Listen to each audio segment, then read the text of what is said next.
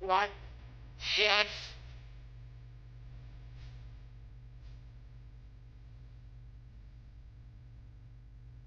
Oh, yeah. Here. Oh, that's it, yes. I'll be there. That's it. You are.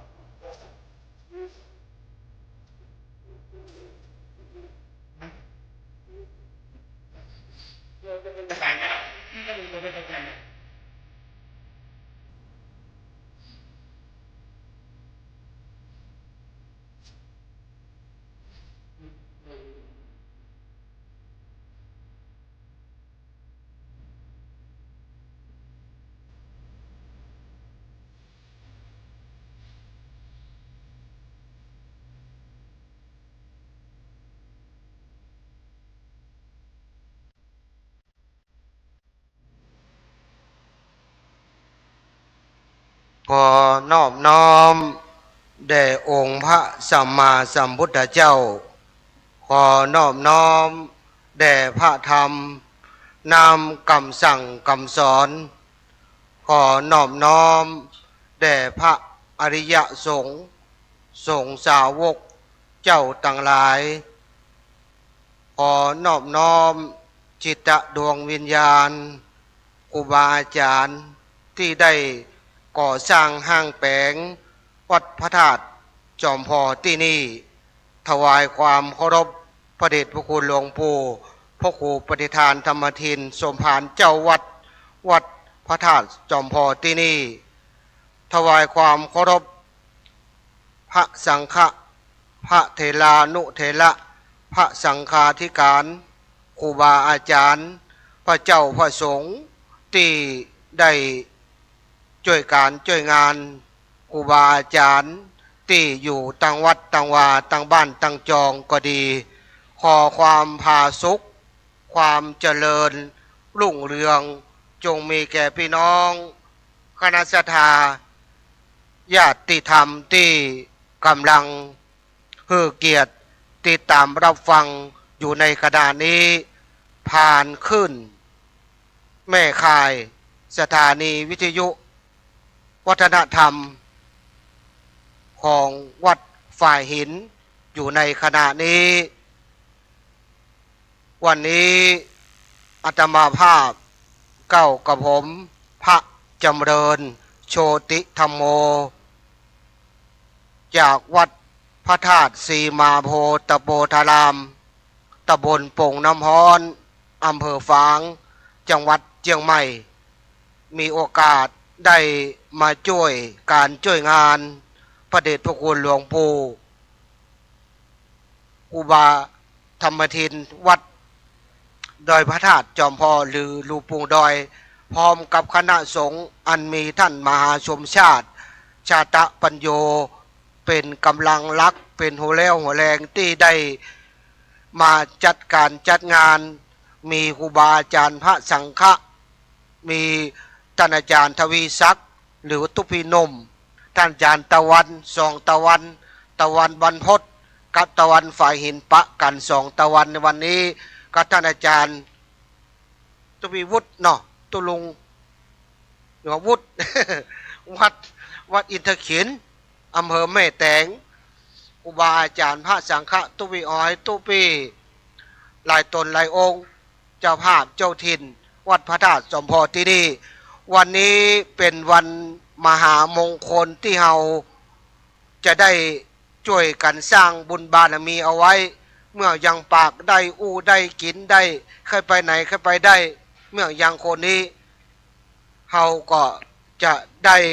สร้างบุญสร้างบารมีกันไว้ในวันนี้นั่นก็คือกิจกรรมการเผยแพร่พระพุทธศาสนาก็คือจะมีการเทศมหาชาติตึงหมดตึงมวล13กันในวันนี้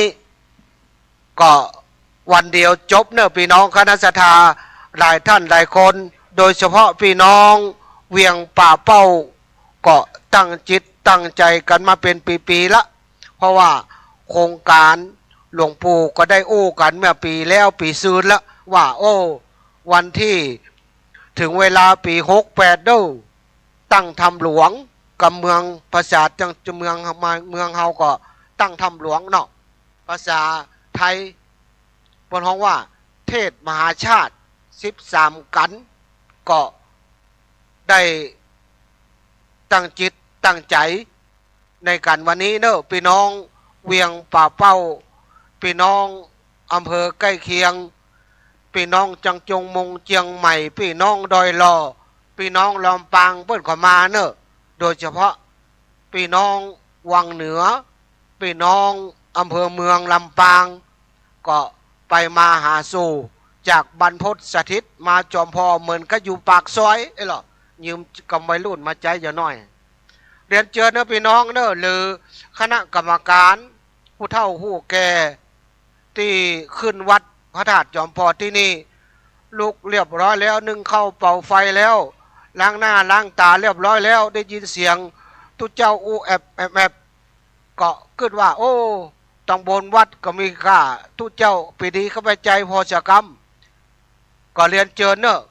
แจ้งมาแจ้งแม่ครัวเปิ้นก็มาละ2-3ท่านจะมาทำเข้าเปิ้นห้องว่าเข้าจังหันเนาะภาษาตุ๊เจ้าในจังหันภาษาง่ายๆบ้านเฮาก็เปิ้นมาแปลงข้าวต้มถวายให้ครูบาอาจารย์พระสังฆะที่เปิ้นมาช่วยกันช่วยงานที่นี่ก็มีหลายตนหลายองค์เด้อคนอู้นี่ก็มาจากเมืองฝางแล้วฝ่ายหินเนาะนำทีมโดยตุบีนมก็เอาทีมถ่ายทอดมาโดยแล้วก็ที่มาก่อนเพื่อนนั่นก็ท่านอาจารย์มาชมชาติหลวงพี่ตะวันแล้วก็พี่หนานเบิ่มอันนี้ทีมบรรพตสถิตอำเภอเมืองลำปางแล้วก็มีทีมตุบีอ๋อยทีมเจ้าถิ่นก็เตรียมต้อนรับความสู้แล้วก็มีท่านอาจารย์เจ้าของเครื่องเสียงจากวัดศรีสุพรรณวัดปีวัดน้องนะเนาะก็เรียนเชิญเนอพี่น้องคณะสัตยาญาติโยมคณะกรรมการก็ล้างหน้าแปรงฟันเรียบร้อยแล้วจะมาจิ้มข้าวต้มแม่ครัวพระธาตุจอมพอก็ได้เนอข้าวต้มบะปอมีซาลาเปามีมันโถของเมืองฝางเนอ แซมเปิลไปก่อนละ30 ลูก30 แก่นกำเดียวหมดลึงก็เดี๋ยวจะได้ทำแหม100 แก่นจากพี่น้องคณะสัตยาเมืองฝางโดยพระเดชพระคุณหลวงพ่อพระครูสุจิตานุรักษ์ด็อกเตอร์หลวงพ่อเจ้าคณะอำเภอฝางผู้อุปถัมภ์วัดพระธาตุสีมาโพตโพธารามวัดพระธาตุสีมาโพตโพธารามอยู่ในการ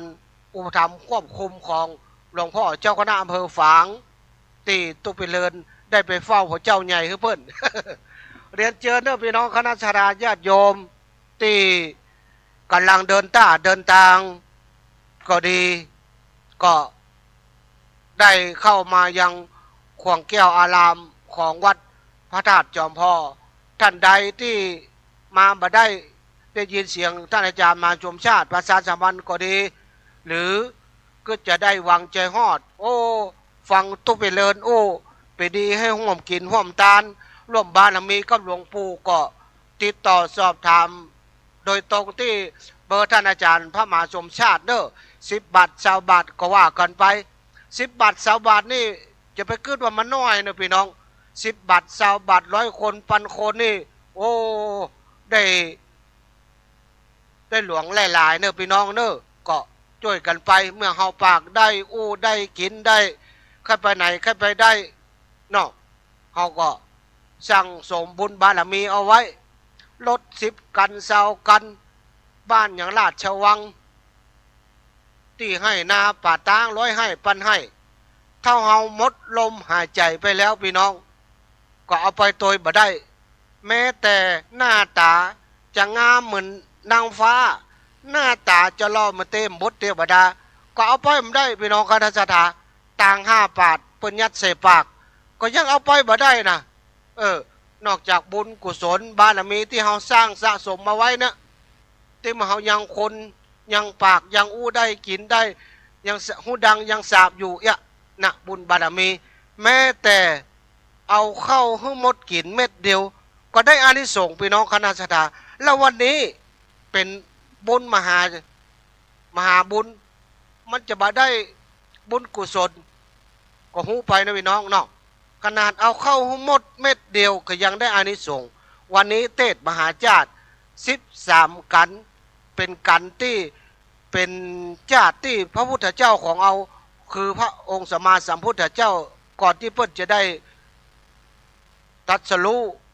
จาตุสุดท้ายเพิ่นก็เป็นพระเวสสันดรวันนี้เฮาได้มาสร้างบุญสร้างบารมีด้วยกันในการฟังเทศมีกำลังทรัพย์ก็บริจาคกันเทศ13กันหรือกันเดียวก็ได้หรือมามีกำลังทรัพย์เฮามีกำลังพละกำลังเฮาก็ช่วยเอาแหงมามีเฮาก็ช่วยแหงความคิดช่วยกันไปพี่น้องคณะสัทธาเฮามีกำลังทรัพย์ก็จะไปน้อยอกมองใจเนาะพี่น้องเนาะก็จะไปน้อยอกมองใจเนอะบอกว่าวัดเหนือวัดใต้วัดใกล้เรียนเคียงที่หันที่นี่ขึ้นสีขาวเปิดไปสร้างบุญบารมีที่หันที่นี่ห่มได้ไปโกกะนะโมใจก็เกินร้อยใจเต็มร้อยแต่ว่าร่างกายก็บักเอื้ออำนวยปัจจุปัจจัยกำลังทรัพย์ก็บักเอื้ออำนวยมันเป็นอย่างพี่น้องฟังครูบาอาจารย์เปิ้นออกรายการเข้ารายการเปิ้นบอกบุญหันบอกบุญนี่บอกบุญใต้บอกบุญเหนือเฮาก็มีกำลังทรัพย์เฮาก็บริจาคตามกำลังทรัพย์ตามเตจนามันมีกำเป็นหยังเนาะฟังครูบาอาจารย์เฮาก็ยกมือท่วมหัวอนุโมทนายิ่งเปิ้นถ่ายทอดช่วงจังหวะที่เปิ้นกำลังอนุโมทนาเนี่ยตุเจ้าประธานสงฆ์เปิ้นยะถาเนี่ยเฮาอยู่ที่บ้านเฮาก็ได้เนอะพี่น้องเนอะบ่ใช่บ่ได้นะบ่ใช่ว่ามาก้าทำงานนี่บ่ใจนะอยู่ตั้งบ้านตั้งจองเนาะนอนหยาดก็ยังได้เนอะพี่น้องคณะสัทธานอนหยาดเพราะหยังเฮาลุกบ่ได้หรอกเฮาติดเตียงเนี่ยแต่ว่าจิตใจร่างกายส่วนบนเฮายังขยับเขยื้อนได้โอ้วันนี้วัดพระธาตุจอมพอเปิ้นมีกิจกรรมเทศมหาจาตุตั้งทำหลวง13กันโอ้ใจก็ตึกอะใครมาแต่มาว่านี่นะ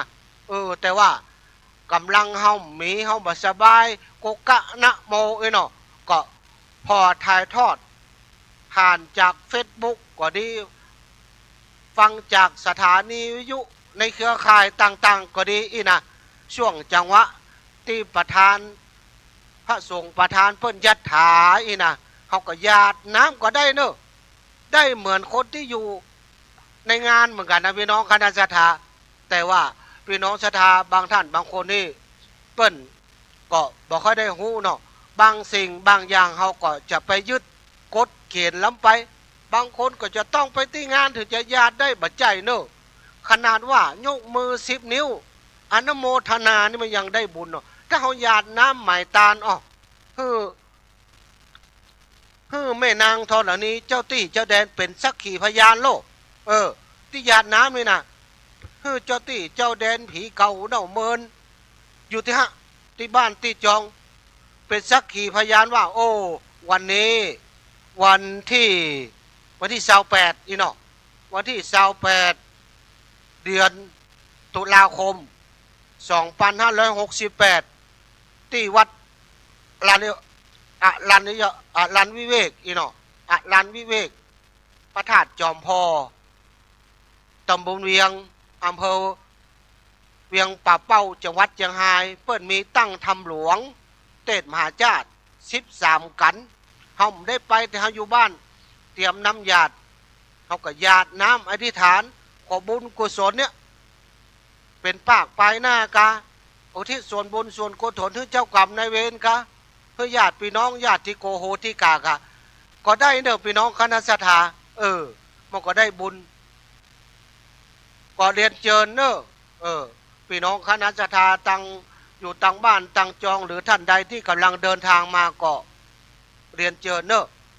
ก็จะได้ประชาสัมพันธ์จักจวนเชิญชวนเพื่อพี่น้องคณะสัทธามีจิตภาษาทะร่วมบุญร่วมกุศลในงานตั้งทำหลวงเนาะ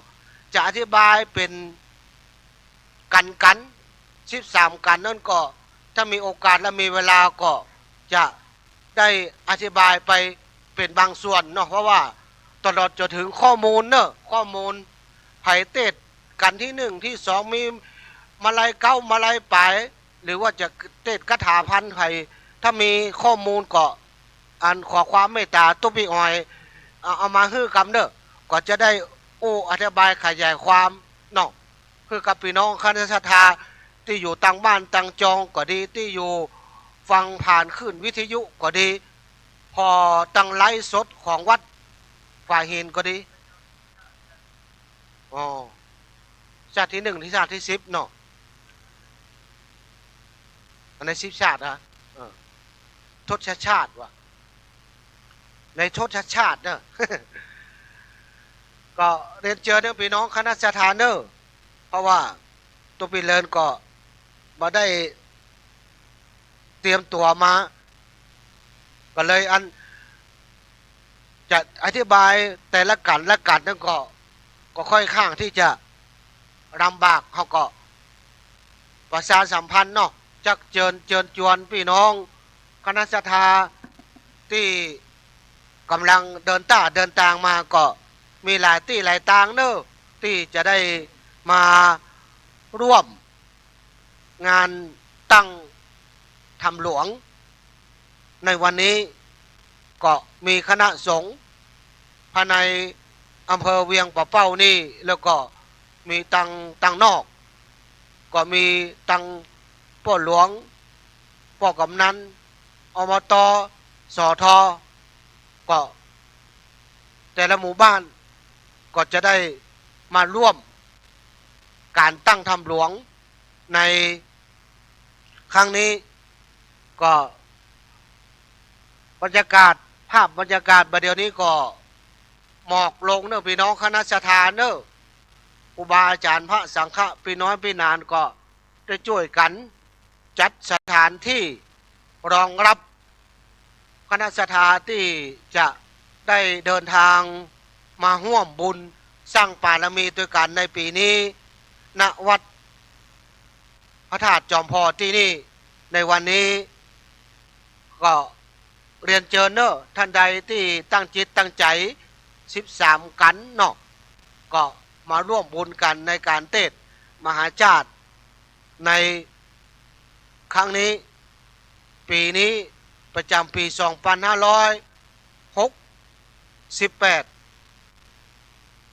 หลายท่านหลายคนก็ตั้งใจ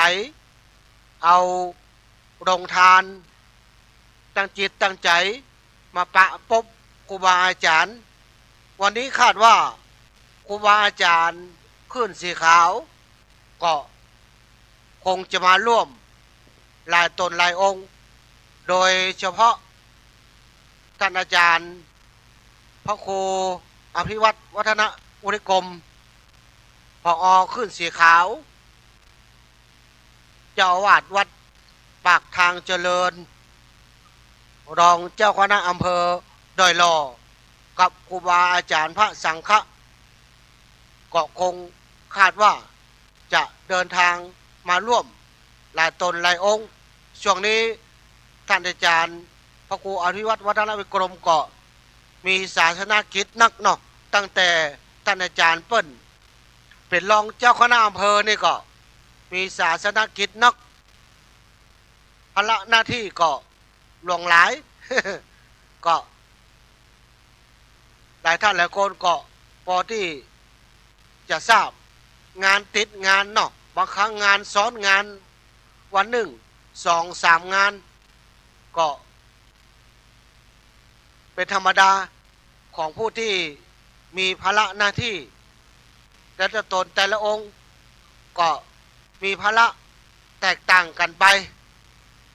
ตนใดที่บ่ค่อยมีภาระ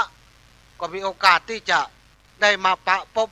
พี่น้องคณะศรัทธาญาติโยม FC ขึ้นสีขาวเฮาวันนี้เหมือนกันก็พี่น้องคณะศรัทธา FC เพราะว่าจะตั้งเมืองลำปางตั้งเมืองเชียงใหม่เนาะตั้งพะเยาตั้งในเมืองเชียงรายกะอีน่ะก็จะได้มาร่วม บุญร่วมบารมี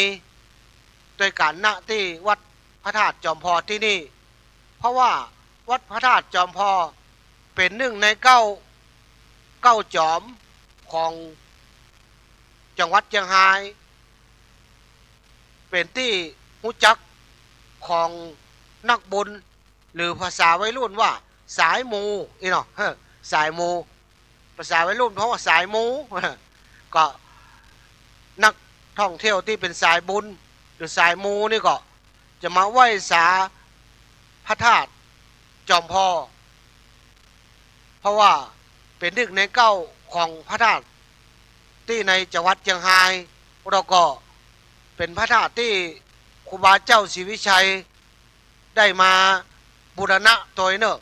ตามตำนานเนาะที่เคยได้อ่านได้หูมาก็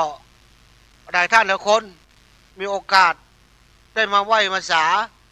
หลายท่านได้ยินก็ชื่อก็ถือโอกาสวันเนี้ยวันที่เราตั้งทำรวมเนี่ยมาร่วมงานตัวมาไหว้มาสาพระธาตุมาไหว้มาสามาปะปบหลวงปู่อุบาธรรมทินเฮาตัวอีน่ะไม่ได้กับหลวงปู่ด้อยก็คณะทาญาติโยมหลายที่หลายต่างโดยเฉพาะที่ไกลๆเนาะได้ยินก็เสียงมาได้ปะตัวเต้หรือว่าจะหันผ่าน YouTube ตังวัดฝ่ายหินเพื่อถ่ายทอดก็มาเต้ามาปะมาปบตัวเป็นครูบาอาจารย์พระสังฆะพระมหาเถระผู้ที่มีความเมตตาเป็นไอดอลเนาะภาษาวัยรุ่นหรือว่าเป็นพระมหาเถระจันผู้ใหญ่ที่มีความเมตตาผู้ที่คือความเคารพนับถือกับคณะสงฆ์ตลอดจนถึงพี่น้องคณะศรัทธาแต่ท่านหลายคนมีโอกาสได้หันก็เป็นบุญตาได้ไหวได้สาก็เป็นบุญมือได้กราบได้ไหวครูบาอาจารย์พระสังฆะ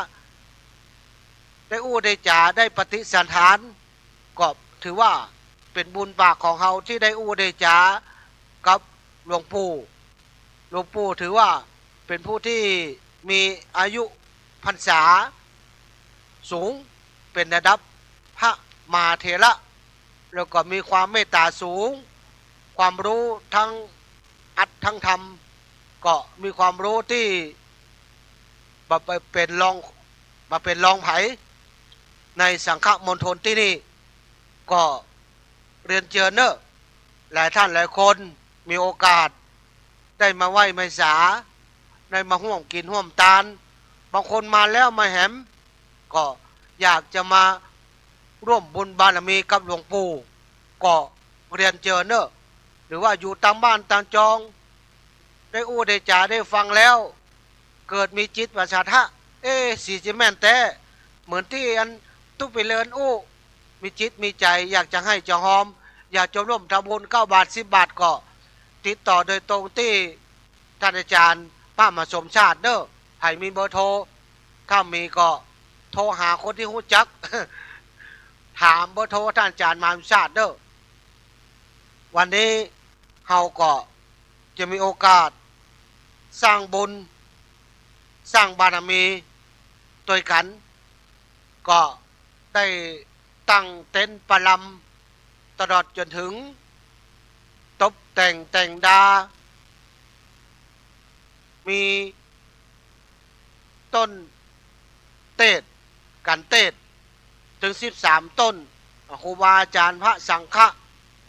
โดยเฉพาะท่านอาจารย์พระมาชมชาติก็เป็นแม่งานใหญ่กับครูบาอาจารย์กับพี่หลวงพี่ตะวันบรรพตก็ช่วยกันแปลงช่วยกันแต่งกันตกกันดาอันใดที่ดีเพี้ยวก็เพี้ยวอันใดที่ดีกวาดก็กวาดอันใดที่ดีเมียนก็เมียนอันใดที่ดีเก็บก็เก็บ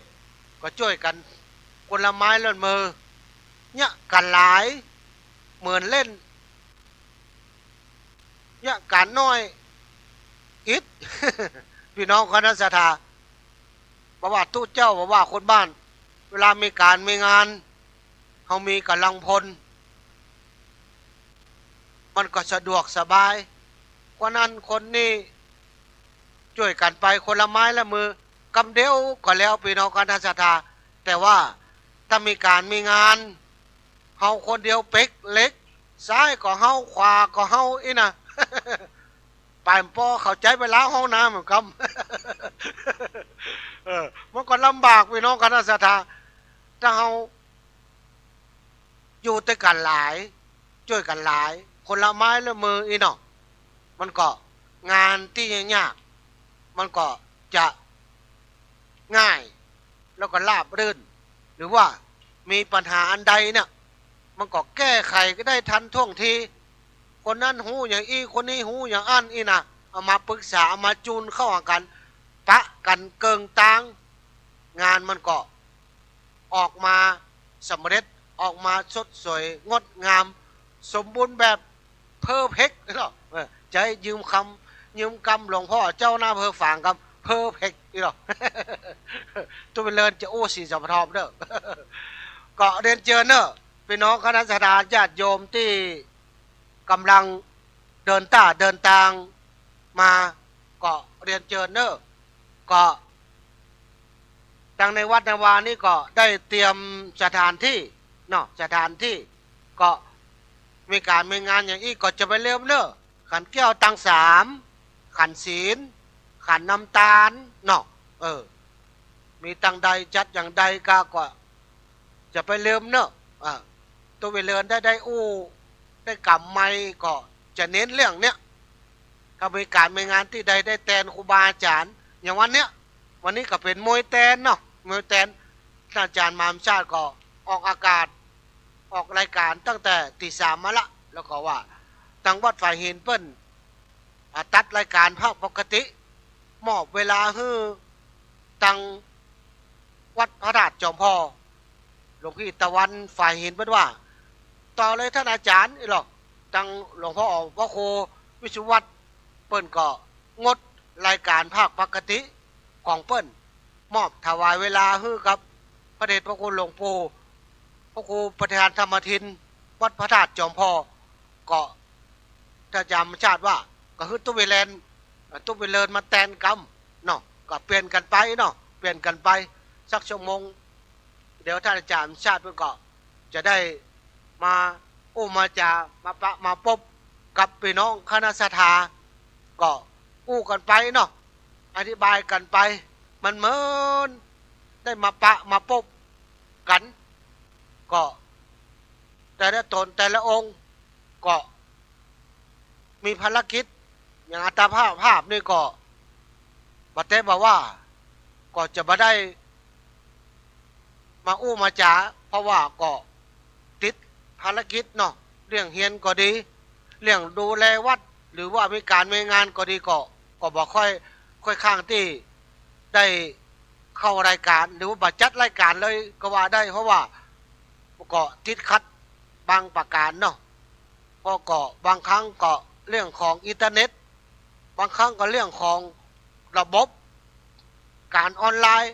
ก็เลยทำให้ยุ่งยากเขาก็จะต้องบริหารวัดเขาตัวบริหารเรื่องการเฮียนตัวบริหารคนตัวพี่น้องคณะสัตยามันก็ตึงค่อนข้างที่จะบ่ค่อยมีเวลาแล้วก็ที่สำคัญตัวเก่าก็ร่างกายบ่เต็มร้อยพี่น้องร่างกายบ่เต็มร้อยเหมือนตะกอนละบ่เดี๋ยวนี้ไปทางใดก็โกกะนะโมมันก็ลำบากตอนนมก็บ่ได้ดูแลสุขภาพร่างกาย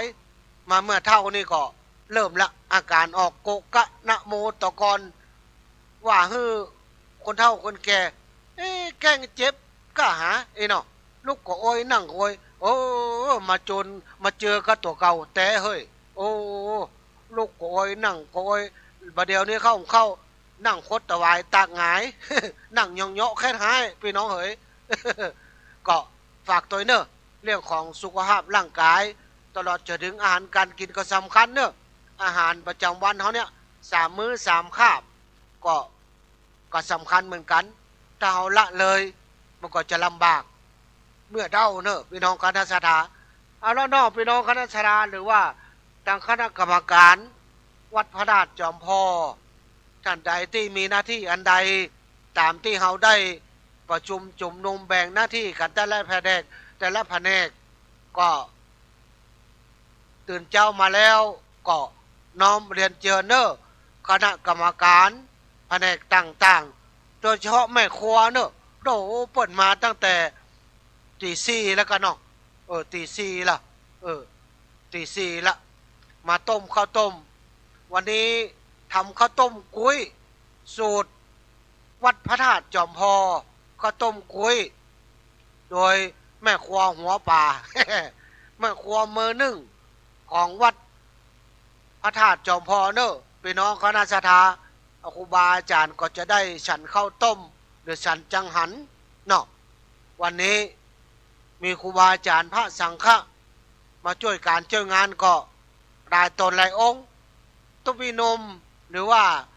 ท่านอาจารย์ตะวันพูดว่าคาดแห่ง2 ตนในโลกจะครบทีม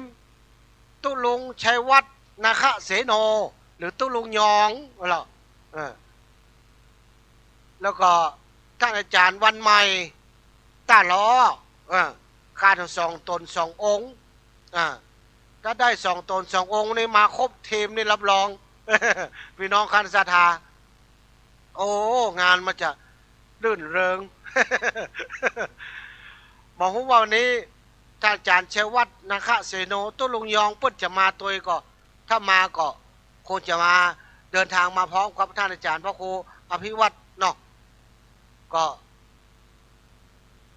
หลายท่านหลายคนก็รู้จักครูบาอาจารย์พระสังฆะกันวันนี้ก็โดยพระธาตุม่อนปินก็มีซาลาเปาเอามาออกลงทานในนามหลวงพ่อเจ้าคณะอำเภอฝางคณะศรัทธาเมืองฝางไม่อายชัยประการเนาะก็ซาลาเปาพี่น้องจีนอยู่นานเป็นแบบเกี่ยวกับผลไม้เนาะมันเป็นไส้มีไส้จีนเพราะว่าเปิ้นบากินจีนก็จะมีมันโถมีไส้ครีมมีไส้บะเป้าอีนะมีไส้ถั่วแล้วก็เอาทุกเน่าแคปหัวเน่าแคปจากพี่น้องบ้านหัวฝายนำทีมโดยแม่คำเกื้อการุณวงศ์แม่เก้าแม่โค มือหนึ่งของถั่วเน่าเมื่อของหัวฝายนี่เปิ้นแปลงตึงหมู่บ้านเนอะถั่วเน่าเมื่อขาดตลาดขนาดถั่วเน่าเมื่อกับถั่วเน่าแคปถั่วเน่าทรงเครื่องก็เอามาฝากเอามาถวายหลวงปู่พระครูปฏิภาณธรรมทินตัวเอามาถวายตุ้มีอ้อยตัวเอามาถวายครูบาอาจารย์บางส่วนแล้วก็เอามามอบเพื่อปอกกำนันมอบแม่สีดาเนาะแล้วก็ให้แม่ครัวมอบแม่ครัวก็กิจวัตรหรือว่ากิจกรรมต่างๆถ้ามีโอกาสต่างคณะศรัทธาบ้านหัวฝายเพิ่นก็จะเอาไปมอบถวายให้ครูบาอาจารย์แต่เวลาโอกาสเนาะก็ไปเสาะหาหอมแดงกับหอมจีนบัดตันเนาะมันสุกซักลงไปก็เลยไปเสาะหาหอมจีนกับอันหอมแดงบัดปะถ้าหูว่าสัก2-3 วันหูก่อนนั้นก็คงจะได้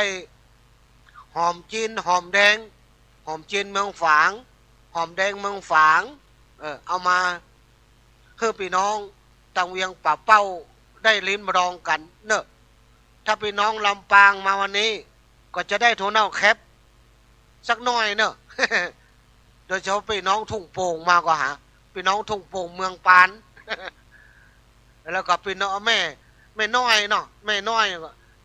อยที่อำเภอเมืองลำปางก็ถุงละเกินกิโลก็มาสัก10สัก20ถุงเนี่ยก็เอามามอบถวายครูบาอาจารย์แล้วก็เอามามอบเพื่อกับพี่น้องคณะศรัทธาที่มาจาก ต่างบ้านต่างจองด้วยพี่น้องเมืองลำปางก็ดีพี่น้องตังเวียงป่าเป้าฮองนี่ก็ดีเรียนเจอเนอร์พี่น้องคณะสถานที่อยู่ต่างบ้านต่างจองก็จะได้หวังจะฮอดวันนี้บรรยากาศก็ดีอากาศก็เย็นก็บ่ได้ไปไหนบ่ได้เข้าให้เข้าสวนบ่ได้หมอนัดหมอ บ่ได้ไปธุระปะปังตังใดบ่ไปเอียหาลูกบ่ได้ไปส่งหลานไปโรงเรียนอีนะบ่ได้เฝ้าอีพ่อแม่โรงยาก็กึดจะได้หวังใจฮอดว่าโอ้ที่วัดพระธาตุจอมพอวันนี้เปิ้นมีเทศ13กัน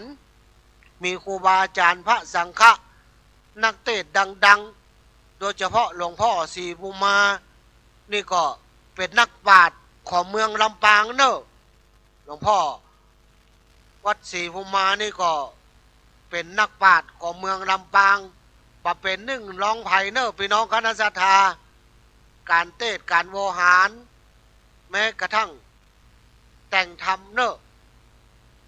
ตลอดจนถึงครูบาอาจารย์พระสังฆะบอกว่าจะเป็นท่านอาจารย์พระครูชนทานพิทักษ์หรือตุลุงแดงวัดแม่ห้องไคดอยสะเก็ดอันนี้ก็เป็นปราชญ์ของดอยสะเก็ดองค์หนึ่งเหมือนกันเนอะเรื่องสำนวนโวหาร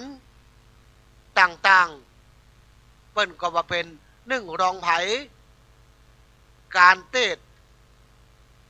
การสอนการที่มีข้ออัดข้อธรรมนั้นก็เป็นผู้ที่ทรงความรู้องค์หนึ่งแล้วก็เป็นพระมาเถระองค์หนึ่งแล้วก็เปิ้นบวชตั้งแต่เมื่อน้อยก็ถือว่าได้ประพบครูบาอาจารย์องค์หนึ่งที่เคยอยู่กับครูบาอาจารย์ในอดีตที่มีภูมิรู้ภูมิธรรมที่เป็นปราชญ์ล้านนาเรื่องของโหราศาสตร์ก็ดีเรื่องของกระท่องกระทาก็ดีเรื่องของใจฮีตวัฒนธรรมของล้านนาก็ดีท่านอาจารย์พระครูชนทานพิทักษ์หรือตุลุงแดงนี่เปิ้นได้หลายต่างเนอะถ้าอู้เป็นภาษาวัยรุ่นก็ได้ทั้งบูและทั้งบุญ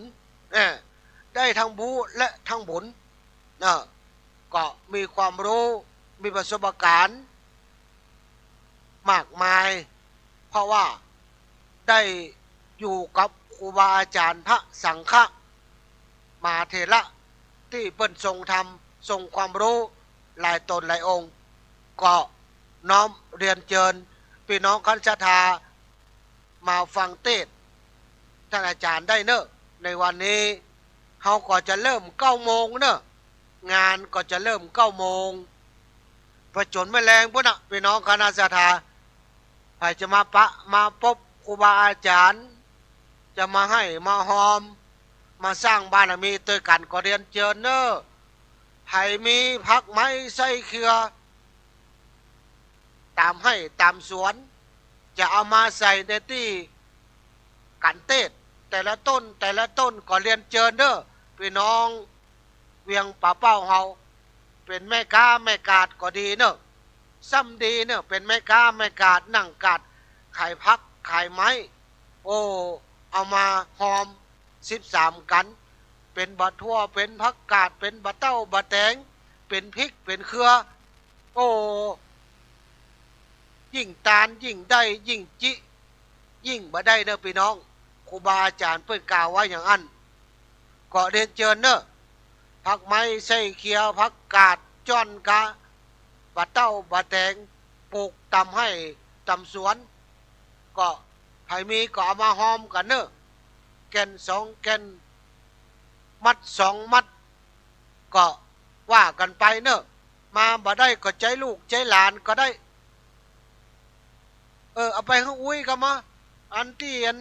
โดยพระธาตุจอมพ่อเปิ้นว่าเอาพักไม้ใส่เครือเอาไปใส่ในกันเทศ13กันเขาจะเกิดเปิ้งอะไรอย่างก็ได้หรือว่าจะเอาใส่อันใดก็ได้เนอะก็เรียนเจอเนอะถ้าได้ยินเสียง นี่ไปลงไปทางลุ่มเนาะโอ้เขาปลูกผักกาดอีนะเขาปลูกผักกาดเขาปลูกบ่อทั่วเขาปลูกบ่อน้อยเขาปลูกบ่อเขือเขาปลูกพริกอีนะเก็บเป็นถุงใส่ถุงก็ได้เนอะเนาะมัด2 มัดก็ได้เนอะพี่น้องคณะสัตยาที่เขาปลูกทำให้ในสวนตามในบ้านนี่นะก็ดีอย่ามาให้มาหอมเป็นกัวกันเตศผักไม้ไส้เครือมีประโยชน์เด้อพี่น้องคณะสัตยาครูบาอาจารย์พระสังฆะเปิ้นได้ไปเปิ้นก็จะเอาไปเลี้ยงพระเนนเถนน้อยที่อยู่ในวัดในวาอันอย่างตุลงยองนี่ก็เนนเปิ้นมีเป็น10เนอะเนนมีเป็น10เปิ้นได้ผักไม้ไส้เครือเปิ้นก็จะเอาไปแกงเอาไปเลี้ยงเนนอย่างวัดพระธาตุจอมพอนี่ก็เหมือนกันเขามีตายหลายตนหลายองค์เวลาหลวงปู่ให้ห้ามกินห้ามตาลได้ผักไม้ไส้เครือก็เอามาให้แม่ครัวทำเป็นข้าวถวายพระสงฆ์องค์ข้าเจ้าสามเณรภายในวัดเขานี่อย่างอี้เป็นต้นก่อนหลายที่หลายทางเนอะครูบาอาจารย์พระสังฆะไปกินไปทานได้ผักสดผักไม้ไส้เครือก็บ่ได้เอาไปตั้งใดบ่ได้ไปขว้างไปละหยังก็จะเอาไปไว้เป็นประโยชน์ต่อยอดต่อบุญเพื่อกับพี่น้องคณะสัตยาแหมคือพระเนนเถนน้อยเอาไปเป็นข้าวกับปลาหรือเอาไปฮือกับผู้ที่ยากไร้ลำบากก็ได้ว่าต่อยอดบุญฮือกับพี่น้องคณะสัตยาอย่างวันเนี้ยเขาได้มาปะมาพบกันมาจากทั่วสารทิศ4 ทิศจตุรทิศเขาก็จะได้มาสร้างบุญสร้างบารมี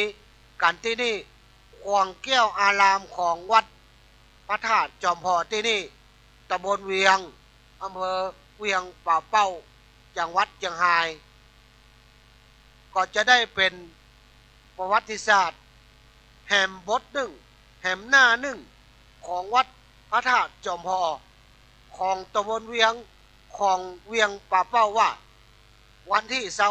28 ตุลาคม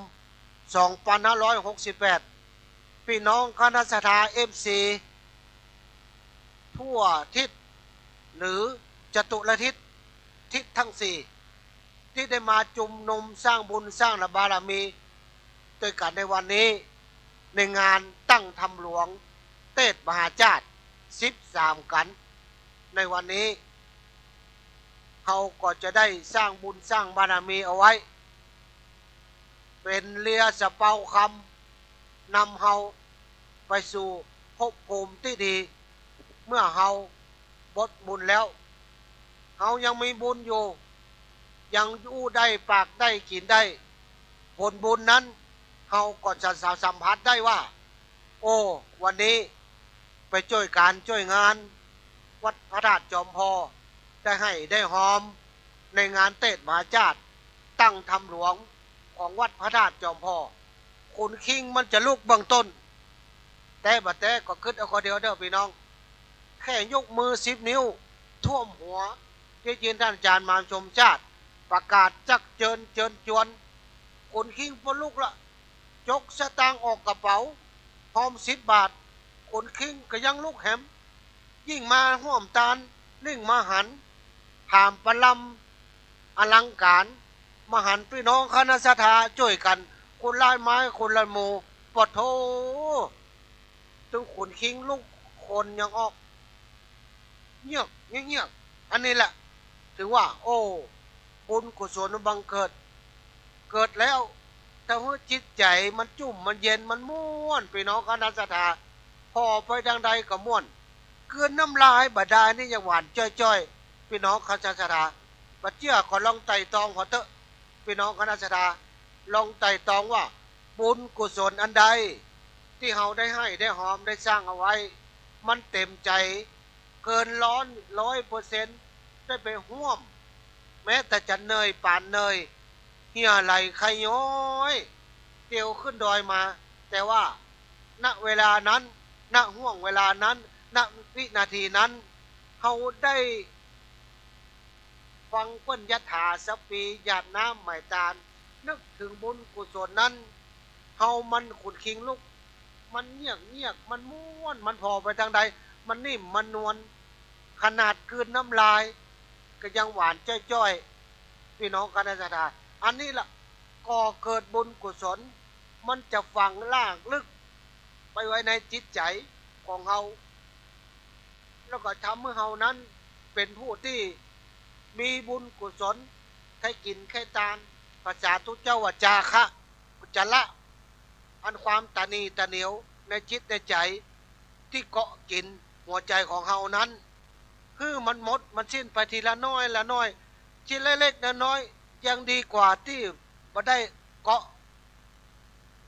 ออกเลยยิ่งจะพอกภูมิ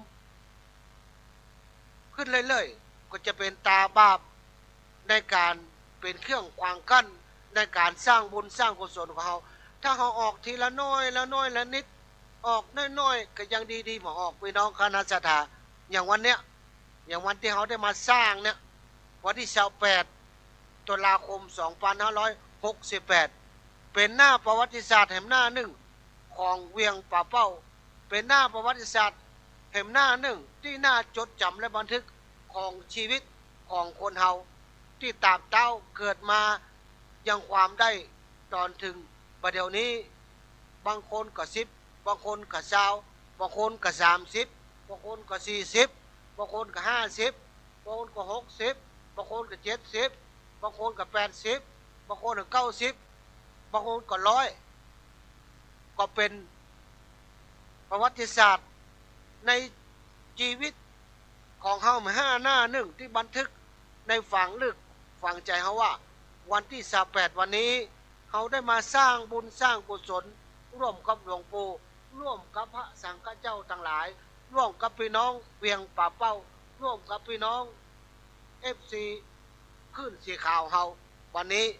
สร้างประวัติศาสตร์แม้จะไม่ได้เป็นญาติพี่น้องแต่เฮาเป็นญาติพี่น้องเป็นญาติร่วมโลกด้วยกันในวันนี้คนตั้งอยู่ตั้งเหนือตั้งใต้ตะวันออกคนใต้คนเหนือก็มาปะมาพบกันมาอู้กันอย่างตุ๊กปิเลินอยู่เมืองฝางก็บ่เคยปะพบครูบาอาจารย์เอามาปะมาพบกันที่นี่ได้อู้ได้จากันก็ปฏิสันทานกันได้ก่อเกิดบุญกุศลเกิดขึ้นบุญเขาก็ก่อเกิดสิ่งเล็กๆมันก่อเกิดขึ้นมันก็เป็นสิ่งที่อันใหญ่ๆขึ้นต่าง1 บาทถ้า100 คนพันคนก็เป็นหมื่นเป็นแสนเหมือนกันต่างหมื่นเป๊กเล็กคนเดียวมันก็มีหมื่นนั่นนะพี่น้องคณะสัตยาแต่ว่าต่างบาทแต่มันหลายบาทหลายหมื่นหลายแสนก็เป็นแสนได้พี่น้องคณะสัตยาก็ดังอันแล้วก็เรียนเชิญเนอะพี่น้องคณะสัตยาได้มาอู้ได้จามาประชาสัมพันธ์บอกกล่าวขยายความอธิบายเพื่อพี่น้องคณะสัตยา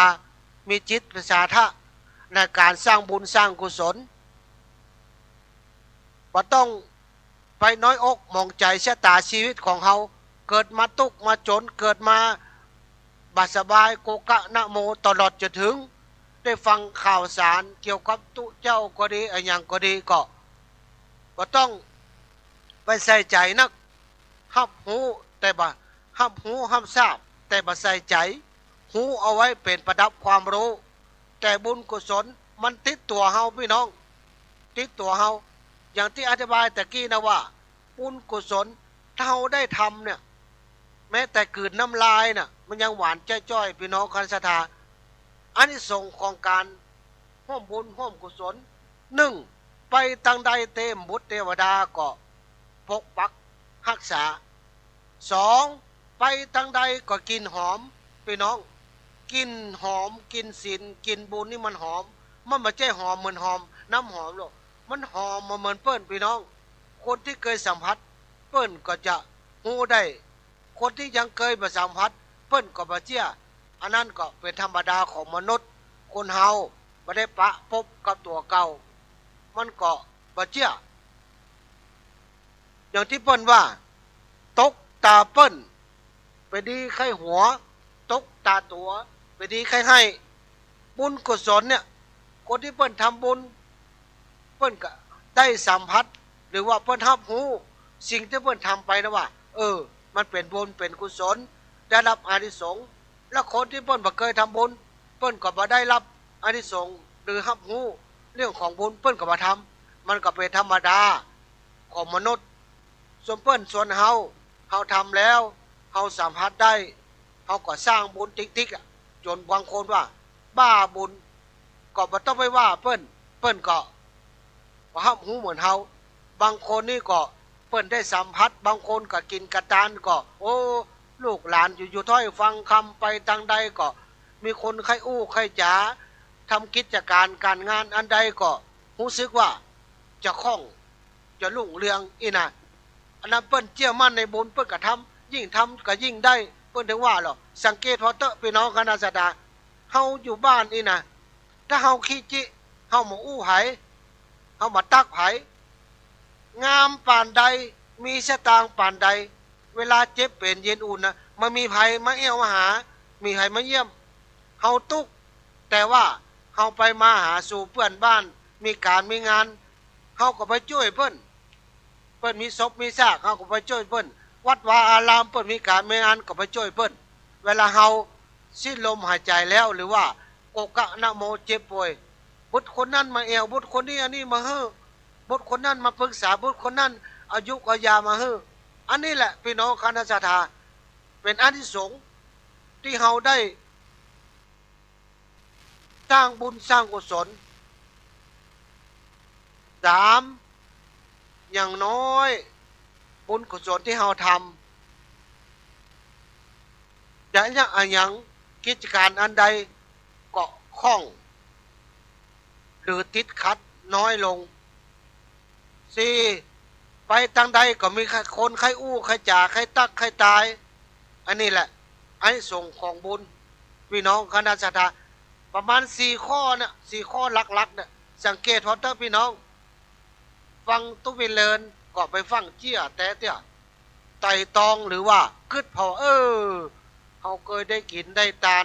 ที่หันที่นี่วัดเหนือวัดใต้วัดใกล้เลียนเคียงงานศพงานซากก็ดีงานสวนลมก็ดีพัฒนาหมู่บ้านก็ดีที่อื่นที่ไกลเมืองนอกเมืองนาก็ดีให้หอม10 บาท20 บาทก็ดีคือเข้าสิงสาราสัตว์ก็ดีว่าบางครั้ง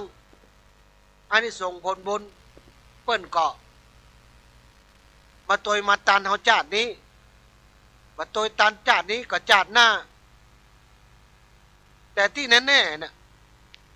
ประมาณ4อย่าง5อย่างหรือว่าอย่างเดียวในขณะที่เฮาทำบุญหรือว่าได้ฟังครูบาอาจารย์โดยเฉพาะฟังท่านอาจารย์มหาศาสตร์ก็ดีท่านอาจารย์พระครูอริวัตรก็ดีฟังตุลุงยองประกาศบอกบุญก็ดีหอมใต้หอมเหนือวัดใกล้เลียนเคียงเนี่ยแค่นึกมาได้นะยังมาได้จกจ้ะนะพี่น้องมันม่วนอย่างวันเนี้ยวันที่28เพิ่นจะมีเทศมหาจารย์เนอะ13 กัน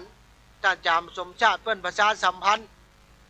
ตุลุงยองเพิ่นประชาสัมพันธ์ท่านอาจารย์พระครูอริวัตรเพิ่นประชาสัมพันธ์เขาแค่นึกจะหอมสัก10 บาทจะไปตั้งโรงทานจะไปจะกรรมะนะจะไปจะกรรมะใครไปจะแต่เนอะวัดพระธาตุจอมพ่อใครไปจะแต่เนอะใครประหารหน้าครูบาอาจารย์พระสังฆะโดยเฉพาะหลวงปู่พระครูปฏิทานธรรมทินนะมันก็ม่วนอกม่วนใจแล้วพี่น้องพอไปทางใดนวลนุ่งคึดอันยังก็มันโปร่งมันโปร่งสมองนั่นช่วงห่วงเวลานั้นมันโปร่งมันโล่งมันสบายใจเบาเนื้อเบาตัว พี่น้องกันสระสังเกตพอเตอะเนอะสังเกตพอก่อนไปฟังเจี้ยตุกไปเลินอู้เจ้าสังเกตพอนั่นแหละเป็นบุญเฮาได้บุญแล้วหรอกบางคนนี่อันหันเปิ้นทำที่หันที่นี่ไปว่าเฮาเปิ้นก็เตี้ยก็แล้วแต่บุญบารมีมันเหมือนกันเนาะมือมันยังมาเต้ากันบ่พี่น้องคณะสัตยามือยังมาเต้ากันก็บุญบารมีมันเหมือนกันแต่จะเนี่ยอย่างใดจะก่อ เพื่อบุญกุศลบารมีในตัวเฮาก็อาศัยบุญบารมีนะอย่างวันเนี้ยเอามาตั้งจ่วยงานตั้งทำหลวงก็ดีมาให้มาหอมมาร่วมงาน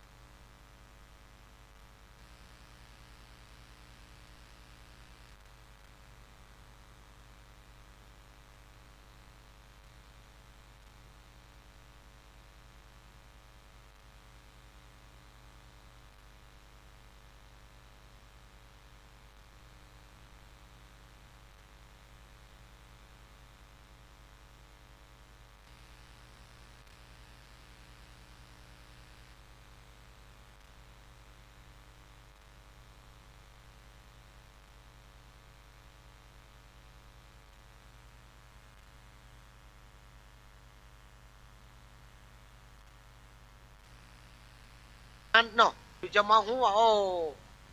โอ้วันนั้นนึกถึงโอ้ดอยธาตุเปิ้นจะอันตั้งทำหลวงแล้วนึกถึงงานตั้งทำหลวงพระธาตุจอมพอโอ้ก็จะเป็นดีม่วนอกม่วนใจ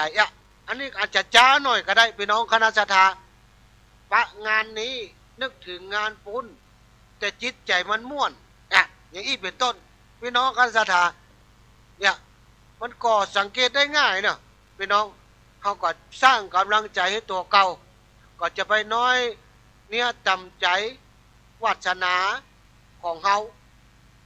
ก็เรียนเชิญนะแม่เนอะเดี๋ยวขันดอกขันแก้วทั้งสามเนอะต้องมีอ้อยมีศรัทธามาละขันแก้วทั้งสามเนอะขันศีลขันน้ำตาลเนาะบทโทษสาภัยวันเนอะบทโทษอาจารย์มหาชาติกะขันแก้วทั้งสามเนอะขันศีลขันน้ำตาลเนาะก็ศรัทธาเปิดมาละก็ท่านใดที่กำลังเดินทางมาก็มาตั้งให้เนอะแม่เนอะตั้งปลำไว้เนอะมานั่งก่อนก็ได้มานั่งก่อนก็ได้เนอะมานั่งก่อนก็ได้เนอะมานั่งนายให้ก่อนก็ได้แม่เดี๋ยวจะไปนั่งที่อันนึกก็ได้เนอะแม่เท่ามาก่อนล้านโอ้แม่คำกะแม่คำบ้านเฮาเนี่ยกะโอ้แม่คำบ้านปุ่งหนองมาละมาก่อนเปิ้นเฮ้ยโอ้ยต้องได้รางวัลกะเนาะโอ้มาคนแรกเลยแม่คำบ้านปุ่งหนองเหมือนจะเป็นอัน FC ตัวกะก็จะได้ยินชื่อแต่บ้านปุ่งหนองบ้านปุ่งหนองน่ะเดี๋ยวกันเด้อแม่เนอะนั่งก่อนเนาะก็เดี๋ยวรอตุ๊บพี่หอยก่อนเดี๋ยวตุ๊บพี่หอยกำลังไปโซกอันการแก้วตั้งสามอยู่การแก้วตั้งสามขันศีลคำนันตานเนาะอันครูบาอาจารย์พระสังฆะอันใดที่เฮาพอจะช่วยกันได้ก็ช่วยเด้อเนาะลอยลอยพี่น้องใต้พี่น้องไทยใหญ่เพิ่นว่าอันจ้าก่อนนี่นะเพราะว่าลอยอยู่กับพี่น้องไทยใหญ่ก็ได้กระเปิ้นอย่ากำสองกำเนาะได้หมอกปอขอกินข้าวได้มาหมอลาดเนาะก็เรียนเจอเนอะพี่น้องคณะสัตยาอยู่ตั้งบ้านตั้งจองบัดเดี๋ยวนี้ก็เวลา7:07 นาทีก็สักกรรมเนาะก็จะได้เปลี่ยนท่านอาจารย์พระมหาชมชาติได้มาอุมาจาก็คราวนี้อาจารย์ก็กำลังตรวจงานเนี่ยตรวจความเรียบร้อยก่อนที่จะถึงเวลา9 โมงก็โต๊ะตั้งมานั่งก็โอเคละก็ขณะนี้ก็ยังขยับขยายดูแลดูประลัมพิธีเตียนเนอะเตียนที่ว่า13 เล่มก็เตรียมมาไว้เด้อก็เดี๋ยวท่านอาจารย์ก็สักกรรมเนอะเดี๋ยวก่อนเนอะ FC ท่านอาจารย์กำลังจะเคลียร์สถานที่อยู่เนาะก็ท่านใดที่อยู่ทางบ้านเนอะพี่น้องจอมพอเฮาถ้าได้ยินออกกระจายข่าวภายมีพักไม้ไส้เครือเนอะพักไม้ไส้เครือเป็นบะเต้าบะแตงเป็นบะทั่วนะจะเอามาใส่กันเต้13 กันนี่ก็ เรียนเจิญเนอะถ้าเสียงนี่พดไปตังลุ่มเนาะพดไปตังลุ่มก็เรียนเจิญเนอะเอามาให้มาหอมกันมาบ่ได้มาเป็นหยังเนาะมาบ่ได้ก็เป็นหยังเอาคือลูกคือหลานมาให้มาหอมก็ได้เนอะพี่น้องคณะสัทธาก็ในสถานที่ควงแก้วอารามของวัดพระธาตุจอมพอที่นี่ก็คณะสัทธาบางท่านบางคนเพื่อนก็เริ่มทยอยมาละเนอะ7:12 นาทีก็ยังมีเวลาแหมนักอยู่พี่น้องที่อยู่ต่างบ้านกึดใจว่าวันนี้หมอก็ไม่ได้นัดให้สวนก็ไม่ได้ไปเข้าก็ยังไม่ได้เกี่ยวเตี้ยอีนะวันนี้อยากจะมาให้มาหอมอยากมาสร้างบุญสร้างกุศลอยากจะมากินข้าวนอกบ้านอีนะกินกาแฟนอกบ้านก็เรียนเชิญเนอะที่พระธาตุจอมพอในวันนี้งานตั้งธรรมหลวงเตศมหาชาติ13 กันมีโรงทานมีกาแฟเรียนเชิญเนอะมีกาแฟมาละแม่สีดาคนงามเพตังสลาเพเด้อมาละถ้ามาจ้ากว่า8 โมงนี่บัดใจแม่สีดาละแม่สีดาเรียนเชิญเนอะพี่น้องคณะสัทธาที่อยู่ทางบ้านเนาะหรือคณะกรรมการที่ได้แต่งตั้งแบ่งกันเป็นแผนกเนาะแล้วก็ตั้งแผนกลงทานเนอะบ่ฮู้โต๊ะตั้งเรียบร้อยก็องค์เก้าอี้สักกรรมก็จะได้นิมนต์อาจารย์มาชมชาติต่อเนอะต้องมีเลินก็เริ่มเสียงไปละ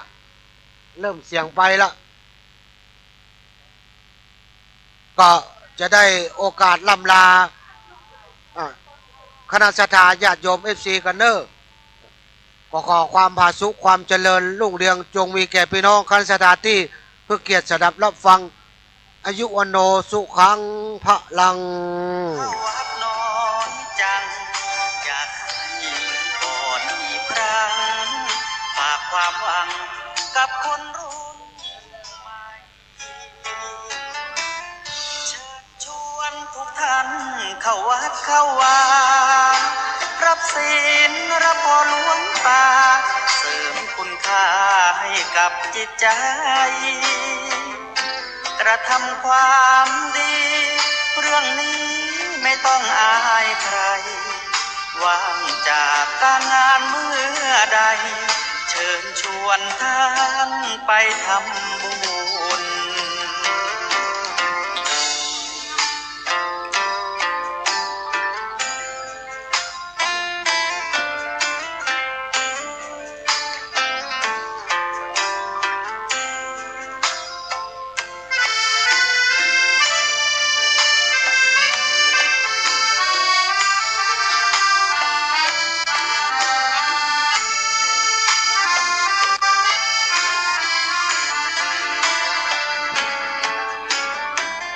เชิญชวนทุกท่านเข้าวัดเข้าวารับศีลรับพรหลวงตาเสริมคุณค่าให้กับจิตใจกระทำความดีเรื่องนี้ไม่ต้องอายใครว่างจากการงานเมื่อใดเชิญชวนท่านไปทำบุญกระทำความดีเรื่องนี้ไม่ต้องอายใครฝากเพลงเชิญชวนหญิงชายอย่าอายเรื่องการทำบุญ ค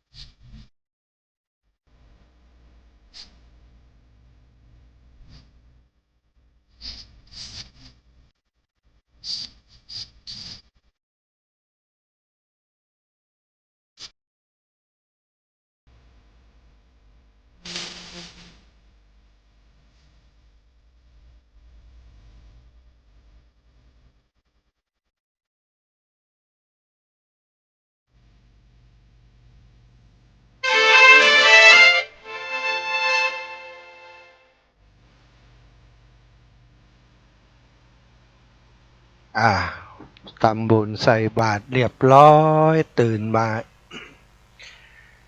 ได้มีลมหายใจได้มาหันสรรพสิ่งรอบกายกันอีกวันหนึ่งศรัทธาญาติโยมถือว่าหมู่เฮาท่านเจ้าทั้งหลายยังมีบุญยังมีกุศลยังมีเวลาในการที่จะสั่งสมกองคุณงามความดีบุญกุศลที่เป็นสิ่งที่จะนำพาเข้าไปสู่ภพภูมิที่ดีในเบื้องหน้าในสัมปรายภพเจ้าวันนี้ธรรมสวัสดีกันอีกรอบหนึ่งเนาะได้ฟังท่านอาจารย์จำเริญได้อุจาไปอาตมาภาพก็เพียวพัดปัดกวาดเก็บกวาดสถานที่ศรัทธาญาติโยมซึ่งในวัดพระธาตุจอมพอม่อนจอมพอของเฮานี่ร่มรื่นเป็นลำมณียสถานมีต้นไม้ดกปกคลุมทั่วบริเวณพื้นที่นาตวานี้ได้เตรียมการเตรียมงานได้ประดับประดาตกแต่งสถานที่ก็ได้เพียวพัดปัดกวาดไปรอบหนึ่งละเนาะเจ้าวันนี้ก็มาเก็บรายละเอียดสิ่งที่ยังบ่พร้อมในค่ำวันที่ผ่านมาทำบ่เสร็จทำบ่ตันแล้วก็มันมืดมันค่ำตัวเนาะก็พักผ่อนกันไปเจ้าวันนี้ลุกขึ้นมาจัดรายการอุจาพบปะกับศรัทธาญาติโยมตั้งคลื่นสีข่าวเวลาเวลาตี 5 ถึง 6 นาฬิกาที่ผ่านไปซึ่งก็สำเร็จเสร็จสิ้นเป็นที่บรมวันเรียบร้อยแล้วท่านอาจารย์เจริญได้ก็มาอุจาถึงเรื่องการทำบุญสุนทรทานการกินการสร้างกองบุญกองกุศลเป็นภาระเป็นหน้าที่เป็นสิ่งที่หมู่เฮาเจ้าพุทธทั้งหลายพึงปฏิบัติการปฏิบัติทานศีลภาวนาบ่ได้เพื่อภัยที่ไหนทั้งใดทั้งนั้นศรัทธาเพื่อหมู่เฮาท่านเจ้าทั้งหลายอัตตาหิอัตโนนาโถอันว่าบุญอันว่ากุศลทั้งหลายเป็นสิ่งที่เฮาต้องทำเพื่อเป็นที่พึ่งแก่ตนที่พึ่งของเฮาทั้งหลายอัตตาหิอัตโนนาโถตนแลเป็นที่พึ่งของตนพึ่งอายังศรัทธาเฮาพึ่งคนอื่นได้แต่ว่าพึ่งลมหายใจจากคนอื่นเฮาทำบ่ได้ฉันใดการเปิ้งที่จะให้คนอื่นทำบุญทำกุศลให้เฮาจะได้บุญได้กุศลเหมือนที่เฮาทำเองนั้นเป็นไปได้ยากเนาะเป็นไปได้ก็ได้อุทิศให้พ่อให้แม่ให้ปุพกาลีเปิ้นได้บุญก็ได้แต่ว่าศรัทธาญาติโยมเหมือนกับการที่เฮาต้องรอการแบ่งปันจากคนอื่นบ่ฮู้ว่าเปิ้นจะปันให้เฮาก็จะแบ่งให้เฮาก็พอบ่ได้นะแต่ว่าอันการทำบุญโดยตัวเองโดยตัวเฮาเองนั้นบ่ต้องไปรอไผแล้วลงมือทำบุญลงมือโดยการคิดดีตั้งจิตเจตนาอันดีในการที่จะมีชีวิตอยู่ในแต่ละวันตั้งใจว่าวันนี้จะไปช่วยเหลือภัยที่ไหนวันนี้เปิ่นมีการเปิ่นมีงานเปิ่นมีกินมีทานที่ไหนมีกฐินมีผ้าป่ามีงานตั้งทำหลวงที่ไหนถ้าบ่ไกลเกินไปเฮาก็ปากันไปฟังน้ำฟังธรรมแต่ว่าถ้ามันไกลเกินกำลังที่เฮาจะเดินทางไปแต่สามารถสื่อสารกับผู้จัดการจัดงานนั้นใด เฮาก็โทรไปหาถ้ามีเบอร์โทรเปิ้นถ้าอยากจะให้จะหอมก็ถามเปิ้นว่าเลขที่บัญชีวัดคืออะไรยังหรือว่าบัญชีที่จะโอนเข้าไปช่วยทับจัดการจัดงานบัญชีอะไรยังศรัทธาเมื่อทราบแล้วเราก็สามารถร่วมบุญโดยโอนผ่านบัญชีได้อันนี้ก็คือสิ่งที่เราสามารถกระทำได้ทำที่พึ่งแก่ตัวเราได้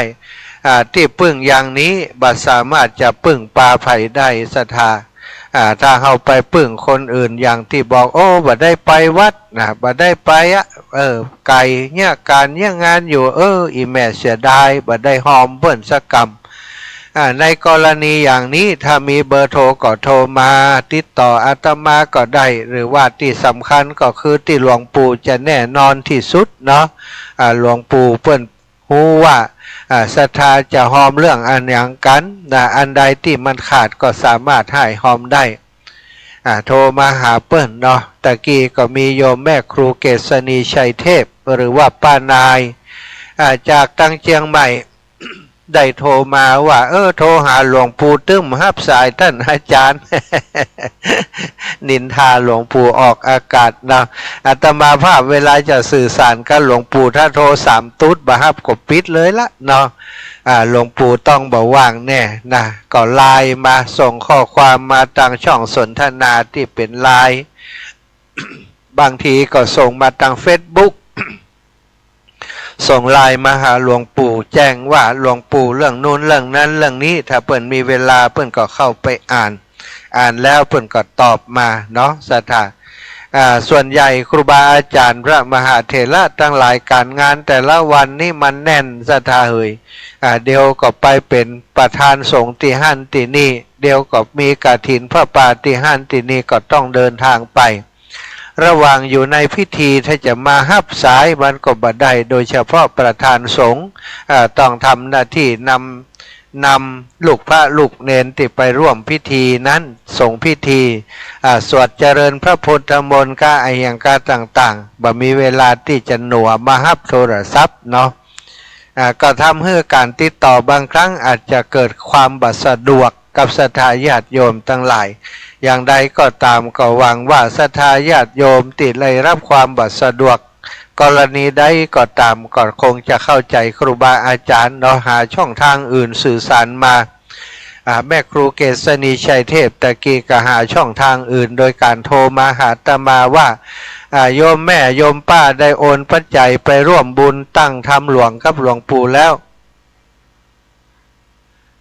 รับหลวงปู่แล้วเน้อโอนปัจจัยไปให้แล้ว500 บาทในนามหลวงปู่ในนามคณะผู้จัดงานคณะกรรมการวัด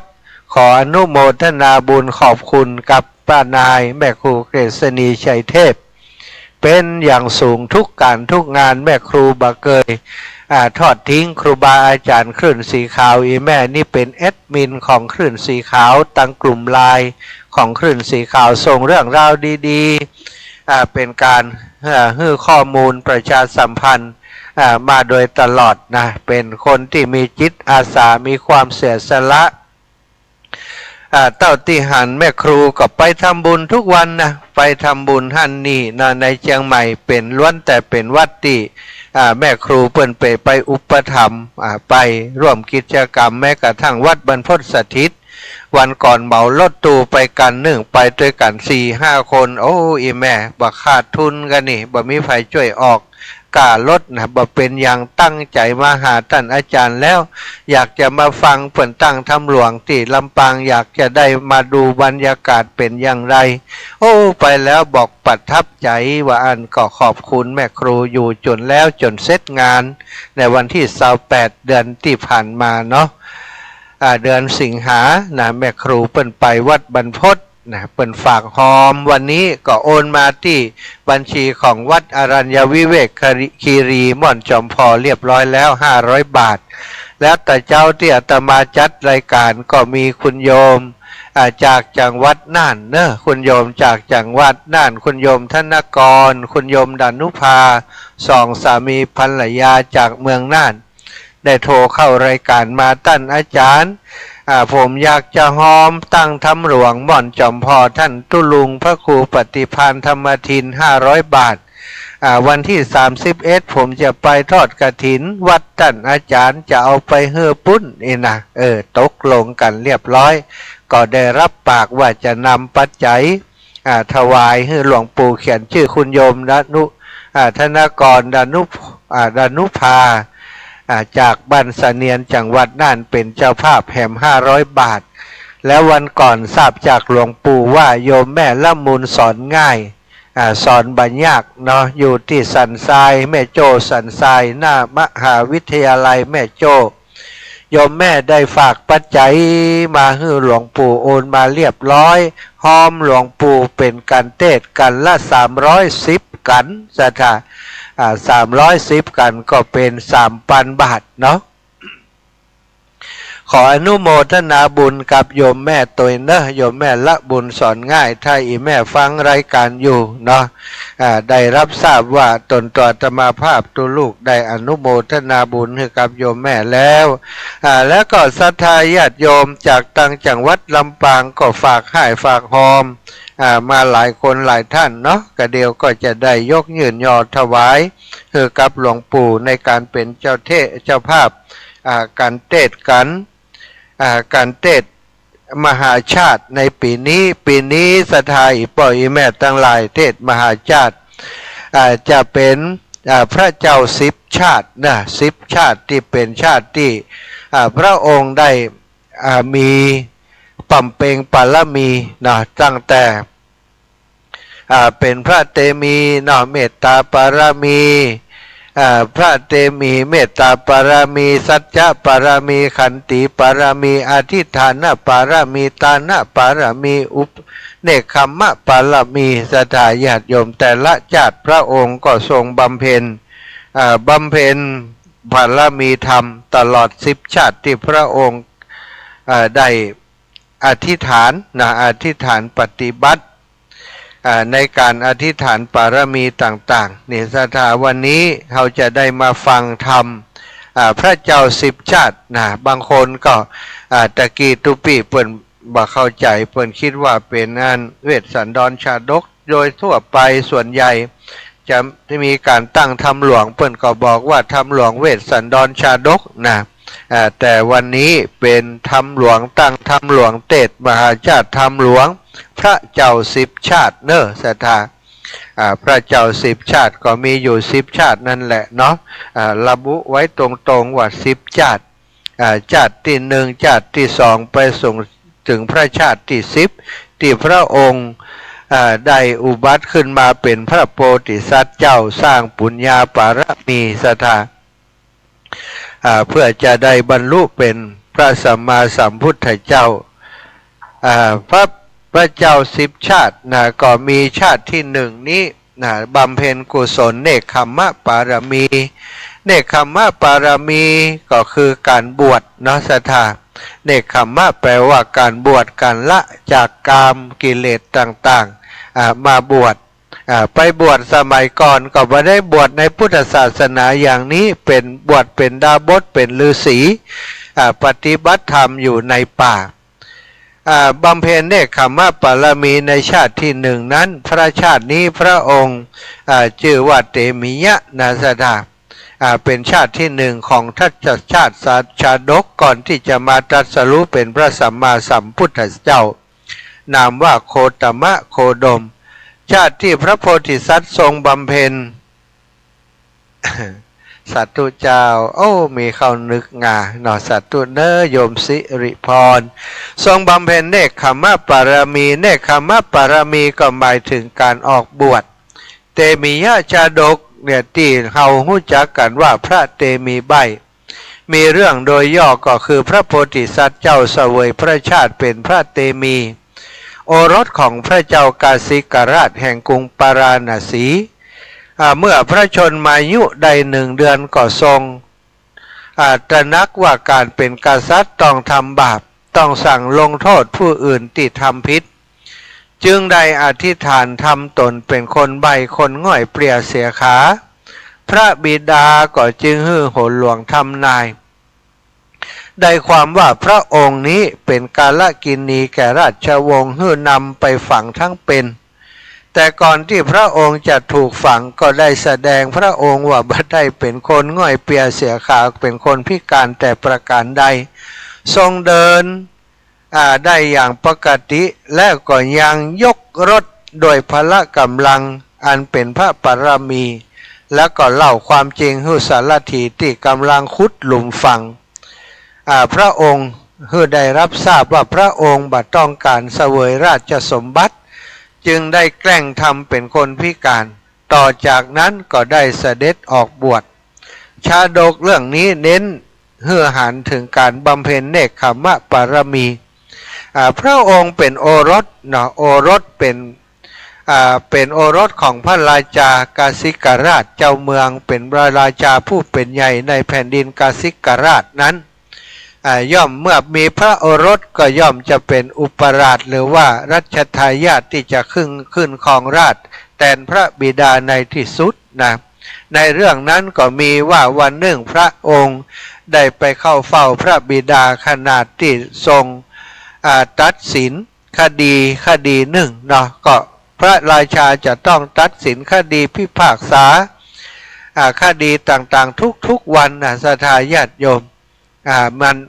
บ่มีศาลเหมือนปัจจุบันนี้เนาะผู้ปกครองต้องดูแลพระสงฆ์นิกรทั้งหมดใครทำผิดมีโทษก็ว่ากันไปตามโทษตามความผิดนั้นนะบัลละเว้น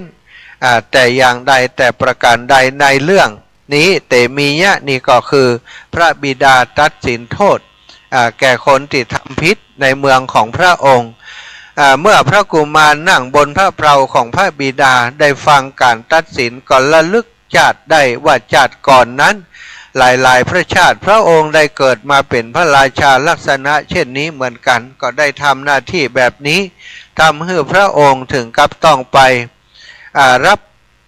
วิบากและผลของการกระทำการเป็นพระราชาครองเมืองนั้นเป็นที่มาของบาปกรรมต่างๆมากมายถึงแม้จะทำตามหน้าที่ก็ยังถือว่าเป็นอกุศลกรรมอยู่ดีพระองค์หันเช่นนั้นก็เลย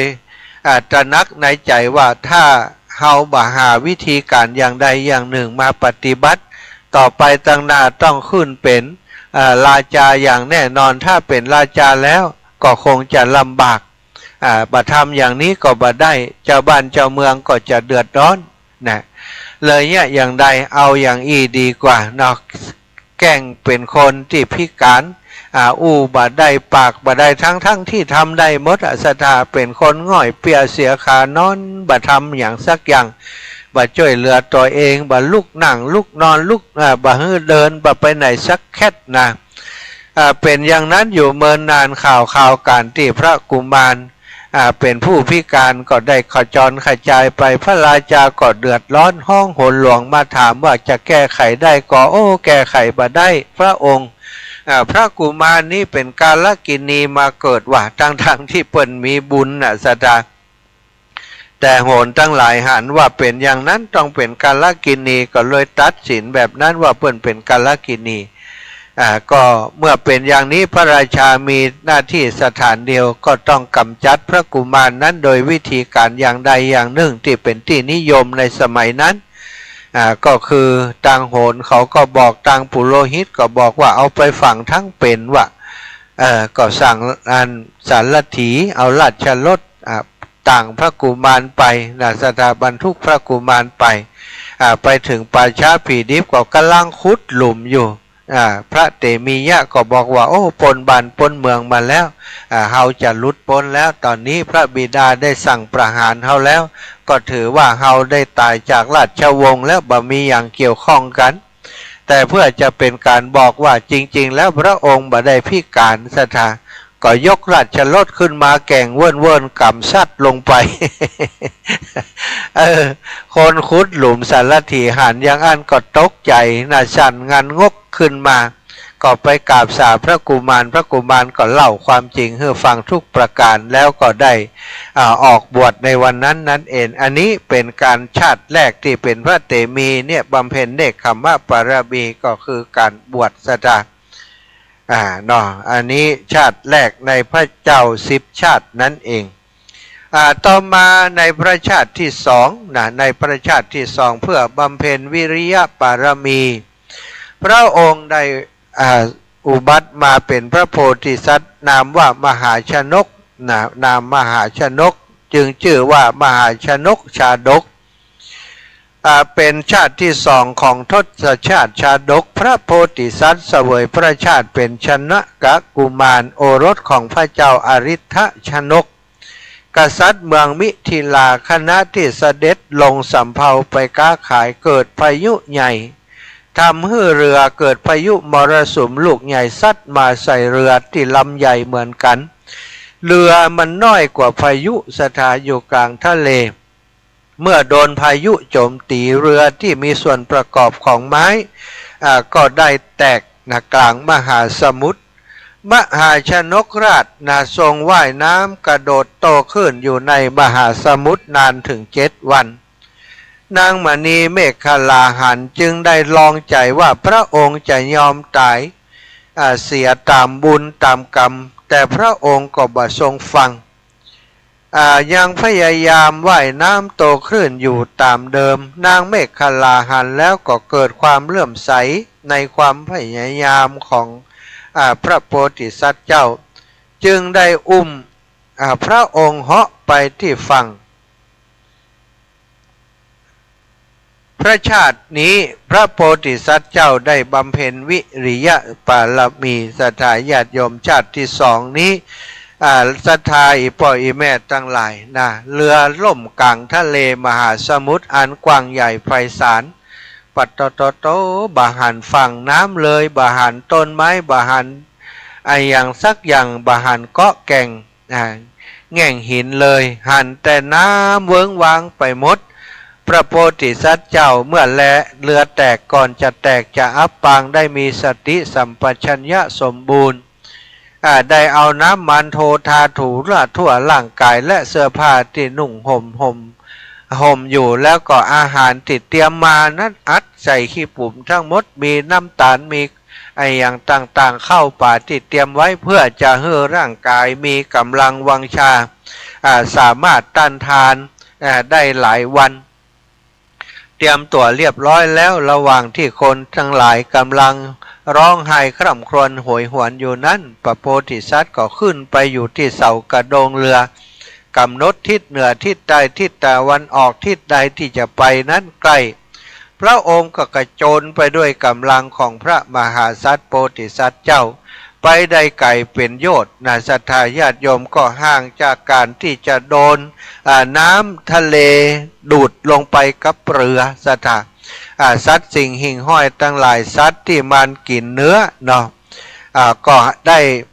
ฉีกกินเนื้อของคนทั้งหลายที่จมลงไปด้วยเรือ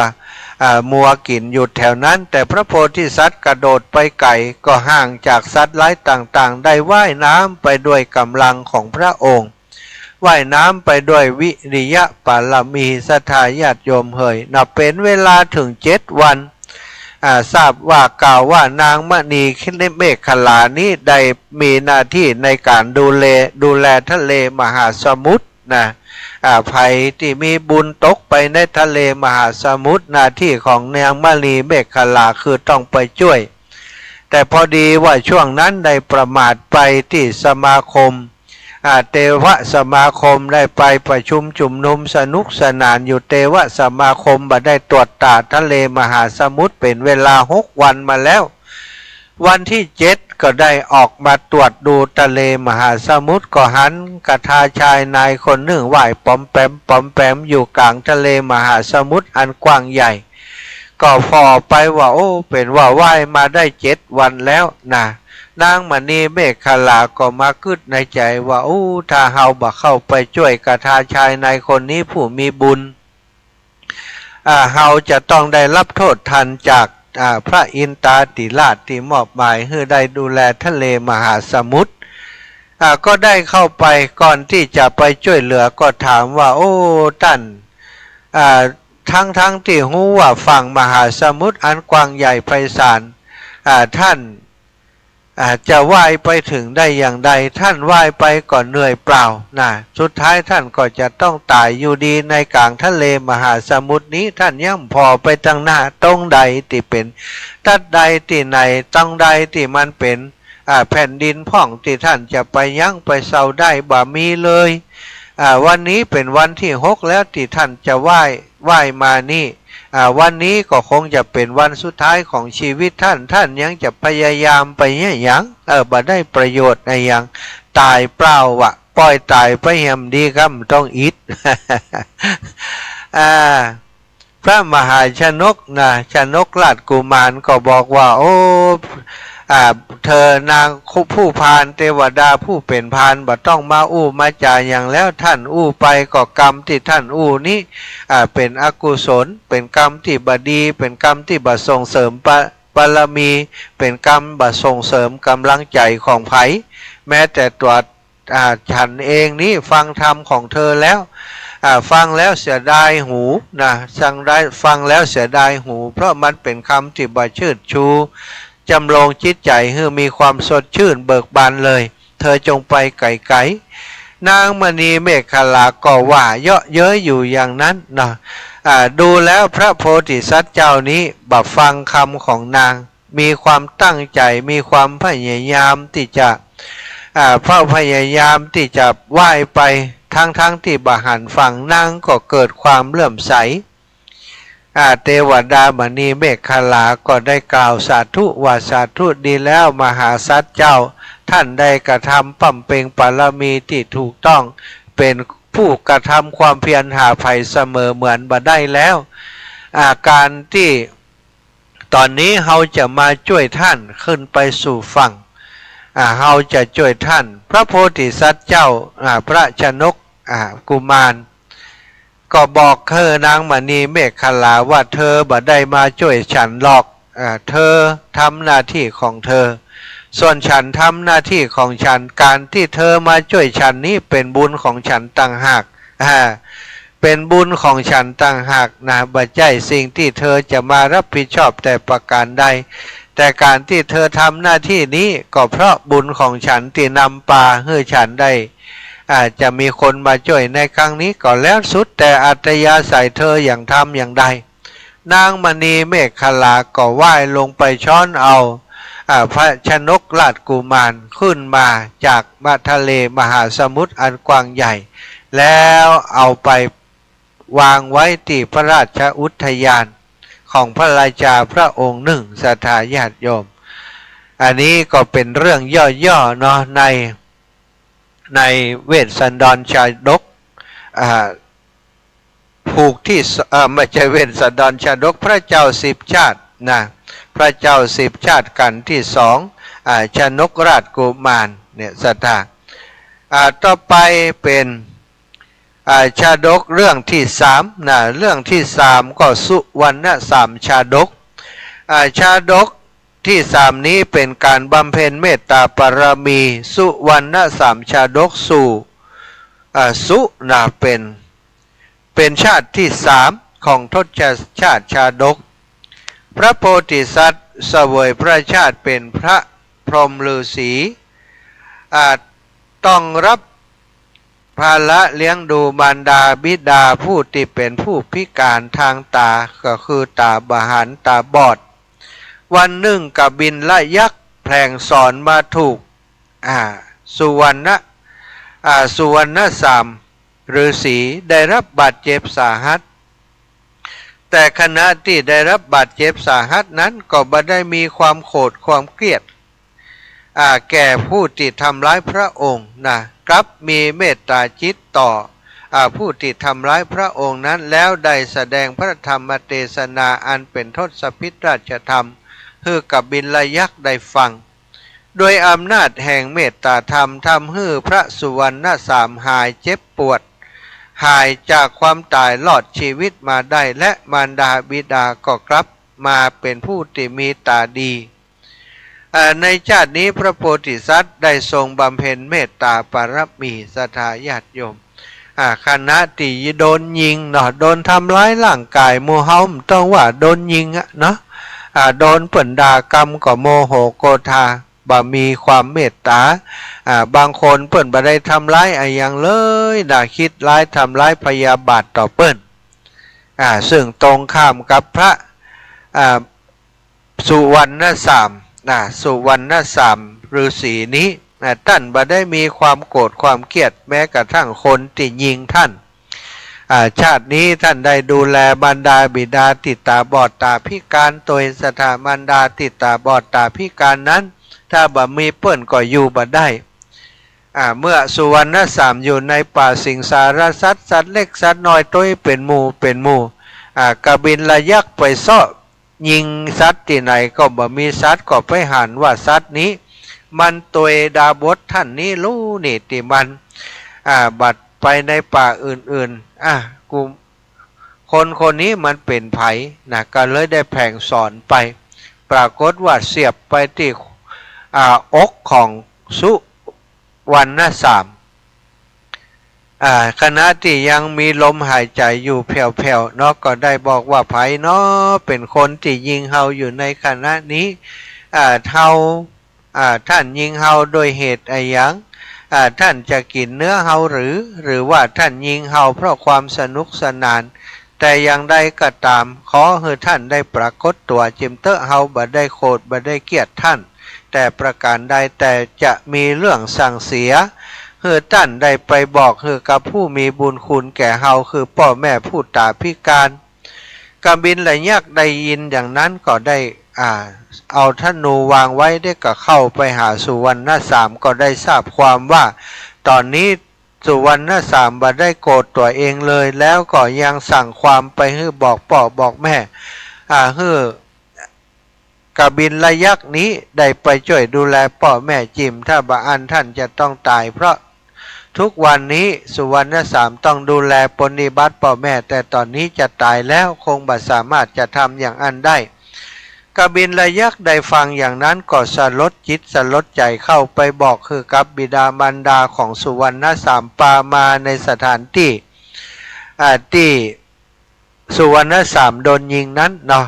เมื่อเป็นอย่างนั้นถึงสามพระองค์มาพบปะกันก็ได้ลำพึงลำพันต่อกันอธิษฐานว่าถ้าลูกจะตายพ่อแม่ก็ขอตายตัวเถอะบ่ขอเป็นภาระคนอื่นต่อแล้วลูกก็บอกว่าพ่อแม่นั้นมีพระคุณที่ยิ่งใหญ่พ่อแม่ต้องอยู่ต่อไปสร้างบุญสร้างกุศลต่อไปคุณงามความดีลูกสร้างมาเป็นคนกตัญญูขอให้บุญนี้ปกปักรักษาพ่อ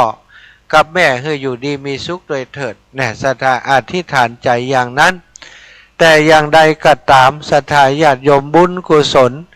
พระองค์ได้ปั้มเปงบริบูรณ์บริสุทธิ์และเทวดาทั้งหลายผู้มีอิทธิฤทธิ์มีอำนาจได้ส่องหูเล็งหันโดยญาณวิถีก็ได้มาชุบชีวิตให้สุวรรณสามได้ฟื้นคืนมาพร้อมกับตาสองข้างของบิดามารดาถึงกู้เนาะก็ได้หายสนิทมีสว่างใสเปื่อนปกติทุกอย่างว่าอันนี้โดยบุญศรัทธาโดยบุญที่ท่านกระทำปั้มเปงกันถึงสามท่าน3 คนแล้วก็มาชาติที่4เนมิยราชชาดกนี้เพื่อบำเพ็ญพอฉันมือเดียวเป็นการบำเพ็ญอธิษฐานบารมีเนมิราชชาดกนี้เป็นชาติที่4ของทศชาติชาดกพระโพธิสัตว์ได้เสวยพระชาติเป็นเนมิราชโอรสของพระเจ้ามิถิลาโปรดการบริจาคทานและรักษาพรหมจรรย์จนพระอินทร์ทรงพอพระทัยถึงกับได้ฮือมาตาลีนำทิพยรสมารับไปเที่ยวเมืองสวรรค์และเมืองนรกแล้วเจิญฮือครองเมืองสวรรค์พระเจ้าเนมิราชบาทรงรับและเสด็จกลับเมืองของพระองค์ทรงพอทรงชราก็ออกผนวดชาตินี้พระโพธิสัตว์ทรงบำเพ็ญอธิษฐานปารมีศรัทธาเนมิราชนี้พระองค์อธิษฐานบารมีเป็นปารมีอย่างหนึ่งที่พระโพธิสัตว์จะต้องสั่งสมอบรมให้บริบูรณ์ขึ้นไปแผ่วบนสวรรค์พระราชาพระอินทร์ตาธิราช เจิญฮื้อใดครองราชบนสวรรค์แตนก็บ่เอาบอกว่าบ่ใจบุญของเฮานะบุญของเฮาต้องทำเองบ่เปิ่งบุญของผู้อื่นอธิษฐานไว้อย่างนี้นะเป็นอธิษฐานปารมีชาติที่สี่ชาติที่ห้าชาติที่ห้านี้บำเพ็ญบุญปัญญาปารมีมโหสถชาดกเป็นชาติที่ห้าศรัทธาของทศชาติชาดกพระโพธิสัตว์เสวยพระชาติเป็น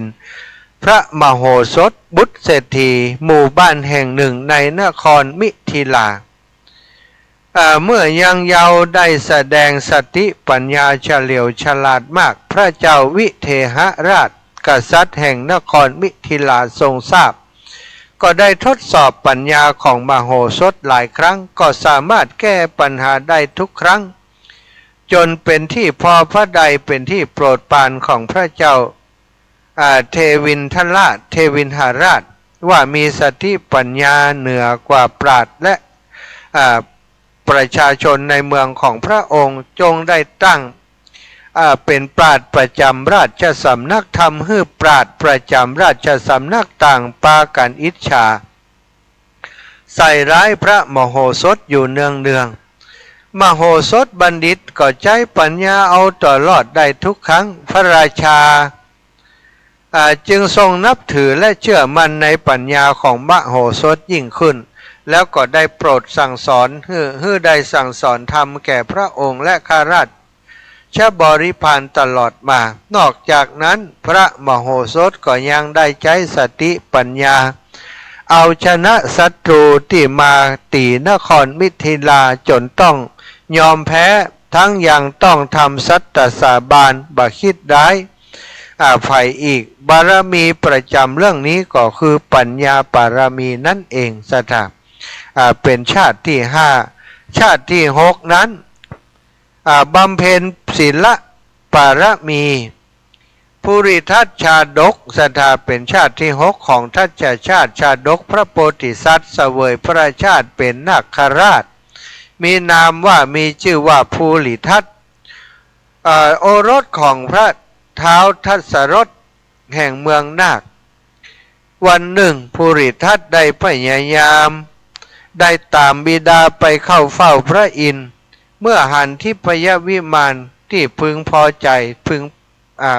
เป็นที่น่าปรารถนา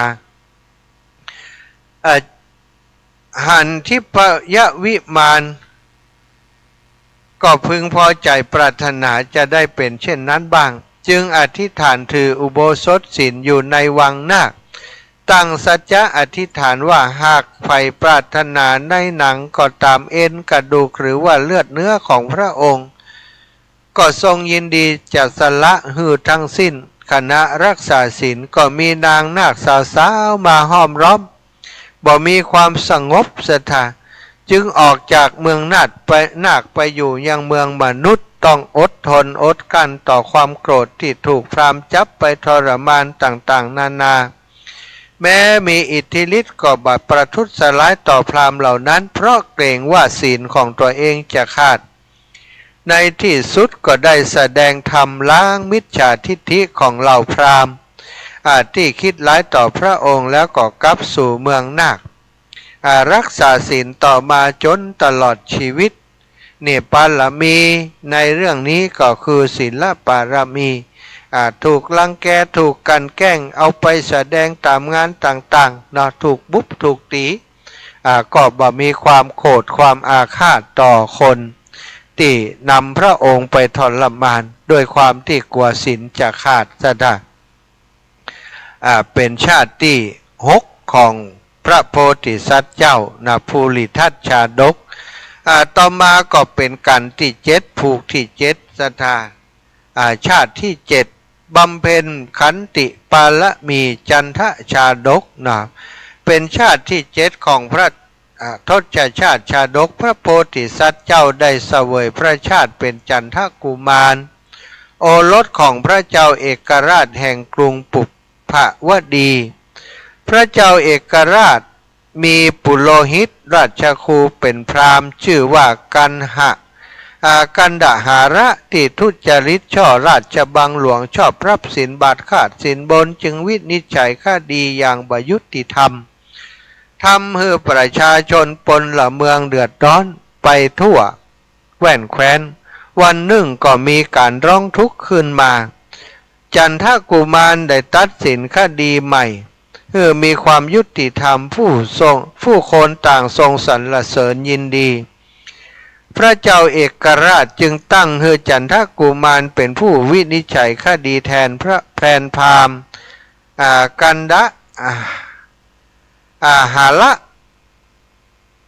พราหมณ์กันดาหาราชก็จึงโกรธผูกแค้นผูกอาฆาตพยาบาทต่อพระกุมารได้ออกอุบายว่าถ้าพระเจ้าเอกราชอยากจะไปเกิดบนสวรรค์ให้ปูชาโดยราชบุตรพระราชธิดาช้างม้าวัวควายให้ครบอย่างละสี่พระเจ้าเอกราชหลงเชื่อจึงได้ให้จัดพิธีบูชายันจันทกุมารต้องมีขันติอดทนต่อการถูกทารุณกรรมด้วยวิธีต่างๆจนพระนางจันทเทวีมเหสีของจันทกุมารต้องอธิษฐานขอให้เทพยดาทั้งปวงช่วยเหลือด้วยแรงอธิษฐานพระอินทร์จึงเสด็จมาให้พระเจ้าเอกราชล้มเลิกการบูชายันพราหมณ์กันดพราหมณ์กันทหาระก็ถูกประชาชนที่จับได้ว่าโอ้มีความริษยาต่อพระกุมารช่วยกันลงทานบุบสะตายคำตีบักเกี่ยวข้องกับจันทกุมารเปิ่นบอกฮู้เรื่องพระจันทกุมารได้ขอชีวิตพราหมณ์ไว้โอ้เปิ่นเนี่ยคือตัวขนาดนักยังขอชีวิตไว้แหมพระเจ้าเอกราชก็ถูกขับออกจากเมืองพระจันทกุมารก็ได้ครองราชต่อมาจนพระชนมายุปารมีประจำเรื่องนี้ก็คือขันติปารมีสถานาลทชาดกชาติที่8นี้เพื่อจะบำเพ็ญอุเบกขาปารมีนาลทชาดกเป็นชาติที่ทศชาติชาดกพระโพธิสัตว์เจ้า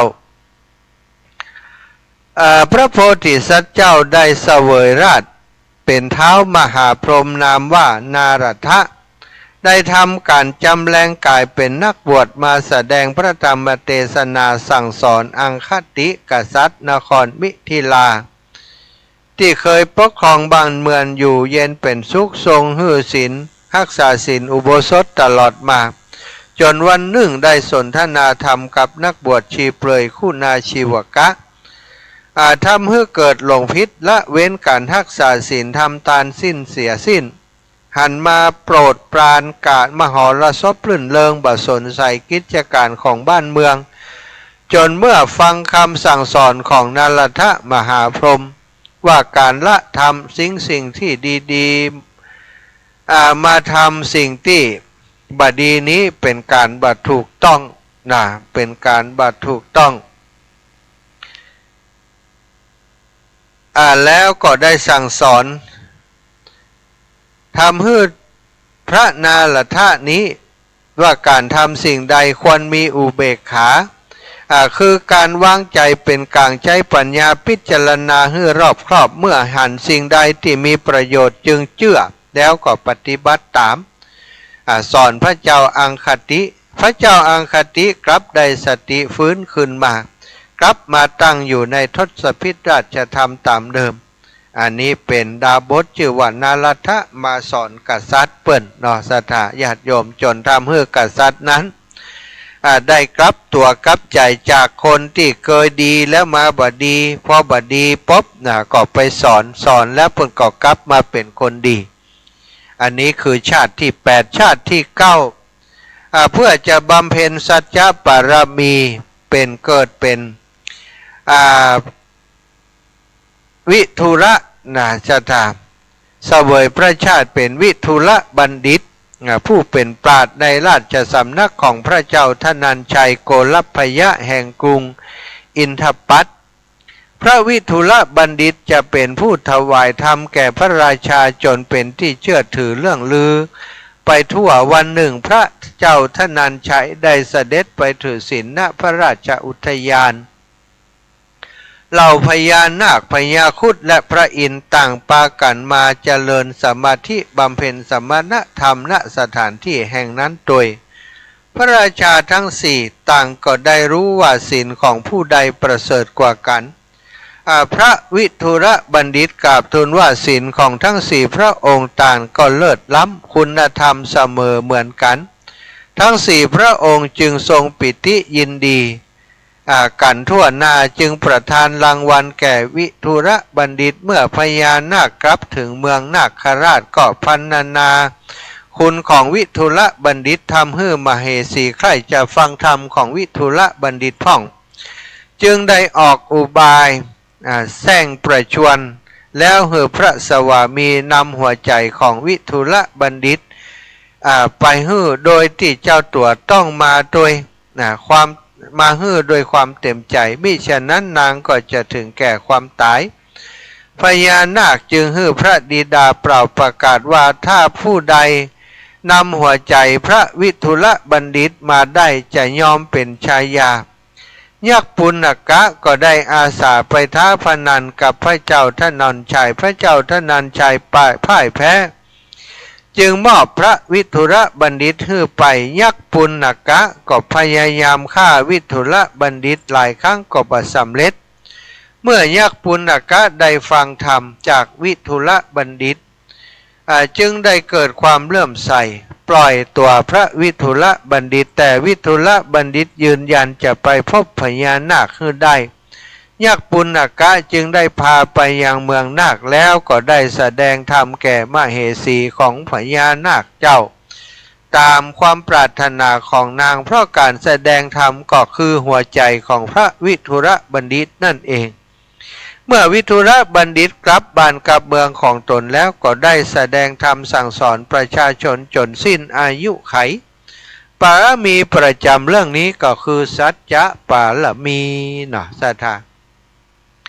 ชาติที่9ผ่านไปชาติที่10เพื่อจะบำเพ็ญตานะปารมีเวสสันดรชาดกเป็นชาติที่10ของทศชาติชาดกสำหรับชาติสุดท้ายเป็นชาดกเป็นทศชาติชาดกนี้เป็นชาติที่สำคัญและบำเพ็ญปารมีอันยิ่งใหญ่ที่นิยมมากและยังเป็นเรื่องยาวที่สุดบางทีเรียกว่ามหาชาติหรือว่ามหาเวสสันดรชาดกเป็นเรื่องราวที่พระโพธิสัตว์เสวยพระชาติเป็นพระเวสสันดรโอรสของพระเจ้าสนใจนางพุทธดีแห่งนครศรีพีรัตบุรีทรงบริจาคทานมาตั้งแต่ทรงพระเยาว์เป็นเมื่อพระชนมายุ16 พรรษาได้เสด็จขึ้นไปครองราชอภิเษกสมรสกับ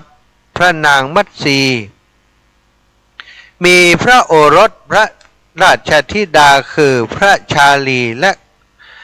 กุมารพระชาลีกุมารและกันหากุมารีต่อมาเกิดกิเลยุคฝนแล้ง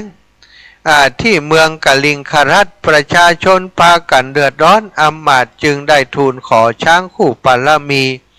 ของพระเวสสันดรซึ่งถ้าไปอยู่ที่ใดก็จะทำให้เกิดฝนตกพระองค์ก็ทรงบริจาคไปทำให้ชาวเมืองศรีพีบุรีพากันโกรธแค้น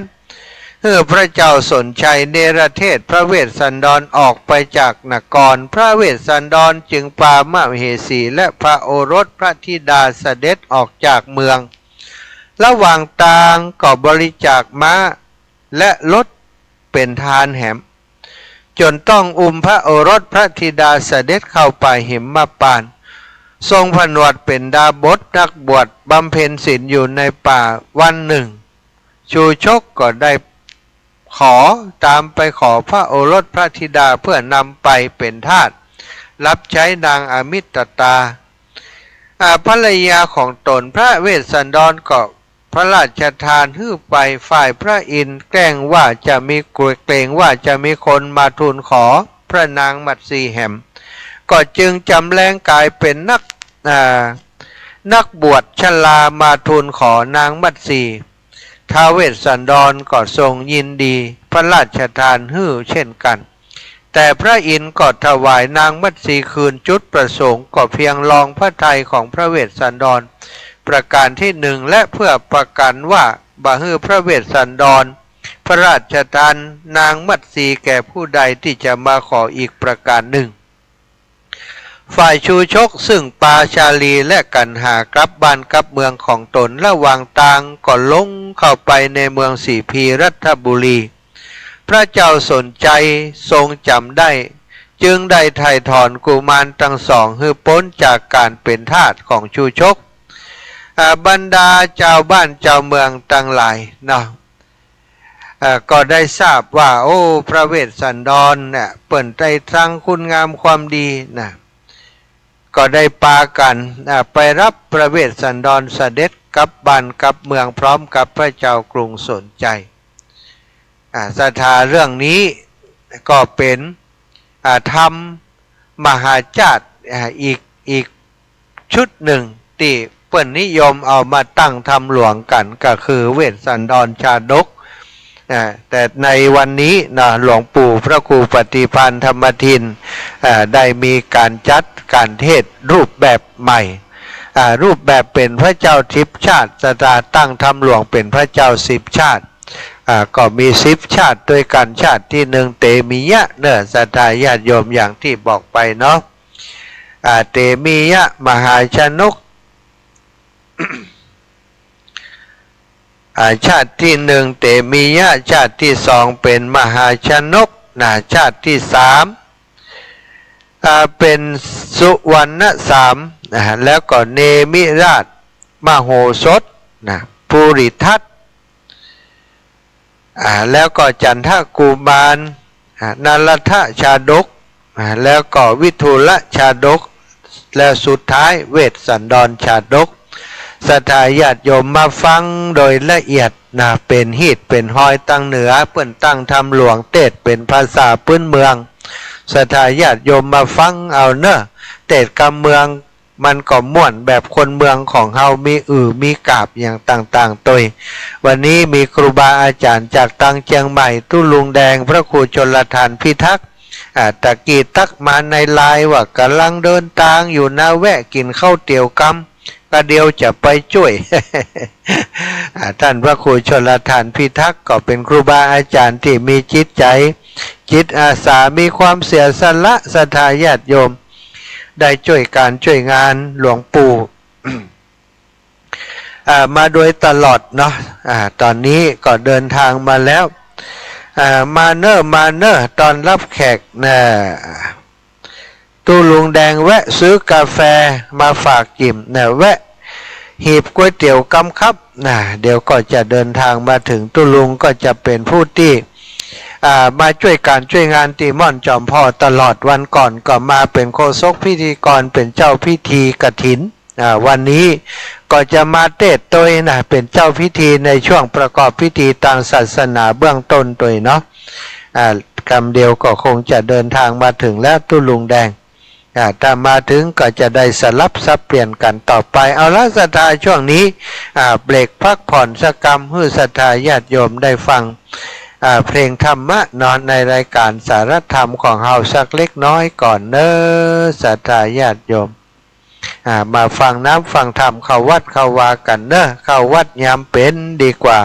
เฮามาเข้าตอนที่บ่มีชีวิตอยู่บ่มีชีวิตอยู่แล้วนะเข้าวัดมาก็บ่ได้ประโยชน์ในหยังศรัทธามาขอส่วนบุญบ่ได้แต่ว่าถ้าเฮาเข้าวัดยามที่เฮายังมี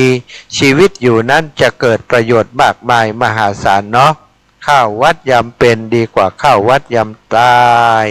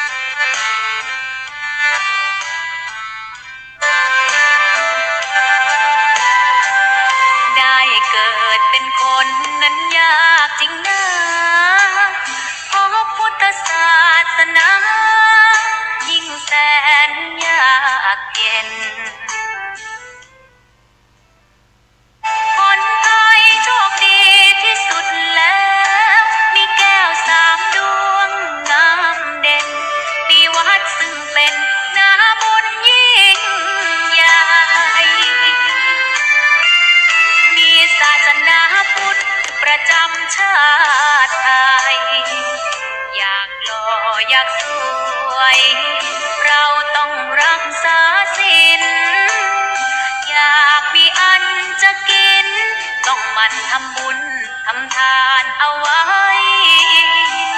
เข้าวัดสวดมนต์ฝึกฝนสติให้ว่องไวรีบทำตอนที่เราทำเองได้อย่ารอจนตายถึงเข้าวัดว่าเข้าวัดยามเป็นจะได้เห็นแต่น้ำใจเข้าวัดยามตาจะได้เห็นแต่น้ำตาก่อนจะสายเกินขอเชิญมาใช้ชีวิตให้คุ้มค่าเจริญทานศีลภาวนาสั่งสมบารมีไว้ทำบุญตอนที่ยังมีชีวิตย่อมดีกว่ารอเขาอุทิศบุญให้อย่ามัวหลงเพลินเดินห่างวัดตัวอย่างชัดๆมีมากมายเข้าวัดตอนตายสายเกินแก้กรรม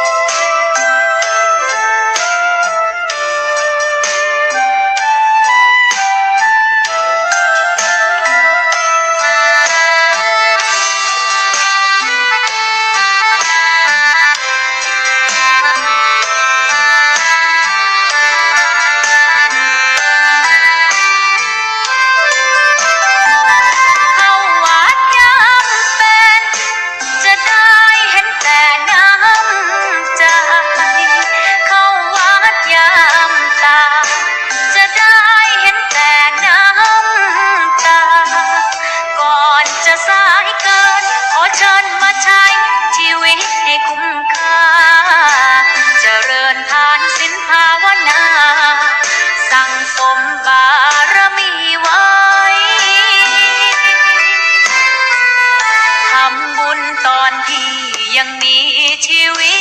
ตย่อมดีกว่ารอเขาอุทิศบุญให้อย่ามัวหลงเพลินเดินห่างวัดตัวอย่างชัดๆมีมากมายเข้าวัดตอนตายสายเกินแก้กรรมเป็นผลบุญหนุนนำเข้าวัดยามเป็นจะได้เห็นแต่น้ำใจเข้าวัดยามตายจะได้เห็นแต่น้ำตา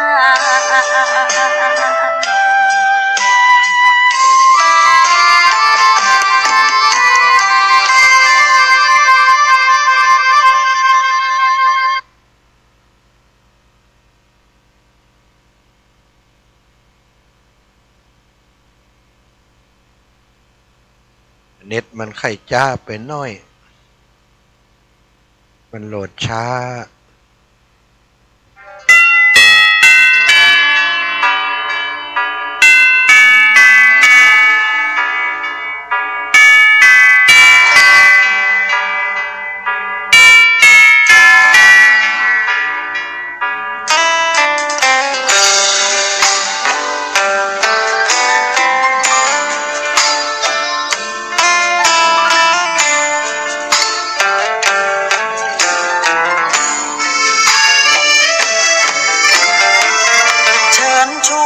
ทุกท่านเข้าวัดเข้าวา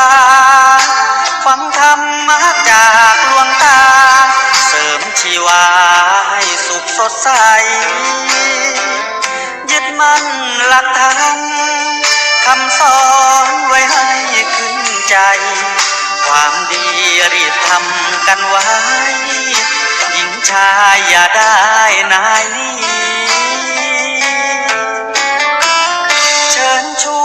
ทุกท่านเข้าวัดเข้าวา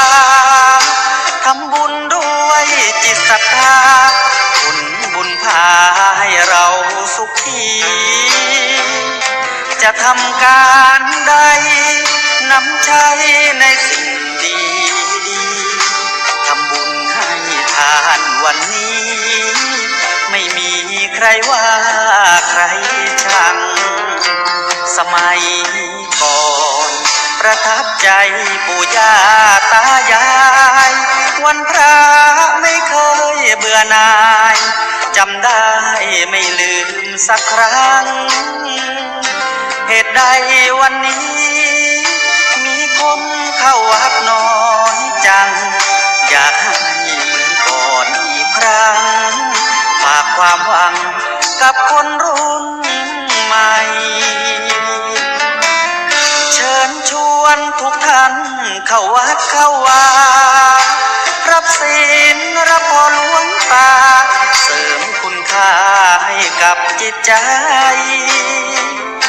กระทำความดีเรื่องนี้ไม่ต้องอายใครว่างจากการงานเมื่อใดเชิญชวนท่านไปทำบุญ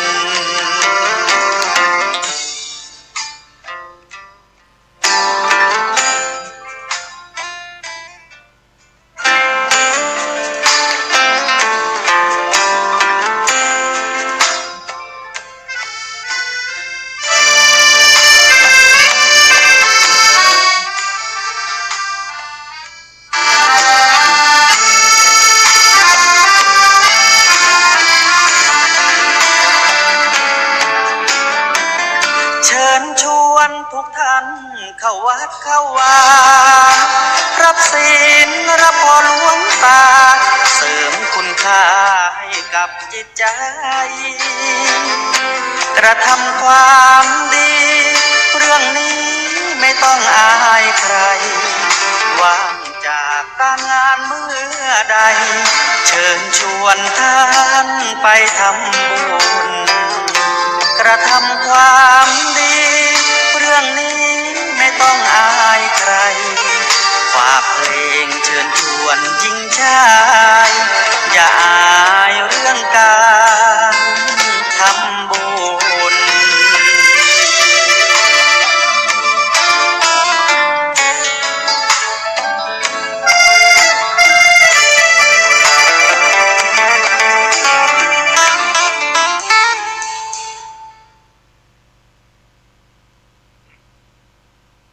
ศรัทธาญาติโยมที่อยู่ต่างบ้านต่างจอง ตอนนี้ที่ม่อนจอมพ่อก็มีศรัทธาญาติโยมทยอยมากันเรื่อยๆแล้วเนอะ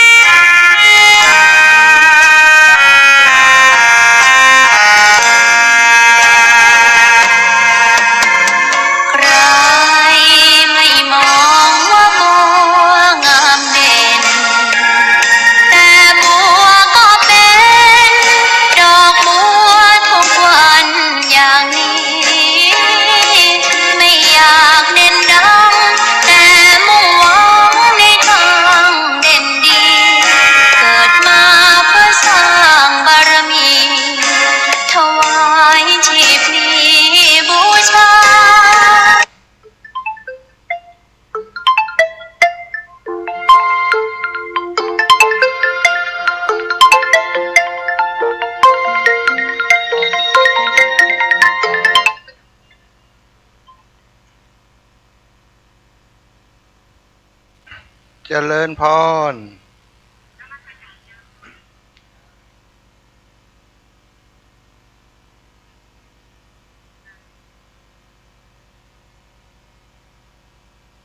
ศรัทธาญาติโยมจากต่างบ้านต่างจองสั่งให้ดูลาย คงจะมีรายการที่คุณโยมเพื่อนใดส่งการสนับสนุนมาร่วมบุญกับหลวงปู่ของเฮาเนาะอ่านรายกรรมนมัสการเจ้าข้าเจ้ากนกพิชัยนาร่วมทำบุญตัวนะร่ำทำบุญกันเทศกันละ100 บาทเจ้าอุทิศกุบุญนี้ไปให้ปอดตานแม่ขันแก้วชัยนาปอเสานำบุญในเสาแก้วทิลาในพัทธิดาเนาะ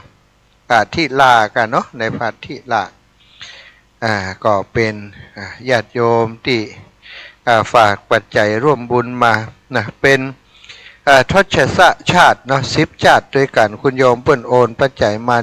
1,300 บาทก็เฉลี่ยไปกันละ100 กว่าบาทเนาะขออนุโมทนาบุญกับคุณโยมกนกพิชัยนาที่ได้โอนปัจจัยมาร่วมบุญกับการตั้งธรรมหลวงติม่อนจอมพรในวันนี้ขอบคุณอนุโมทนาบุญเป็นอย่างสูงโดยบุญนี้ขอให้ศรัทธาญาติโยมจงติมีแต่ความสุขความเจริญหิปันมาหาปันได้แม้นจะเดินทางขึ้นเหนือล่องใต้ก็ขอให้ได้ปลอดภัยในทุกเส้นทางพอจบรายการแม่ก็ให้เบิ่มโอนพอดีเบิ่มว่างแม่ก็โอนคืนนี้แล้วเนอะพอจบรายการแม่ก็โอนไปแล้วนะ200มันต้องรอวันพุธโยมแม่รัตดาอากาเรือนก็เป็นอีกท่านหนึ่งเนาะที่ได้ร่วมบุญอันนี้เพิ่นร่วมบุญกฐินที่วัดบรรพตสถิตขอบคุณแม่ครูเกษณีชัยเทพจาก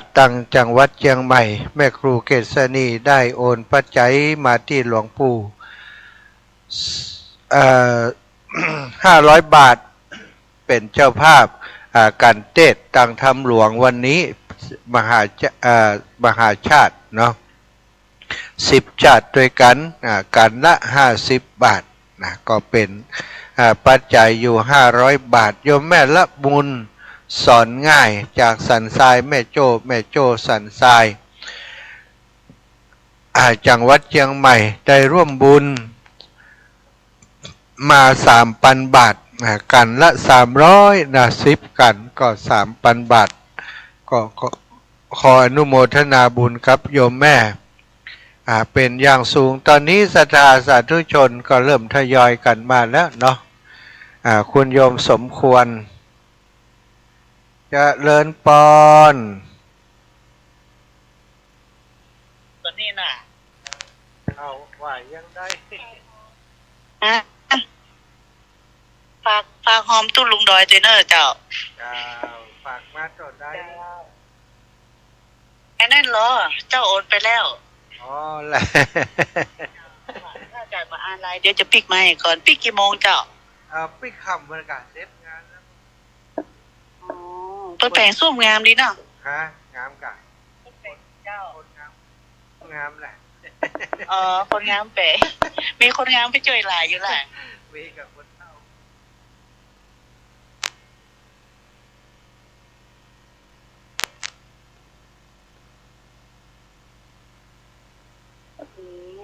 เนาะแม่พ่อแม่ว่าถ้าเป็นวัดบ้านเฮานี่เจ้าบ่ได้แต่งคนบ้านนั้นแต่งนะแต่นี่เป็นวัดที่เพิ่นอยู่กลางแพะแล้วเจ้าล่ะเจ้ามันใช่อ๋อบ่มีหมู่บ้านแม่นก็เจ้าบ่มีหมู่บ้านเจ้ารบกวนกันนะบัดนี้อันจะอีกก่อนเด้อเจ้าสาธุเด้อเจ้าพอดีอยู่วัดกำลังขับรถปิกบ้านเจ้าศรัทธาญาติโยมคุณโยมเปิ้นโอนปัจจัยมาถ้าจะบอกมาว่างคงมาวันนี้ฝากหอมตู้ลุงดอยเจ้า100 บาทคุณโยมสมควรใจน้อยจากบ้านน้ำโจ้อำเภอแม่ทะลำปางอนุโมทนาบุญ ได้อยู่ดีมีสุขหิปันมาหาก็ปันได้จะเดินทางขึ้นเหนือล่องใต้ต้องไกลเตียวไก่ก็ขอให้ได้ปลอดภัยในทุกเส้นทางการที่หนึ่งก็จะเริ่มเวลาประมาณสัก9 นาฬิกาเนอะสถาน อากาศมันเย็นอากาศมันหนาวปกติเวลานี้คนจะบึดแล้วนะนี่ถ้าจะออกจากบ้านยากเนาะอากาศเย็นอากาศหนาวตอนนี้มีคนมาที่นี่ประมาณ10 กว่าท่านอยู่เนอะสถานเข้าใจกันเข้ามาผูกที่หนึ่งจะเริ่มต้น9 นาฬิกาเนอะ9 นาฬิกาเป้งจะเริ่มประกอบพิธีทางศาสนาเตดไปแล้วเนาะเตดเอาอานิสงส์บ่เอาคนดู คนดูมาต่อฮือกับเต่าอันเนาะแต่ว่า ถ้ามากันนักกันหลายก็ดีนะคะนะมากันนักกันหลายคนเตดคนแสดงก็มีกำลังใจเอาเต็มที่ทำมากันบันนักนี่อย่างว่านั่นนะเนาะเต็ดให้มันจบเวลาไป ใครใจมาเนอะอีปอยอีแม่ทั้งหลายที่อยู่ในพื้นที่เนาะถ้าเสียงสัญญาณดังไปถึงไหนก็ขอให้ได้ทราบว่าตอนนี้ที่บนดอยม่อนจอมพอ เทวบุตรเทวดาเพิ่นมาท่าฟังธรรมแล้วศรัทธาญาติโยมพร้อมแล้วก็ขึ้นมาฟังด้วยกันมาเอาบุญด้วยกันเป็นชีวิตวิถีพุทธนะศรัทธาญาติโยมวิถีพุทธวิถีไทยวิถีธรรมวิถีพุทธของเฮาก็เกี่ยวกับงานบุญงานกุศลนะในช่วงนี้เป็นหน้ากินหน้าทานหน้าการหน้างานหน้าบุญหน้ากุศลติกฐินหน้าทานก็ดีนะก็เป็นสิ่งที่เฮาก็ได้สร้างกองบุญกองกุศลอันนี้ก็เป็นวิถีพุทธนะการตั้งธรรมหลวงอันนี้ก็เป็นวิถีพุทธวิถีไทยตั้งธรรมหลวงมีทุกภูมิภาคมีทุกพื้นที่แล้วแต่ว่าวัดแห่งนั้นพื้นที่แห่งนั้นภูมิภาคแห่งนั้นจะเอาธรรมผูกใดมาแสดงนะที่ม่อนจอมพอของเฮาเลือกเอาธรรมที่มาแสดงเรียกว่าธรรมพระเจ้า10 ชาตินะบางคนว่าบัจจัยเวสสันดรชาดกอาจารย์เวสสันดรชาดกนี่มหาเวสสันตละนี่ก็อยู่ในชาติที่10เป็นตานะปารมีสถาพระเจ้า10 ชาตินั้นเมตตาปารมีขันติปารมีสัจจะปารมีศีลปารมีอธิษฐานปารมีเนคขมะปารมีนี่เหล่านี้เป็นปารมีที่พระพุทธเจ้าพระโพธิสัตว์เจ้าจะต้องบำเพ็ญในช่วงที่ได้เกิดมาอุบัติมาในชาติต่างๆ10 ชาติข้างหลังนี้ถือว่าพระองค์ได้บำเพ็ญ ที่ชัดเจนนะชัดเจนยิ่งขึ้นอย่างเนคขมะปารมีนี่ออกบวชเนาะพยายามทุกประการเพื่อที่จะให้ได้บวชสุดท้ายก็สมปรารถนาได้บวชนะได้บวชพระเตมียะศรัทธาอีพ่ออีแม่ทั้งหลายมาถึงแล้วก็ช่วยกันพอเนอะวัดของเฮานี่ก็ถือว่าเป็นวัดนาโมวัดของอีพ่ออีแม่ทุกคนวัดของพุทธบริษัททุกคนทุกท่านมาเป็นเจ้าภาพเจ้าศรัทธาด้วยกันมาฟังด้วยกันจะมาเป็นแขกอย่างเดียวบ่ได้มาเป็นเจ้าภาพกันด้วยปนานมาแล้วยังนี่ปนานอาจารย์เข้าเพิ่นน่ะแต่ว่าหายแซบหันหน้าเลยนะ หลากไม่ไปหลากไม่มานะแข่งกะห้านไปช่วยกันช่วยงานกันอยู่เนาะจนตะเตรียมเกียมดาสถานที่เรียบร้อยแล้วเดี๋ยวเอาไม้ส่งให้ปนหลวงนานเพราะอาจารย์ทั้งรูปยิ้มนะเพื่อเพิ่นได้สลับซับเปลี่ยนกันไปท่านอาจารย์เจ้าของเครื่องเสียงยิ้มมาเด้อเนาะมาถึงกี่โมงมาสายน้อยตอนนี้เปิดขยับเสียงอย่างได้ฟังนี้ขยับได้เลยยังเสียงในพื้นที่ออกดีก็เพิ่มแหมน้อยเอาละจะได้ยินเสียงตะกี้จัดรายการบ่เอาดังเอาไม้ไปให้ปวดหลวงนานแล้วก็ทานไม้มีแล้วยังเปลี่ยนแล้วเอาไม้ไปให้ปวดหลวงนานได้ได้จ่าฟังเนอะปุ่นเพิ่นได้ตังเขาได้ตังเพิ่นได้ซองพอหลวงนานมัคคณายกปออาจารย์เก้าเนาะของวัดม่อนจอมพอได้เดินทางมาถึงแล้วสถาผู้น่ะคนนั้นคนที่ล่ำนั่นซ้ายมือ น่ะนั่งหันคนเดียวนั้นน่ะโอ้ปออาจารย์นะถ้าพร้อมแล้วก็แฮมมาได้เลยปหลวงนั้นเอามอบเพื่อเลยละอิดละเฮาเจ้ามาละ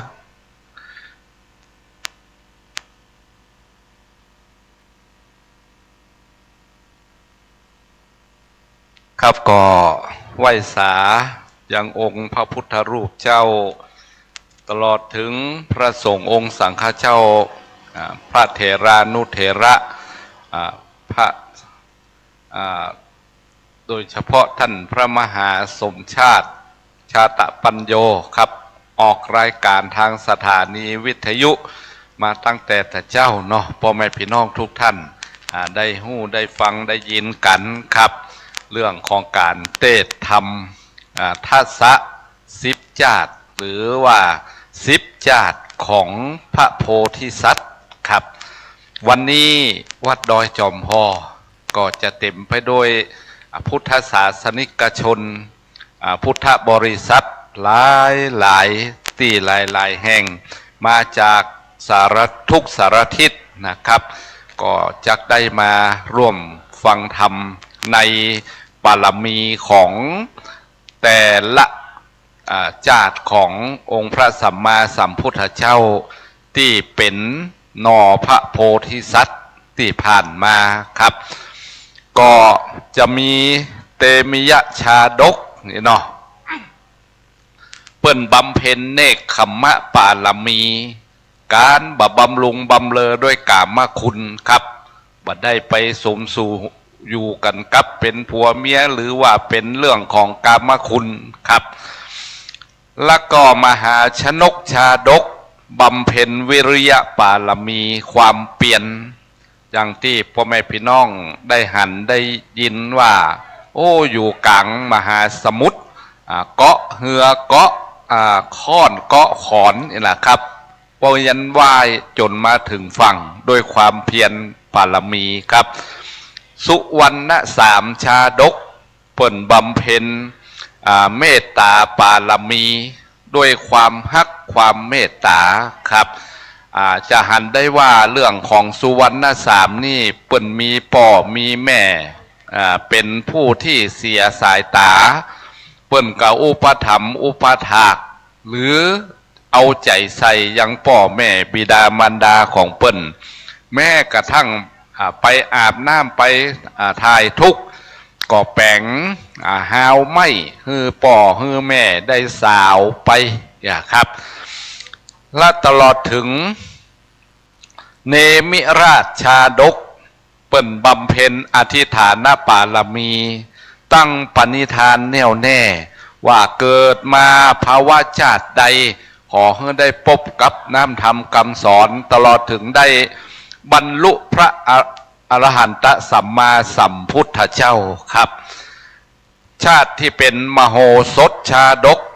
บำเพ็ญซึ่งปัญญาปารมีสติปัญญาโอ้อันนี้มโหสถนี่เปิ้นบอกว่าขอให้มีความหู้เหมือนดังมโหสถขอให้มีคำอดเหมือนพระเตมิยะอีโลครับอันนี้มโหสถนี่เป็นเจ้าแห่งปัญญาครับสติปัญญาเปิ้นได้บำเพ็ญมาครับและก็ภูริทัตชาดก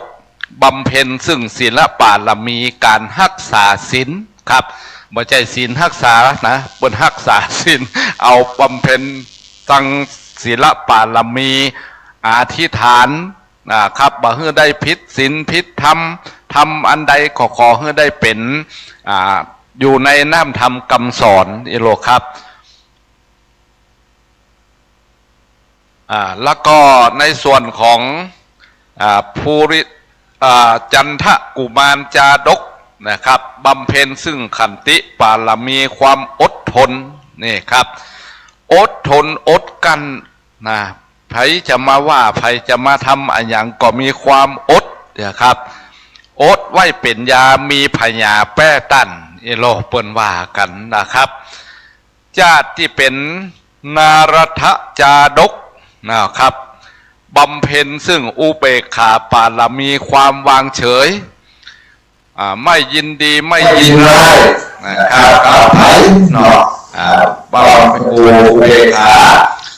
โดยได้ คุ้มครองหมอใจเข้าไถด้วยความเป็นอุเบกขาความวางเฉยไม่ดีใจไม่เสียใจเมื่อผู้อื่นถึงความวิบัตินี่นะครับจันวิทูลชาโลครับบำเพ็ญสุสานบารมีตั้งสัจจะอธิษฐานครับเกิดมาในภาวะชาติใดขอมือใดผู้ทำหานทำของได้สำเร็จเป็นพระอรหันตสัมมาสัมพุทธเจ้าเห็นที่สุดที่โลกาแห่งเจ้าหนึ่งก็คือเวสสันดรชาดกที่พ่อแม่พี่น้องได้ยินได้ฟังได้รู้ได้หันได้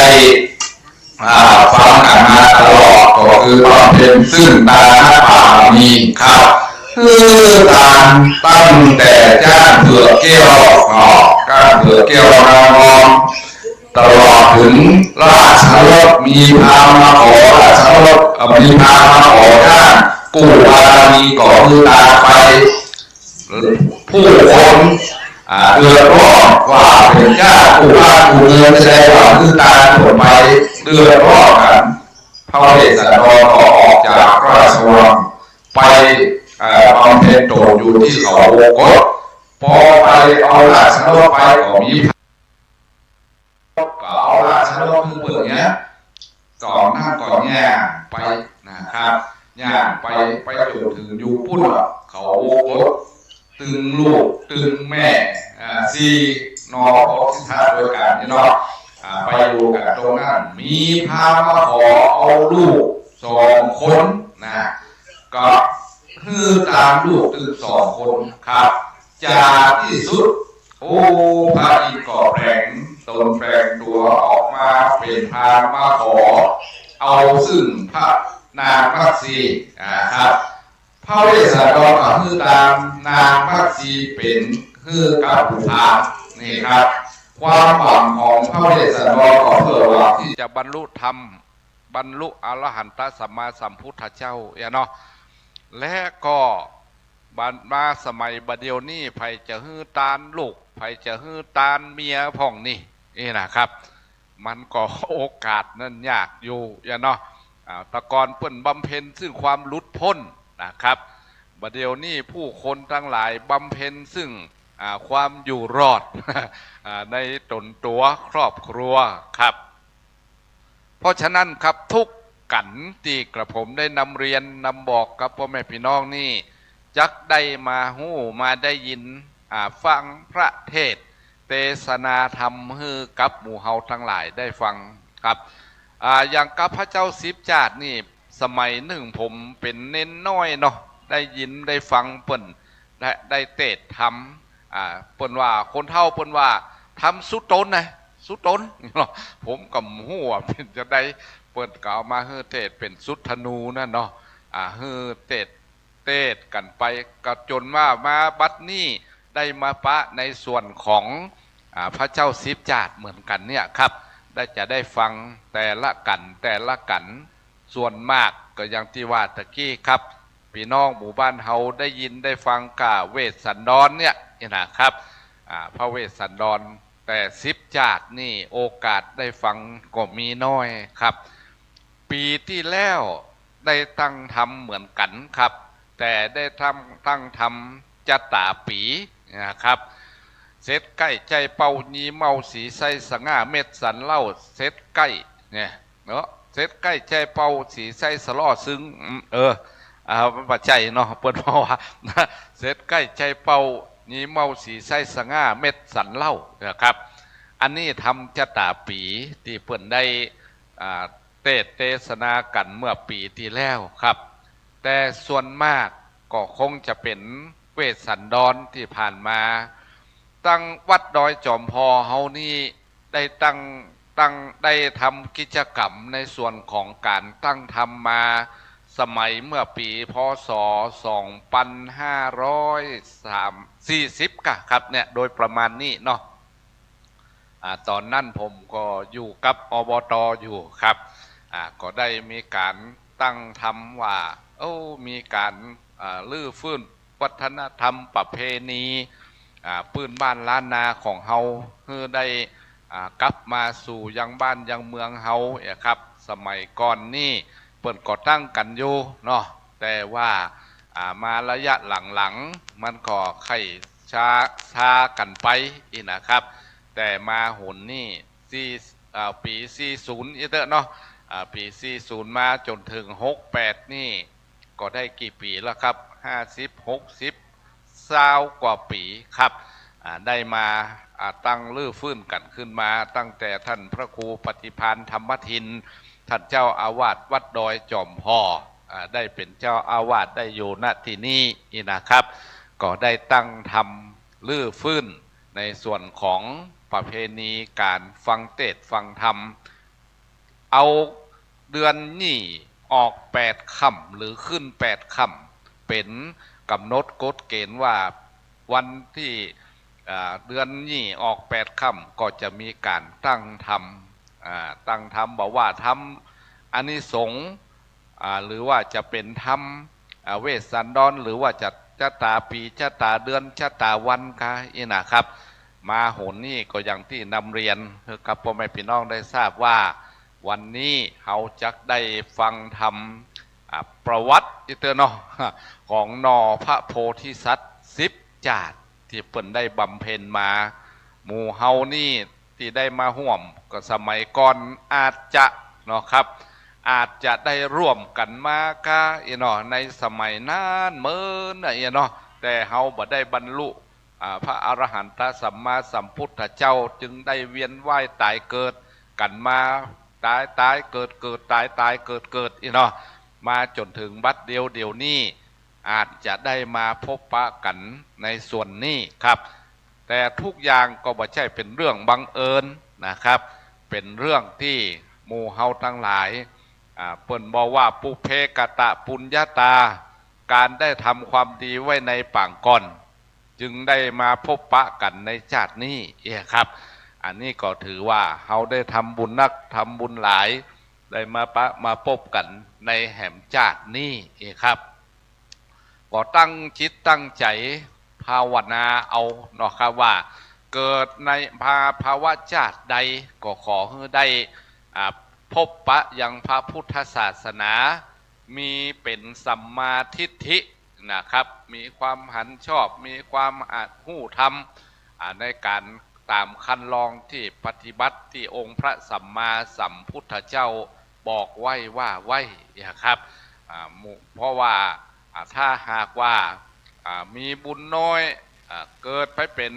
สัตว์เดรัจฉานก็บ่อาจจะหู้ธรรมให้เหมาะตกต่ำไปแหมกี่ปีกี่จาดแหมบ่หัวนะครับก็อยากจะให้ได้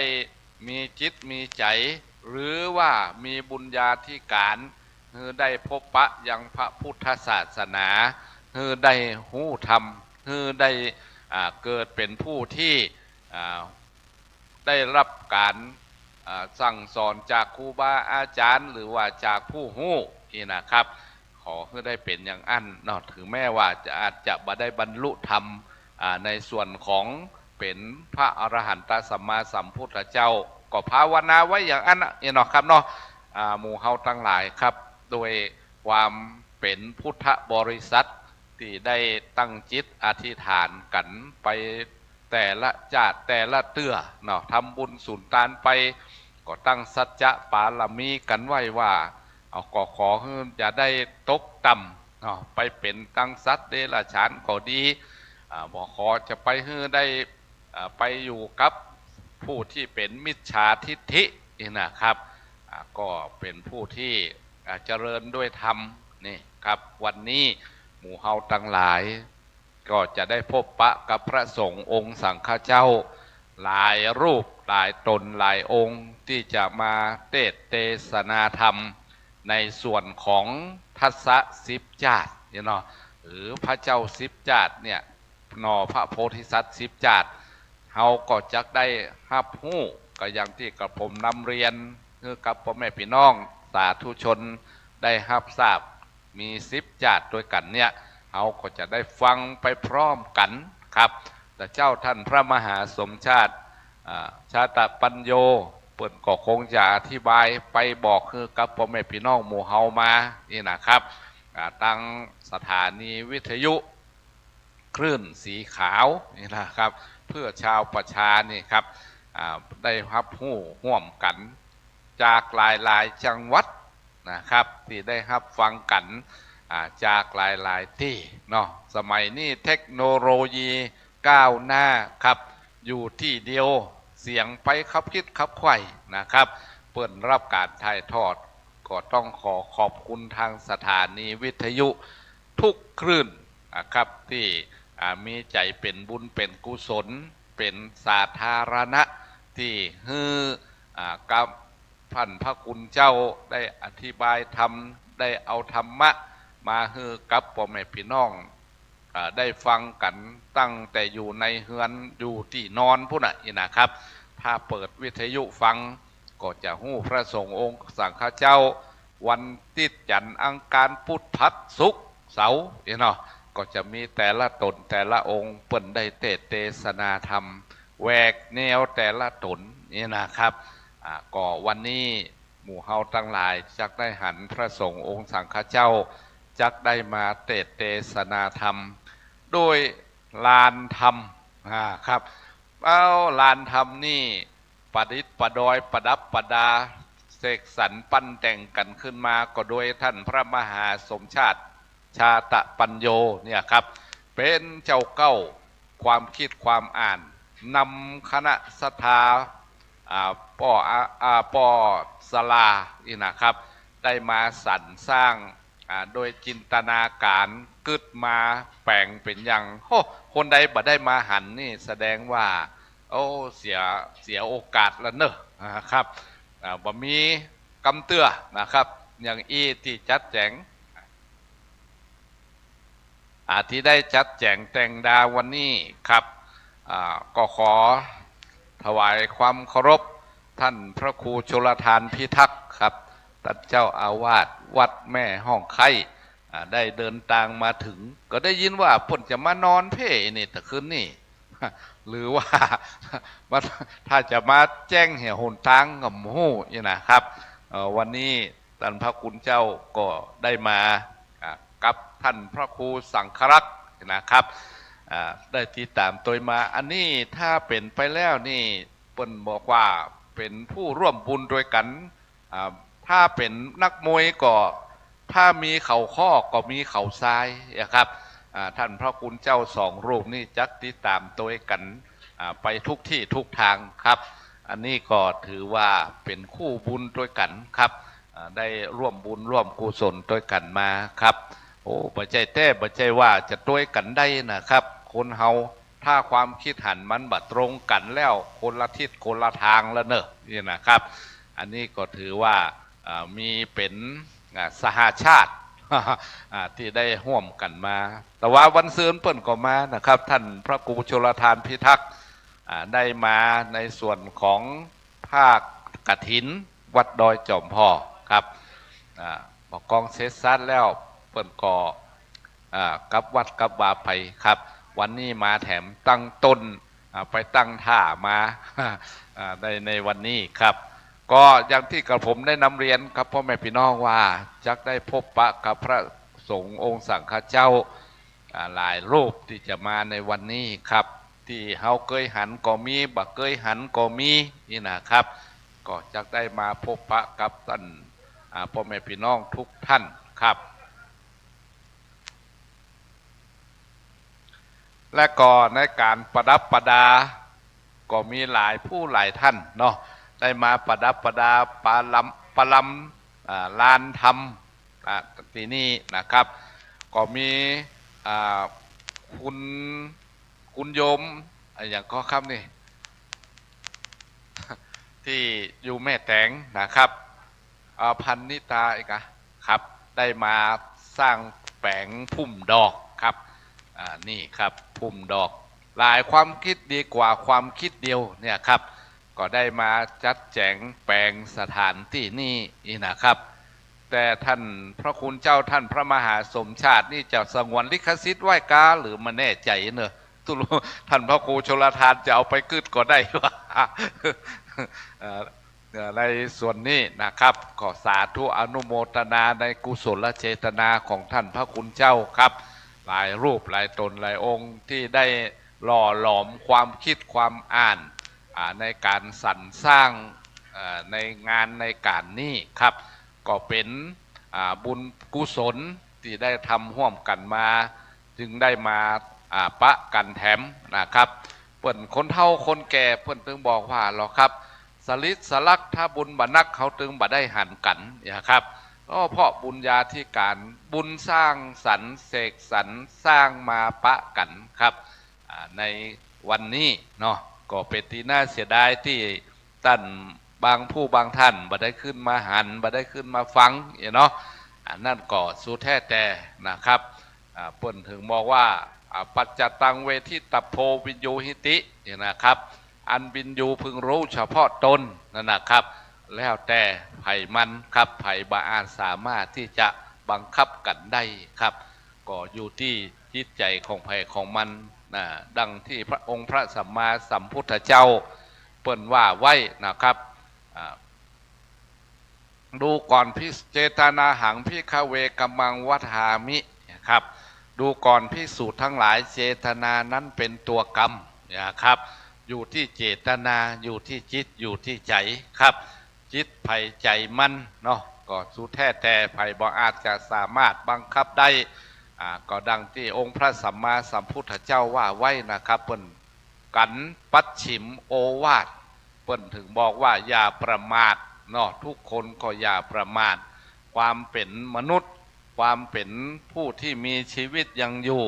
จะไปเมื่อใดอยู่เมื่อใดนั่นก็เป็นแห่งเรื่องหนึ่งครับในส่วนของการดำรงตนนะครับเมื่อมีโอกาสและเวลาเท่าอันครับที่จะได้มาพบปะกันถ้าบ่มีโอกาสบ่มีเวลามันตึมได้มาปะกันครับอยู่ที่การเสียสละคนเฮาทุกวันนี้มีเวลาเท่าเดียวกัน24 ชั่วโมงเท่าเดียวกันแต่จะอยู่ที่ไผจะแบ่งได้อย่างใดต่ออันนะครับครับในตรงนี้ก็ท่านพระคุณเจ้าที่มานี่เนาะครับเนาะได้ไผจะได้อู้ได้จาก็กราบนิมนต์นะครับได้อู้จากกันไปคนละเล็กคนละน้อยเนาะครับเพื่อที่จะได้เป็นนานาทัศนะในความคิดความอ่านของท่านพระคุณเจ้าครับ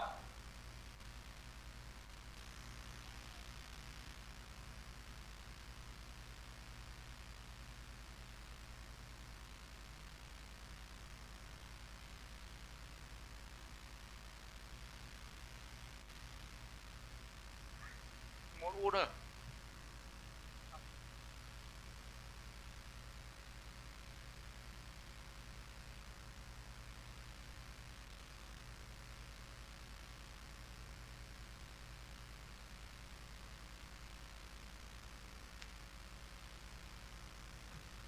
วันนี้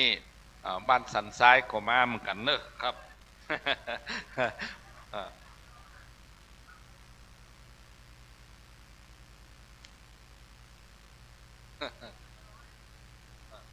แม่บัวลอย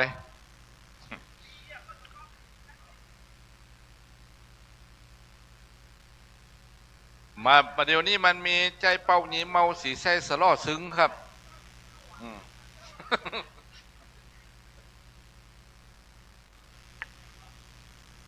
ตอนนี้ถ่ายทอดอยู่เนาะก่อนจะออกก่อนที่จะเข้าสู่พิธีเดียวให้ปวดลวงนานปรึกษากับหลวงปู่ตอนนี้พระครูชลทานพิทักษ์ครูบาอาจารย์ได้เดินทางมาถึงตีม่อนจอมพอเตรียมเตดได้ข่าวว่าจองกันแรกอีนะ จะไปไหนต่อแหมหัวอู้นักอิดละแต่ไตไวสาในปุญญาปารมีธรรมของพระเถรานุเถระเจ้าคณะพระสังฆาธิการผู้มีสมณเมตตาเปิดเครื่องรับฟังรายการอยู่ยังวัดยังวา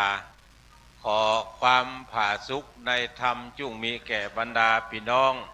ศรัทธาตายกตาญิกาที่เปิดเครื่องรับฟังยังบ้านยังจองเลือกสวนไรนากรรมเขตประเทศบ้านเมืองฝ่ายจุผู้นายคนวันนี้เฮาท่านทั้งหลายมาจุ่มนุมกันที่วัดดอยจอมพ่อเพื่อจักท ทำบุญตามประเพณีที่หลวงปู่พระครูปฏิภาณธรรมทินได้สืบฮีดสารห้อยในการเทศมหาจาตุบางปีก็เทศ13 กันตั้งแต่ตัดสปอนหิมปานตานาขันวนาประเวศตุจกไปจนถึงพวกนกรกันบางปีก็เทศทำจะตาเดือนบางปีก็เทศทำจะตาวันแต่ว่าปีเนี้ยจะเทศทำพระเจ้าสิบจาตุตั้งแต่เตมิยะเวสสันตละเตเวสุอย่างไรบ่จำมาแค่ได้ละเตเวสุเนมะภูไปจนถึงว่าพระเจ้าสิบจาตุตั้งแต่จาตุที่หนึ่งตั้งแต่เตมิยะไปบัดนี้ก็มาพร้อมกันที่นี่ละไผ่ได้เขาตอกดอกไม้มาก็เอาใส่ขันแก้วตั้ง3 ขันศีลขันน้ำตาลขันปุจจานก่อนเนอตั้งอยู่ตั้งหน้าปืนเก้าลิ้นจีกระลำใหญ่ปืนเก้าลิ้นจีหน้ามณฑลพิธีนี่ถ้าว่าท่านทั้งหลายใส่ขันแก้วทั้ง3 ขันศีลขันน้ำตาลเรียบร้อยแล้วก็เข้ามาตั้งในมณฑลพิธีราชวัตรแล้วก็มาปัจจัยยอดสตางค์ที่ท่านทั้งหลายนำมาท่านทั้งหลายเกิดปีใดปึ้งอย่างตะกี้หลวงปู่ได้เอาหูปตัวปึ้งเนาะมาติดเรียบร้อยละบางเตื้อเขาจะบอกว่าอันนี้ปีใจเป้ายีเมาสีไซสง่าเม็ดสันเล่าเสร็จใกล้ท่านทั้งหลายก็บอกหูเมาะบางท่านอย่างเป็นใจอย่างเป็นเป้าเขาจะบอกว่าชวดหนูฉลูบัวขานเสือเถาะกระต่ายมะลงนาคมะเสงงูมะเมียม้ามะเมแพะอย่างเป็นแปะเปื้อหมอเลยบอกหูอันใดเป็นอันใดเลยปิ้นตัวปึ้งมาติดเห็นน้ำแล้วด้านทั้งหลายก็เตียวพอก่อนปึ้งตัวใดถ้าได้เครื่องกินขวดตาลมาจะเอาตั้งตัวหั่นก็ได้ถ้าบัดตั้งตัวหั่นจะเอามาตาลเป็นการส่วนตัวก่อนเพราะว่ากระเดียวหลวงปู่จะขึ้นนั่งบนธรรมาสตั้งขวามือเขาตั้งหลายนี่ละแล้วก็ส่วนธรรมาสเตศจะอยู่ตั้งซ้ายมือเขาตั้งหลายถ้าบินหน้าเข้าหามณฑลพิธีประเดี๋ยวนี้ก็ทุกอย่างก็พร้อมละกำเดียวถ้าได้เวลาก็จะเริ่มเทศนาธรรมละวันนี้ฮับอาสาเป็นกันแรกจริงๆแล้วได้เวลาบ่าย 3เมื่อก่อนจันทกุมารกับท่านพระครูสังฆลักษณ์ได้บ่าย 4แต่ที่นี่ว่ากลัวเวลามันบัดตันเพราะเมื่อค่ำนี้ฮับนิมนต์แห่มตี้หนึ่งเป็นงานศพที่บนดอยเทพเสด็จกลัวปิกไปบัดตันและแห่มอย่างหนึ่งก็ภารกิจช่วงบ่ายนี่ก็มีหลายอยู่ที่จะต้องไปปฏิบัติปัดปูก็จึงขอหลวงปู่ว่าขอเอาก่อนได้ก่อกันแรกเลยการท่อนสองก็ท่านพระครูสังฆลักษณ์สุเมธสิทธิวรยาโนจะเทศต่อในเวสสันตละล้อมตอนนี้นิมนต์หลวงปู่เลยนะครับขึ้นตำบลกระเดียวผมจะตานก่อนละศรัทธาไผ่จะกี้หันไผ่กำโคตานมาคนจะตานด้วยกันมาเดียวนี้ก็เจอเนอะศรัทธาท่านทั้งหลายถ้าว่าเอาไปปักพูดแล้วก็แล้วไปถ้าว่าไม่ได้ปักแต่มาตานด้วยกันเพะตานด้วยกันบนเพะเนาะนิมนต์นะครับหลวงปู่ขึ้นทางบนท่านพระครูสังฆลักษณ์นิมนต์นะครับขอเจ้าหน้าที่ถ่ายรูปกับเนาะตุ๊ปี้ป้อนหนานมาละป้อนหนานมาละอันพระครูสังฆลักษณ์นิมนต์เนอทางบนเพะเนาะจะได้เริ่มประกอบพิธีตาลก่อนละมาก่อนตาลก่อนมาลูนตาลมาลูนนิมนต์นะครับเดี๋ยวหลวงปู่จะได้ปอนเนาะ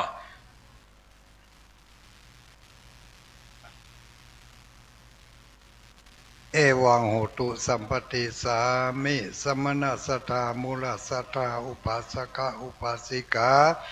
บัดนี้หมายมีท่านพระครูชลทานพิทักษ์วัดแม่หงไข่หมายมีท่านพระครูสังฆรักษ์สุเมธวัดห้วยบอน ตำบลแม่โป่งอำเภอดอยสะเก็ดได้พากันน้อมนำมายังกีฬานปัจจัยทายวัตถุธรรมเป็นสังฆทานมาถวายปู่จาพระธรรมเทศนามหาจาติ10 จาติในปีพุทธศักราช 2568 ที่วัดพระธาตุจอมพอตามจารีตประเพณีแปรเป้าแห่งโบราณบัดนี้ทุนตัวให้เราก็ได้มีธรรมะเมตตาปฏิกาหะไหวนารับพยังกีญาปูชาสักการะทั้งหลายเหล่านี้แล้วเพื่อจะให้ได้สมดังกรรมปรารถนาของมูลศรัทธาทั้งหลายนับตั้งแต่วันนี้ยามนี้ก็ขอให้ได้อยู่ดีมีสุขปราศจากทุกโศกโรคภัยปรารถนาสิ่งหนึ่งอันใดก็ขอให้ได้ดังใจหมู่มาปรารถนา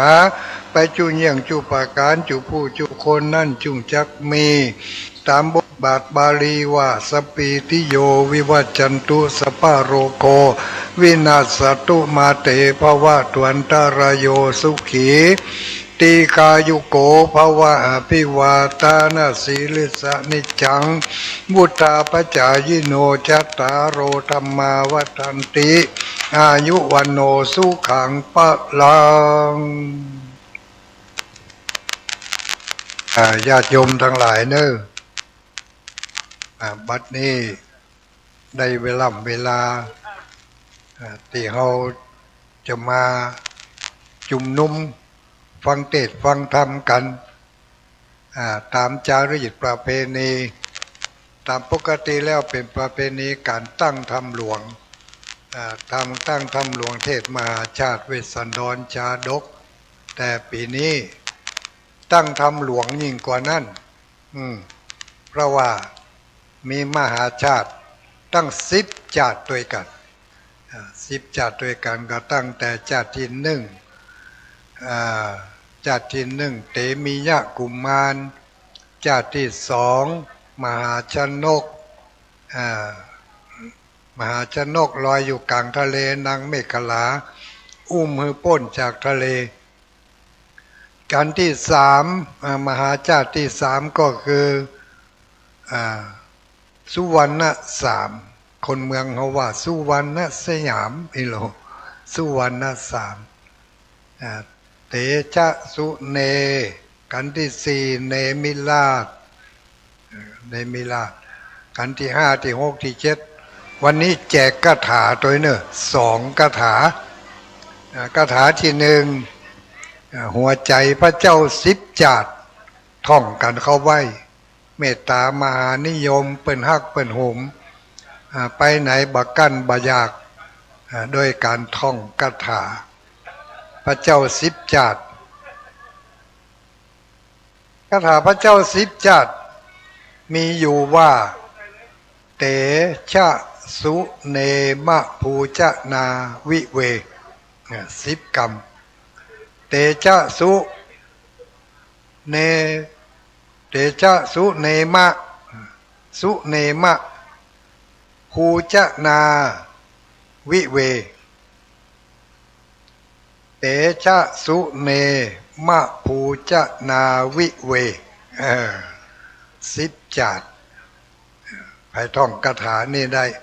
แฮมบดหนึ่งเอาไว้บึดเนี่ยกี่เขาตอนแล้วแจกแต่บนแจกตอนนี้เดี๋ยวประจำตอนนี้เอาบทแรกไปก่อนหัวใจพระเจ้า10 ชาติเตชะสุเนมะภูจนาวิเวเมื่อคืนนั่นก็แจกในสถานีละเนาะวันนี้ก็เราวันนี้มีการถ่ายทอดตัวแล้วก็ตั้งเวียงป่าเป้านี่บึดหลังจากบ่าย3ไปแล้วจะถ่ายทอดที่ดอยหมอกเวียงป่าเป้าเรดิโอ90 เมกะเฮิรตซ์ไปจนถึง5 โมงแมลงนะ3 โมงถึง5 โมงเป็นรายการของสภาวัฒนธรรมได้เวลาแล้วเนอะเขาก็จะได้เทศน้ำเทศธรรมไปก่อนท่านพระครูจุลธานพิทักษ์เจ้าอาวาสวัดแม่หงไคเปิดปฐมฤกษ์ในการเทศนาธรรม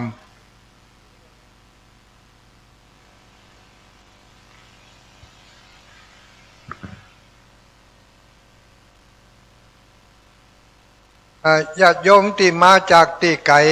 บ่ได้กินข้าวกินน้ำก็ขอเจอเนอะห้องครัวเนอะวันนี้ทางแม่บ้าน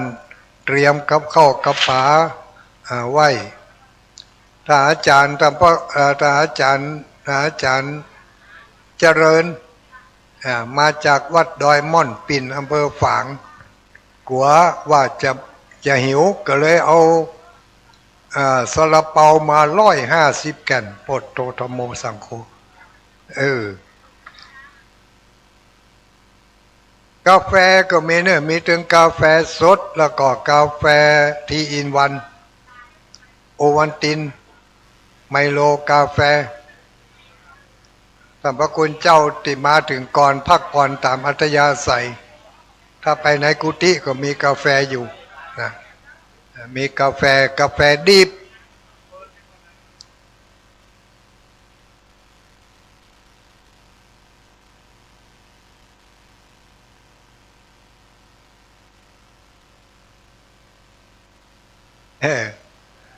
เดี๋ยวนี้ก็มีประชาชน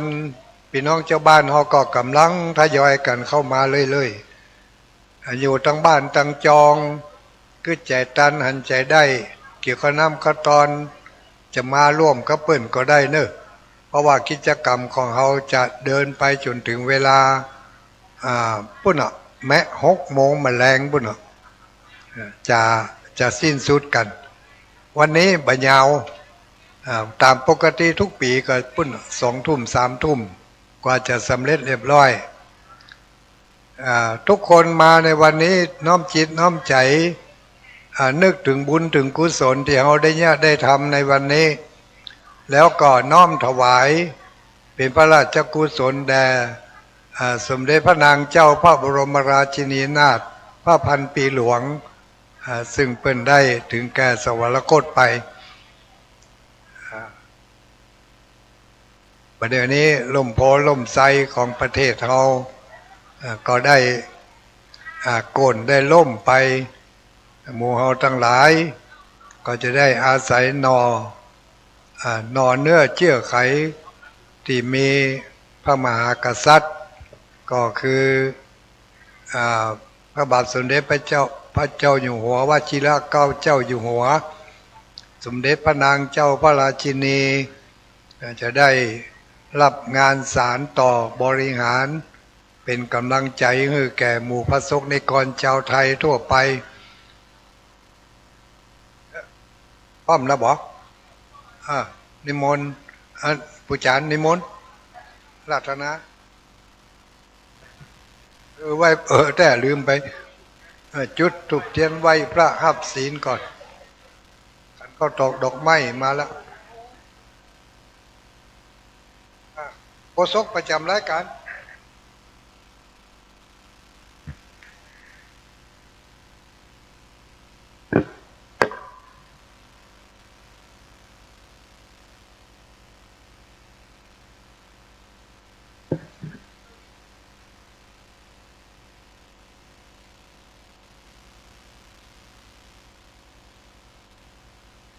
ครับศรัทธาญาติโยมเข้ามาตั้งในได้เลยเนอะอีปอยอีแม่ที่กำลังเดินทางมาถึงตอนนี้ถ้าเขาจะท่าที่เปิ้นกำลังเดินทางมาพร้อมเนาะเวลามันก็จะล่วงเลยไปตนเทศครูบาอาจารย์ก็ได้เดินทางมาถึงแล้วจุดบนก่อน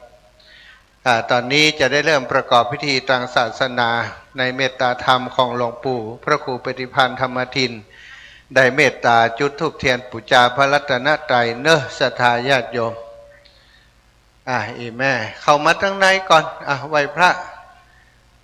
ได้ทุกขั้นทุกคนได้โปรดประนมมือเนอะ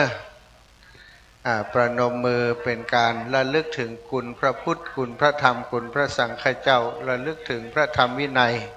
ของพระสัมมาสัมพุทธเจ้าตลอดถึงปารมีธรรมของพระสัมมาสัมพุทธเจ้าลำดับต่อไปขอได้รับเกียรติจากศรัทธาพี่น้องหมู่เฮาที่อยู่ที่นี่เนอะเรียนเชิญโยมแม่เกียงคำสุภามูลได้จุดเทียนสัตพันธ์เล่มที่1เรียนเชิญโยมแม่ตั้งหลุมเพ่ไหม ทางลุงเพชรปอจุดไฟหั่นครับจุดเสียนสะพานเล่มที่ 1เรียนเชิญเนแม่เน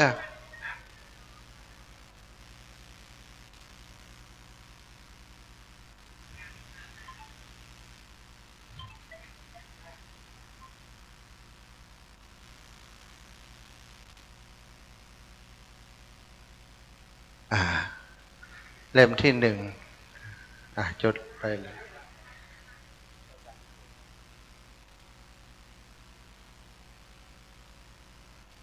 เรียนเชิญคุณแม่ทองคำพรหมมินทร์เล่มที่ 2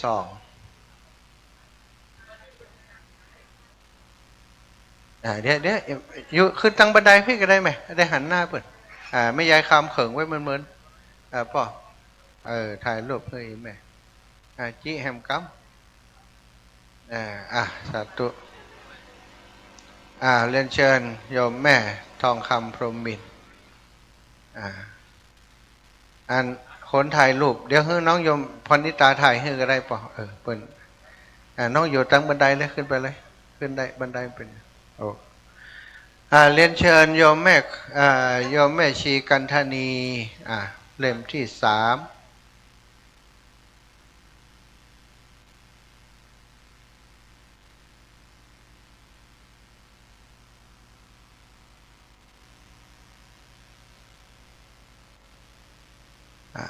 เรียนเชิญโยมน้องพนิตาพรหมมินทร์เล่มที่ 4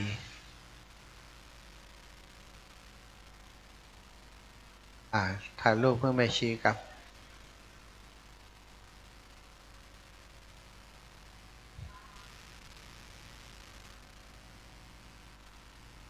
เรียนเชิญโยมปีบบัวลอยแม่เลี้ยงใหญ่ลูกมันได้มาเท่าแล้วรถไหนคุณหมอเรียนเชิญคุณหมอลุกขึ้นมาลุกคุณหมอเนี้ยคุณหมอเฮาเนี้ยคุณหมอใหญ่เฮาเนี้ยทุปีทำเอาทำไว้ไหนเอามาให้กันมาทำชุดนั้นได้ละช่อหามปะมันอยู่ข้างนี่เรียนเชิญปวดลงนานปวดลงนานจุดนี่ก่อนเดี๋ยวก่อนไปนั่งปวดลงนานเขาปวดลงนานมัคคณายกเรียนเชิญครับ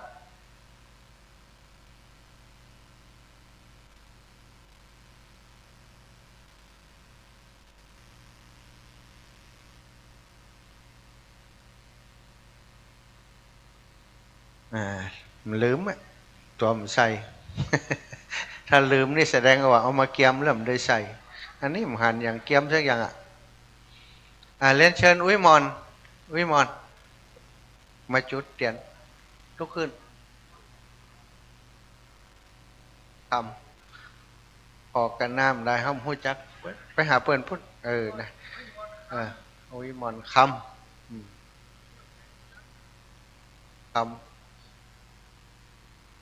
ปลวงปลวงนานก่อน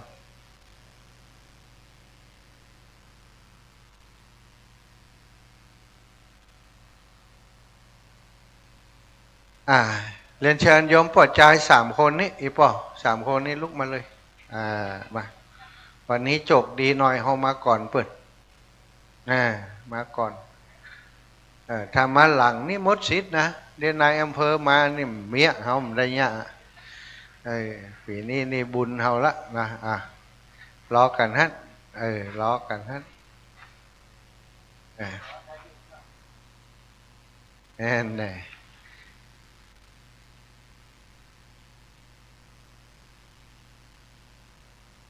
ก็เป็นอีกปีหนึ่งที่หลวงปู่ได้เปลี่ยนแปลงศรัทธามันจะได้อย่างที่เปลี่ยนแปลงรูปแบบใหม่ๆเนาะบางปีก็เต็มสูบนะเอาเต็มที่เลยมหาชาติเวสสันดรชาดกตามแบบเบ้าโบราณ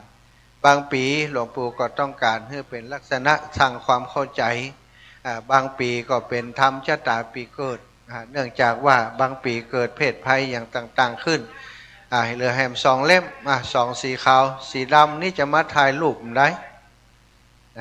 สีดำมาถ่ายรูปลูกด้วยกันมาถ่ายรูปเตียนนั่นเตียนนั้น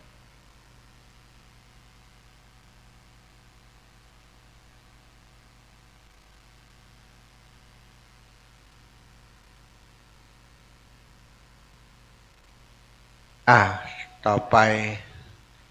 เรียนเชิญตุ้ลุงวุฒินะได้มาจุดเทียนส่องธรรมนี่มาจากตังวัดอินทขินแม่แตงเรียนเชิญอันนี้มนต์ท่านอาจารย์นิมนต์ท่านอาจารย์เป็นตัวแทนครูบาอาจารย์พระสงฆ์องค์สังฆเจ้าท่านอาจารย์ท่านอาจารย์สองคนเป่าสีดำนี่คนไปเพ่นเด้อตุ้ลุงวุฒิมาเพ่มาเพ่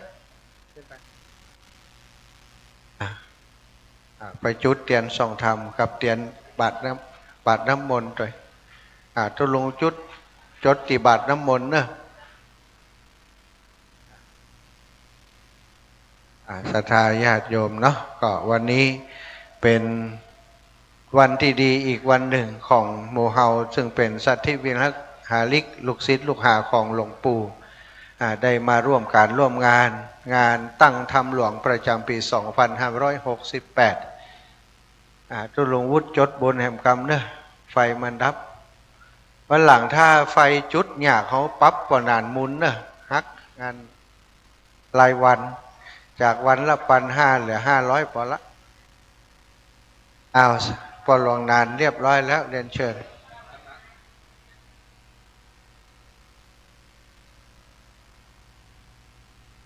ครับต่อไปก็ขอสาธุชนทุกท่านได้ร่วมกันบูชาซึ่งพระรัตนตรัยหลังจากนั้นก็สมาทานเบญจศีลเป็นลำดับการต่อไปครับนะโมตัสสะภะคะวะโตอะระหะโตสัมมาสัมพุทธัสสะ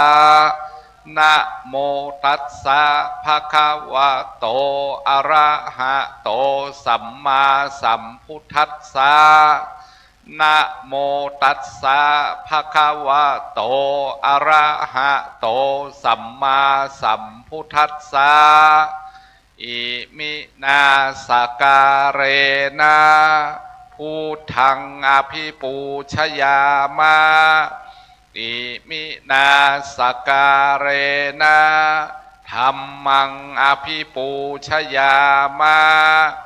อิมินาสการเรนะสังฆังอภิปูชยามะอะระหังสัมมาสัมพุทโธภควาพุทธังภควันตังอภิวาเทมิสวากขาโตภควตาธัมโมธัมมังนามัสสามิสุปฏิปันโนภควโตสาวกสังโฆสังฆังนะมามิมะยังพันเตวิสุงลักขณัฏฐายาติสระเนนะสหปัญจศีลานิยาจามาตุติยัมปิมะยังพันเตวิสุงลักขณัฏฐายาติสระเนนะสหปัญจศีลานิยาจามาตาติยัมปิมะยังพันเตวิสุงลักขณัฏฐายาติสระเนนะสหปัญจศีลานิยาจามานะโมตัสสะพุทธัสสะนะโมตัสสะภะคะวะโตอะระหะโตสัมมาพุทธัสสะนะโมตัสสะภะคะวะโตสัมพุทธัสสะนะโมตัสสะภะคะวะโตอะระหะโตสัมมาสัมพุทธัสสะนะโมตัสสะภะคะวะโตอะระหะโตสัมมาสัมพุทธัสสะ นะโมตัสสะภะคะวะโตอะระหะโตสัมมาสัมพุทธัสสะพุทธังสรณังคัจฉามิ พุทธังสรณังคัจฉามิ ธัมมังสรณังคัจฉามิ ธัมมังสรณังคัจฉามิ สังฆังสรณังคัจฉามิ สังฆังสรณังคัจฉามิ ทุติยัมปิพุทธังสรณังคัจฉามิ ทุติยัมปิพุทธังสรณังคัจฉามิ ทุติยัมปิธัมมังสรณังคัจฉามิ ทุติยัมปิธัมมังสรณังคัจฉามิ ทุติยัมปิสังฆังสรณังคัจฉามิ ทุติยัมปิสังฆังสรณังคัจฉามิ ต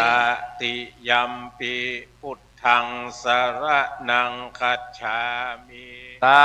ติยัมปิพุทธังสรณังคัจฉามิ ตติยัมปิธัมมังสรณังคัจฉามิ ตา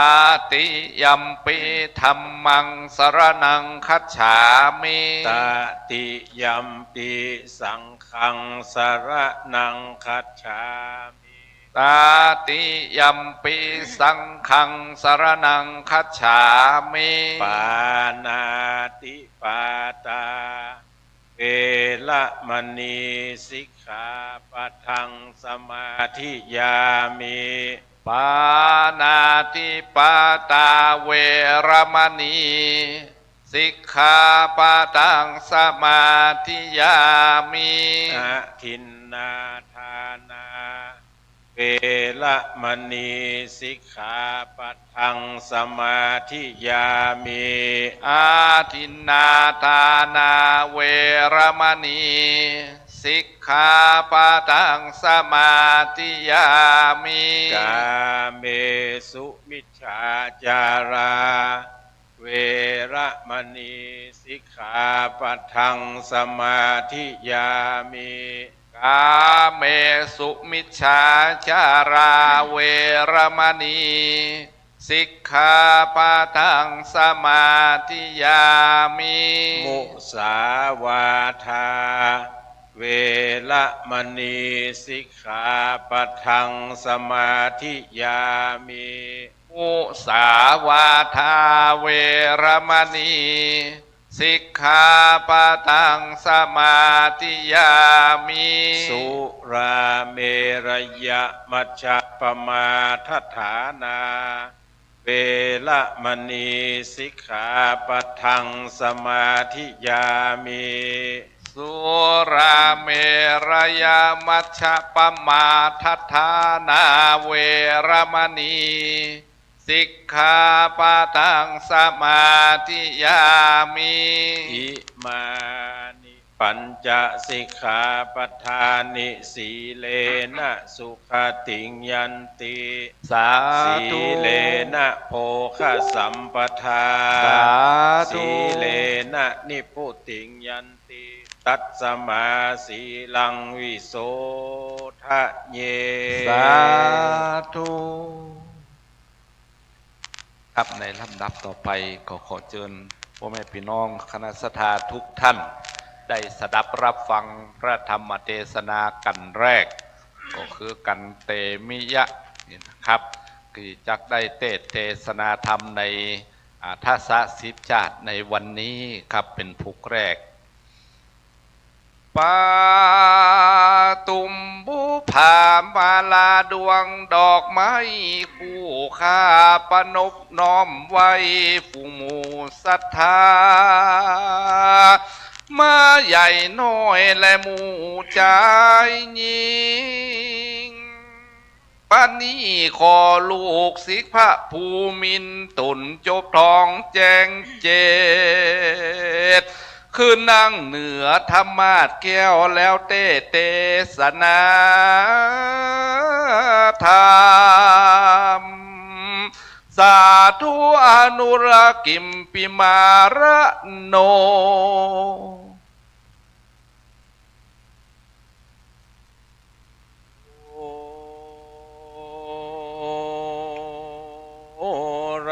นาโตโพนาโต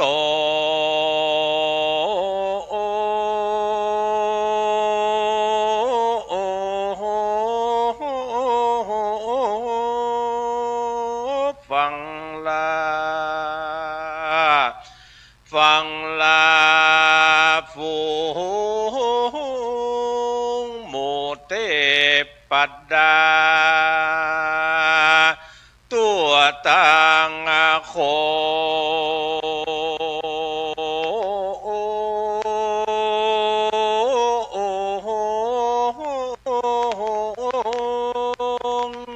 อันหักษาบริเวณวงอารามแห่งห้องเทวดาตนหักษากายอินทรีย์พี่น้องอันปากันมานั่งยอมือสองตั้งวางอกประนมก่อน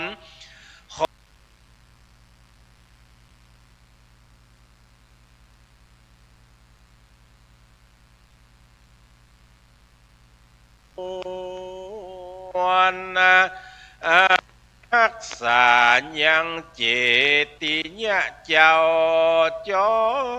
มพอที่นี่เป็นต้นเป็นประธานขอมาอนุโมทนาบุญกับสมณศรัทธาและมูลศรัทธาทั้งหลายยิ่งใจใหญ่น้อยภายในและภายนอกอันมานั่งเรียบมารอยจุใหญ่น้อยหนอขิงโคนอันมีหลวงปู่พระครูปฏิภาณธรรมทินเป็นต้นเป็นกา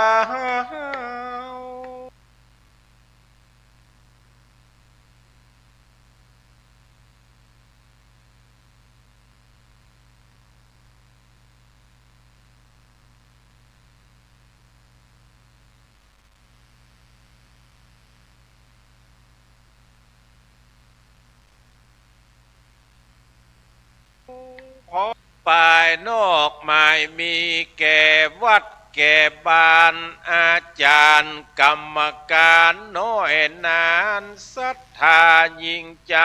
ใหญ่น้อยปากันมา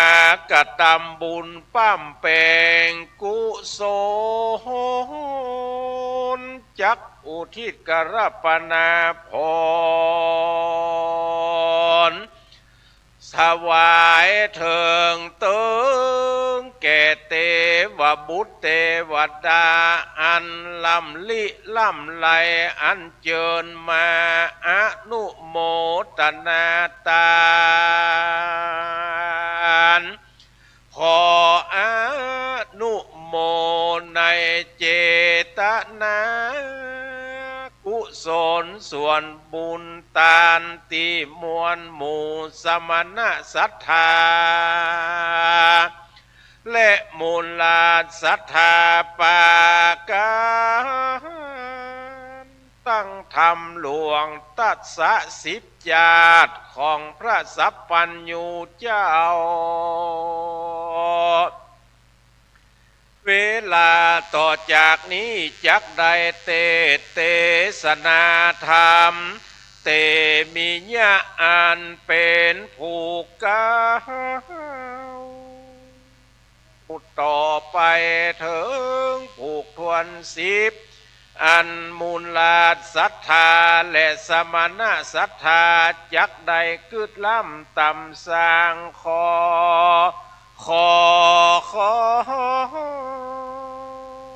บุญกุศลนี้แผ่ไพศาลใหญ่กว้างเมื่อรอดตา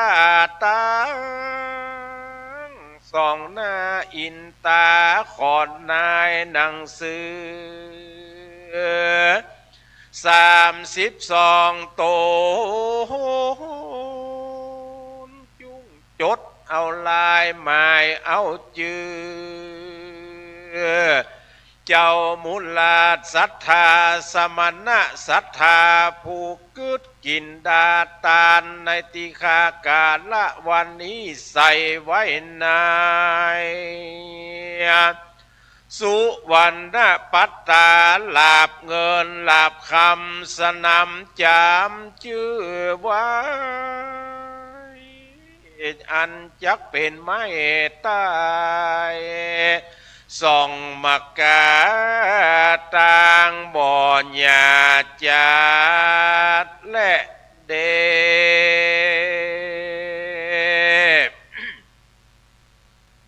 นะโม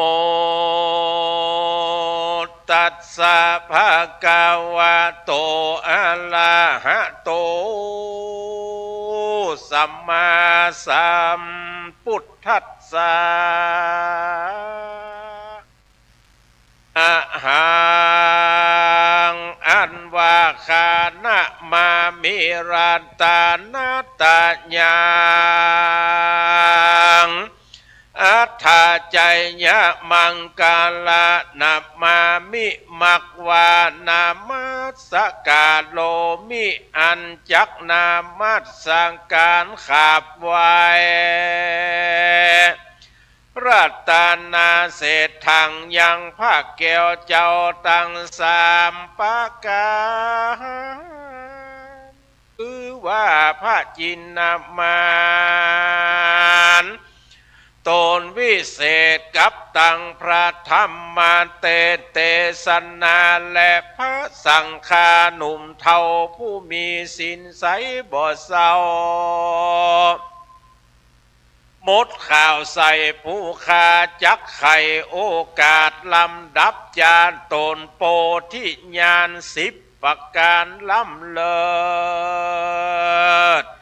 ย้อนบังเกิดศรัทธาเพื่อสืบศาสนาไปนาบ่ญาจาและนากิละดังจากรู้มานี้เล่าปางเมื่อพระพุทธเจ้าโตนทรงญาณพงสำลานย่างจอดในอารามยอดจิวเจตวันนะอารามอันเลืองงามบ่ผ่อนอยู่นอกบ่อนเมือง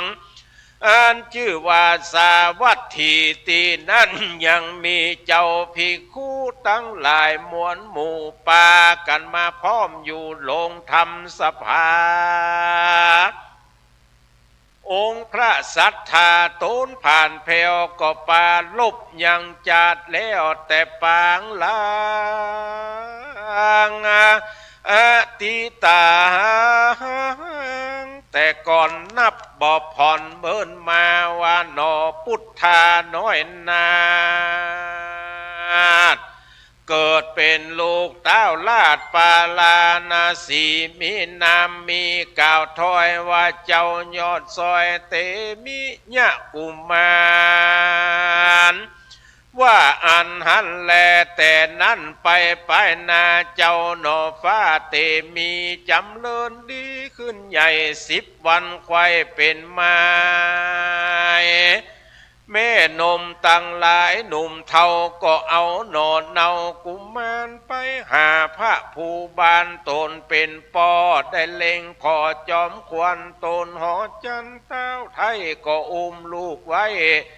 ยังบนตักเต้าก็ยินมาลักอยู่คาค่อยจูบจมดมลูกน้อยบุตรตายามนั้นเศษนาและอัมบาดยับได้โจรหาวหาดปาลาสี่คนมาสู่ห้องโคงเขตต้องหอกคามแล้วไข่กำโมกาดอภิวาตุนสาวาคาแด่มหาลาจะเจ้าตนเป็นเก้าปุลี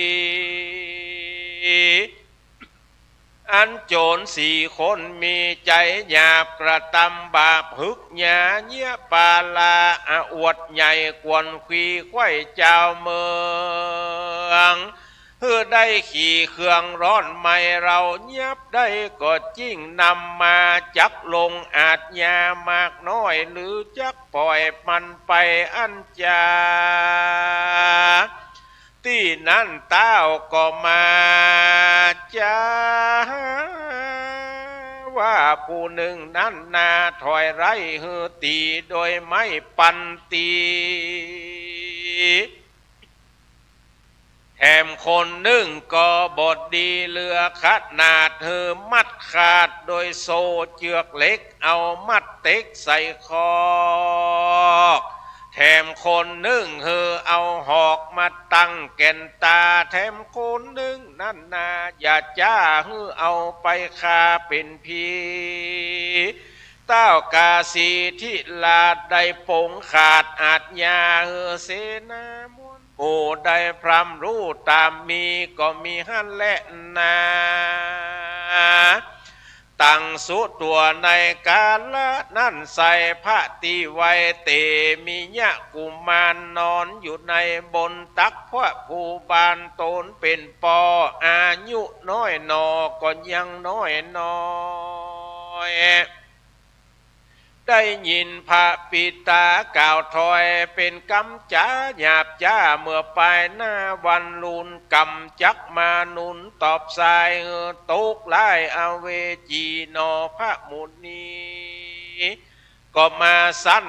ทีวาจาดก่อนที่ตนจักมาเกิดเอากำเนิดเป็นคนก็ลุกแต่ปลายบนจันฟ้าจาดก่อนนานั้นแถมเราก็เคยเป็นเจ้าหอคามได้ไข่กำถอยจ้าคนคาโจรมานกันอานิจจากการกล้าพางตายละจากเมืองคนก็ได้เอาตนไปไม่มาดอยู่ในลุ่มไตลาดเอาเวจี500 ปีบ่เศษบ่เสียงเขตสุดกำยังได้คำคองข้างนรกกว้างยาวนานเตมียะกุมารน้อยนอก็ขึ้นข้าคอยไปมาว่าอันตัวเราลาไปนาเจ้าไพรฟ้ายิงใจก็จักหมายตั้งไว้คือเป็นเต้าไทยหอกคามกำมัวดำหลายหลากบ่โป้นจากหายนี้สันใดดีนั่นเล่าฮือโป้นจากอันเป็นเจ้าหอกคำโป้นเวรกรรมตัวกราเมื่อปลายนานั้นใส่ป่าฮือได้เจยบานเตมิยะกุมารนอนเนาคนิ่งเล่าหันไพก็ยินมีใจไม่มาดกลัวได้ไปเป็นเต้าราชปุลีก็มีหันและนาเอกะที่ว่าสั่งยังมีในวันหนึ่งใส่พระที่ไวเตมีพงนอนดียังอู่ไกวเจ้าก็ลับไปน้อยหนึ่งบ่แจงจืนยังกำอันองค์คำตนปอไข่จ้าต่อโจรมานเป็นกำขานร้อนไม่ป่าฮือได้ไปสู่ยังที่อยู่อเวจียามนั้นก็ยังมีเทวดาตนรักษายังผาศาสตร์รู้แจงขวาดยาวไกหันหอใจเอาไม่จริงมาน้อมไว้ตุนสารว่าดูลาเจ้ากุมารเฮ โตนบุญมากเจ้าอยากกึดยากมองใจใครนี่ไก่บาปเศร้าจุงเจ้าแปลงตูนเนี่ยเป็นคนอันถอยไรเป็นคนบาใบหูตันอย่านับนันออกปากดังวิบากต่อจนดังเป็นคนอังอะบรู้กิจจะถอยจ้าคือคนทวนนาได้ดูถูกดูแควนจักได้ออกจากแดนเมืองใหญ่ย้อนเขาจักไล่จำหนีจักโป้นเอาเวจีไม่เอาได้ไต่เต้าไปดีปัญญาจะเละนา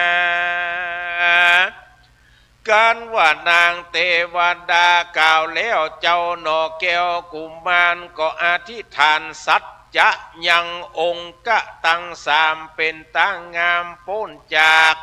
ต่างทุกยากอเวจีเป็นต่างดีงามแงนับตั้งแต่นั้นไป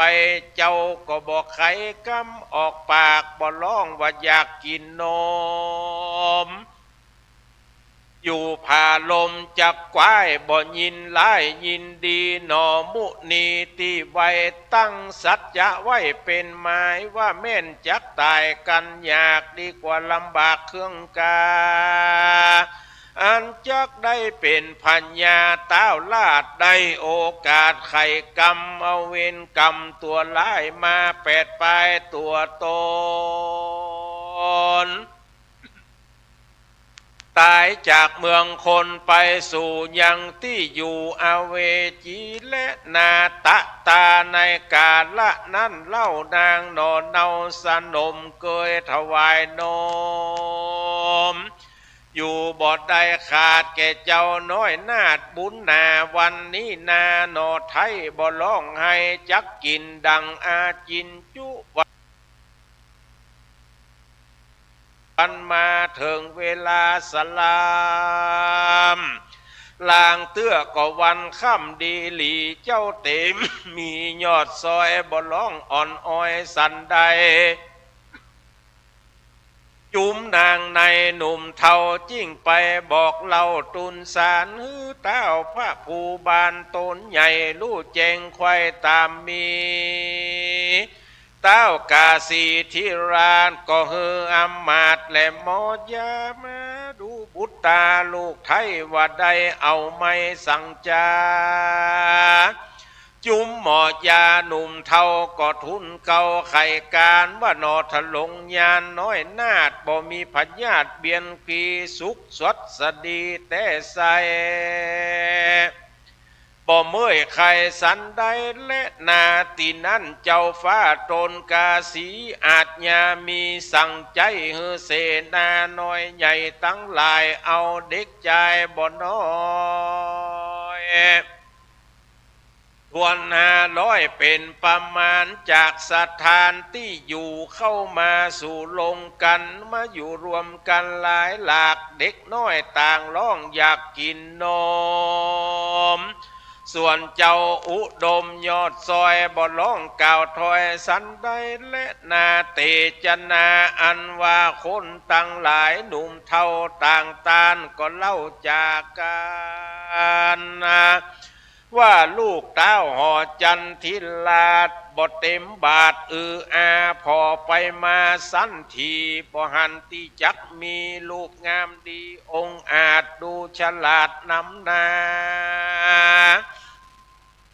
สันใดจะป้อยมาเป็นใบดังคนถอยไล่หูตันเขาก็มาจากกันซาเศร้าพับไว้ดาวปุลี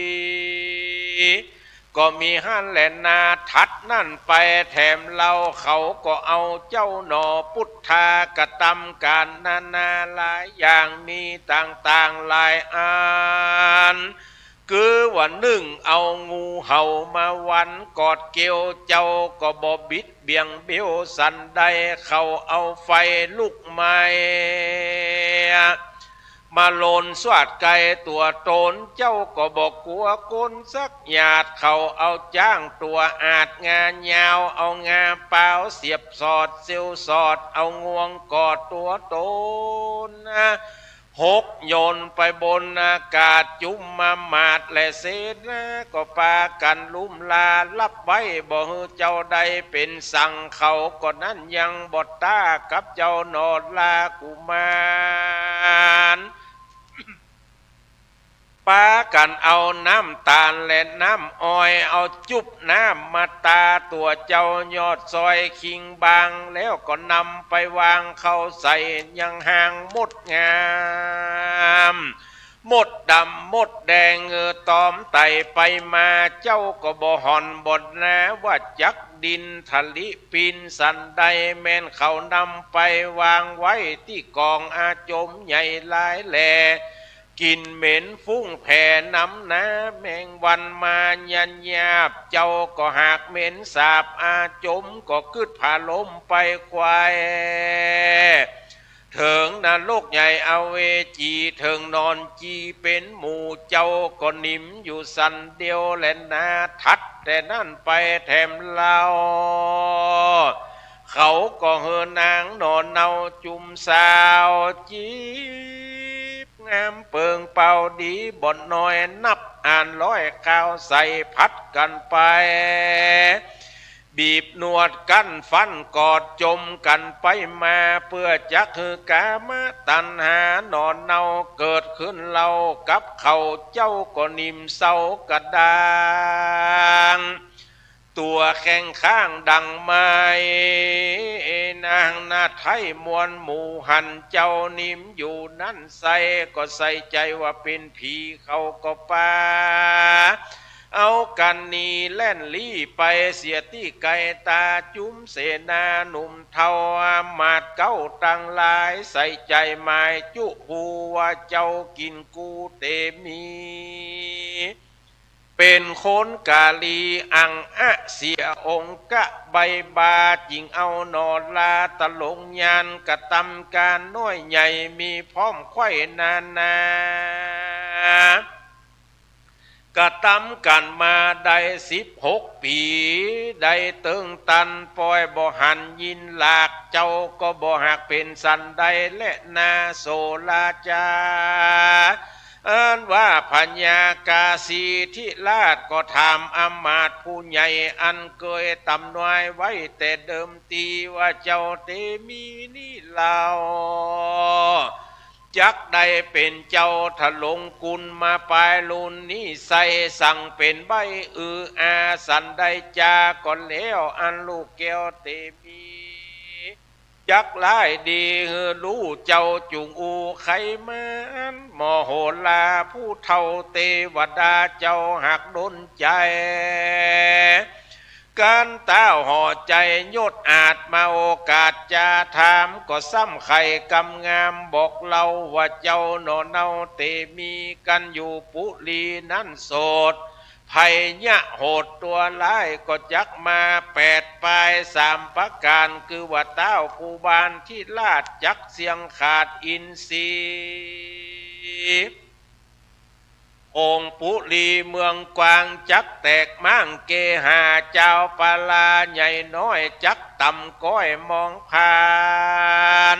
ย้อนศึกหานกราหยาบจักมาผาบเอาเมืองใดเครื่องร้อนไม่ขอเต้าไทยอย่าได้วางใจรีบเร็วไวอย่าจ้าเอาเจ้าโนลาสายสีอันเป็นกาละกินีเต่งตนใส่ลดบ่เป็นมงคลไปปล่อยจอนโดยมาตัวถอยตัวบา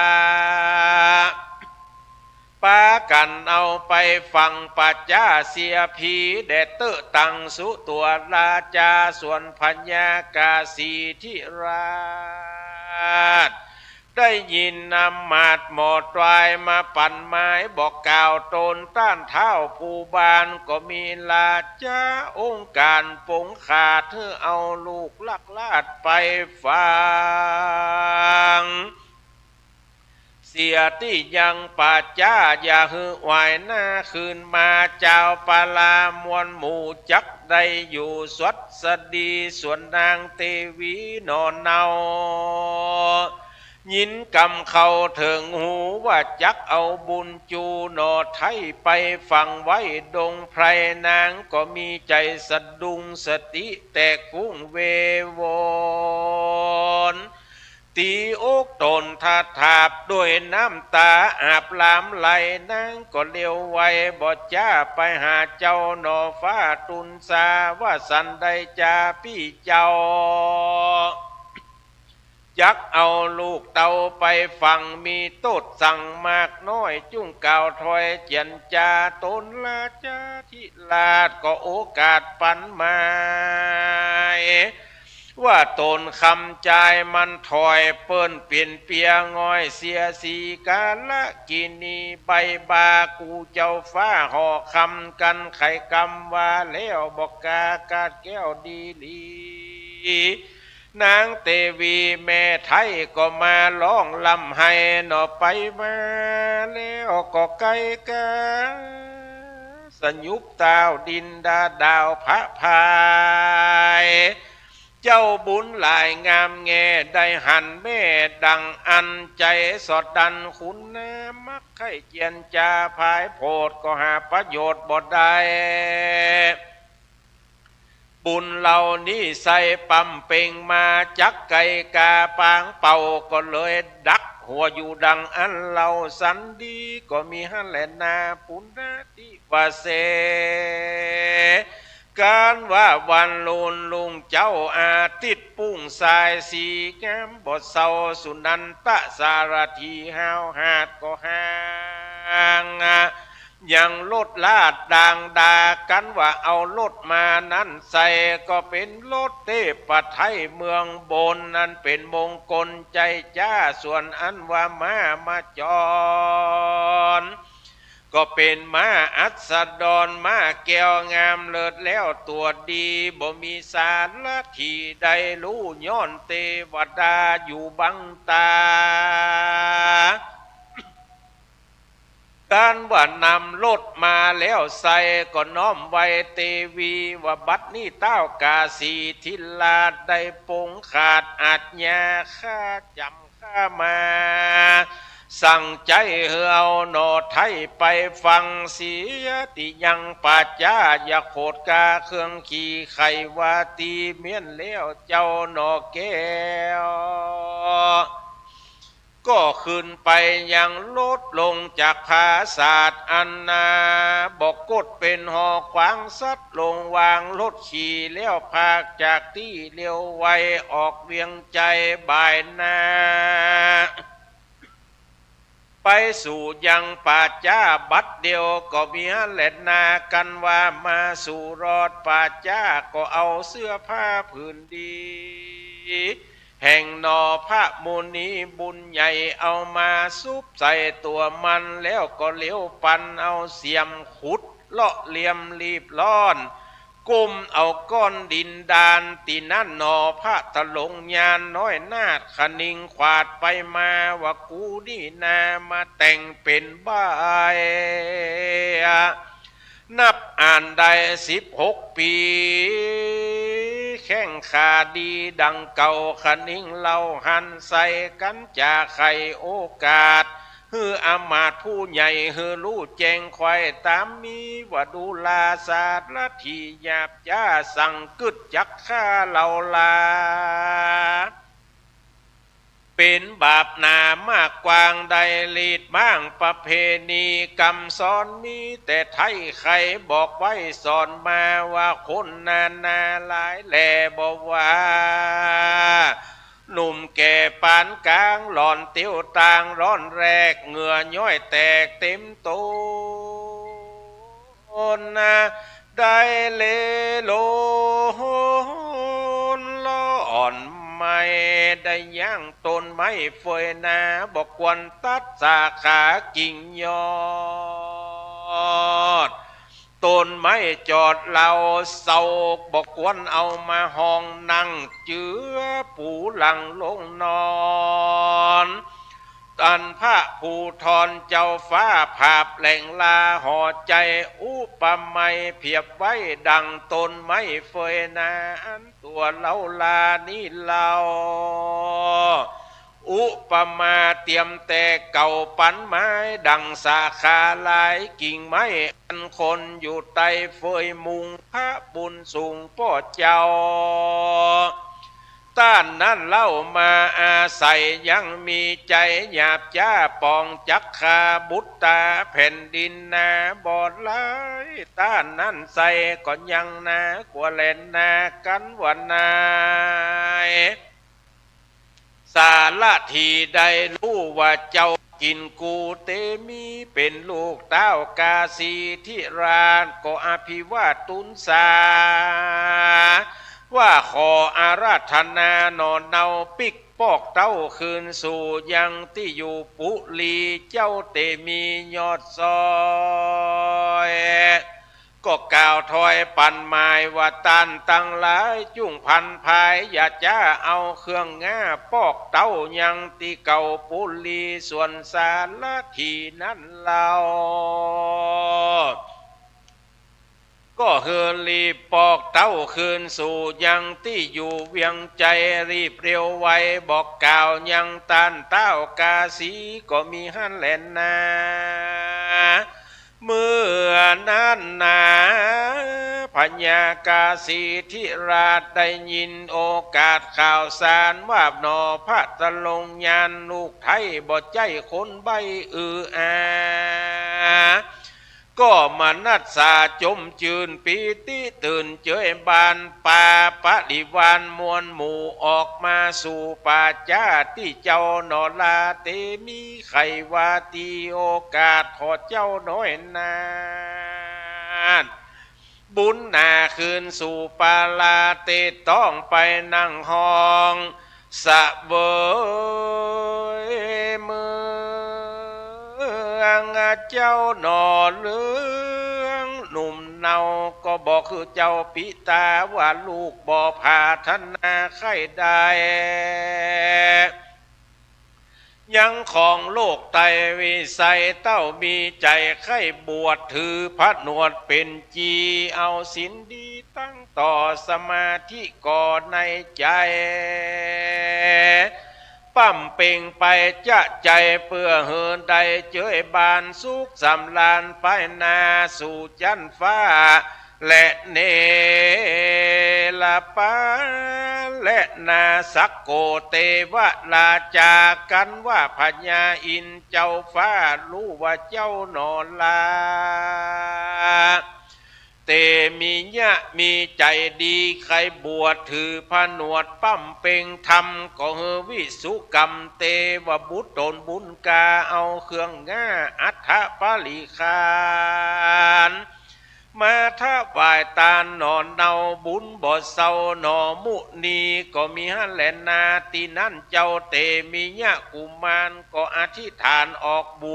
วชแล้วลวดปั้มเป่งทำมีพรหมวิหารนำบอกขาดบ่ประมาทลาสาภาวนาไปจะใจก็บังเกิดได้ยังฌานได้สมาบัติญาณตั้งสี่ก็มีหันแหลนาโสลาจาอันว่าพญากาสีและนางจันตะเตวีเมเจ้า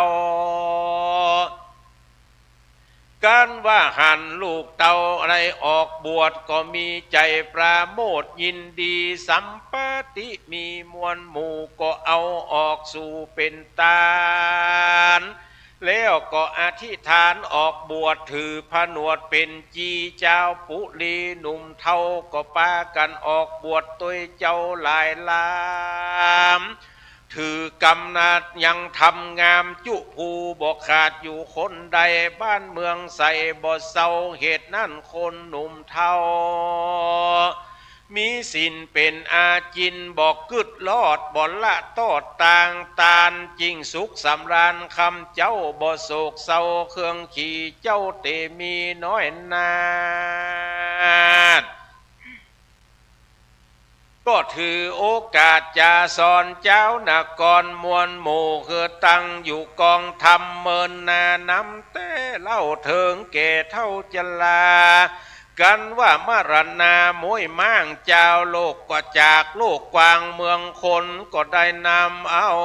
ตนไปเกิดจันฟ้าเลิศตุสีดาก็มีฮันแลนนาส่วนว่าเต้าลาดกาสีและนางเตวีเป็นเจ้าคนหนุ่มเท่าเจ้าเมืองมีสินเหลืองบอกขาดบอกประมาทลาสากันไกลกากร้อยกาดชีวิตขาดเสียตนโดยกุศลพาเสริฐก็ได้ไปเกิดเมืองสวรรค์ก็มีขันแลนนาศรัทธาอิมังจาตกังสะโมทาเนสิศรัทธาอันว่าสัพปัญโยพระพุทธเจ้าก็จับจุ่มนุ่มจานเก่าปังหลังมาเตรียมยางชาตินี้คือแจงที่หันใส่พระก็จริงไขโอกาสว่าส่วนนางน้อยหน้าเตวัดดาอันรักษายังเศรษฐสัตว์นั่นใส่เกลือหักมาได้นางอุปาละวันนาเทดีในกาลบัดนี้แลส่วนวานานันตะสารทีนั่นใส่คือหากมาได้สาลีบุตรเทนในกาลบัดนี้แลนาส่วนว่าเจ้าคัตติญะตั้งสองพ่อแม่นั่นใสคือหากมาได้พัญญาสาลีสุดโททันนะและนางสลีมหามายาในกาลบัดนี้แลนาเสนาจันนังพุทธปริสาส่วนอันว่าคนตั้งหลายนั่นใส่คือหากมาได้พุทธปาลิสัตตังสีมีภิกขุนีอุปาสกะอุปาสิกาแห่งมหาสัตว์เจ้าในกาลบัดนี้แลนาเตมิยะกุมาโลหะเมวะโลกนาโทส่วนอันว่าเจ้าเตมิยะกุมารนั้นใส่คือหากมาได้พระตถาคตตนพาเจิดเป็นติยังที่เพิ่งแก่โลกตั้งสามในกาลบัดนี้แลตุมเหภวันตาต้านตั้งหลายมวลหมู่อันมานั่งอยู่นำนาฟังธรรมมาบอกขาดยังตัดสะสิบชาติพระเจ้าเป็นจาทวนเก้าหัวตีดังกำปีแต่ไทยไข่บอกไว้เป็นไม้ว่าคนยิงใจใหญ่น้อยมีใจไฟหอยเจยบานได้สร้างธรรมตะสัจจาเตมีญะเป็นตานั้นเรา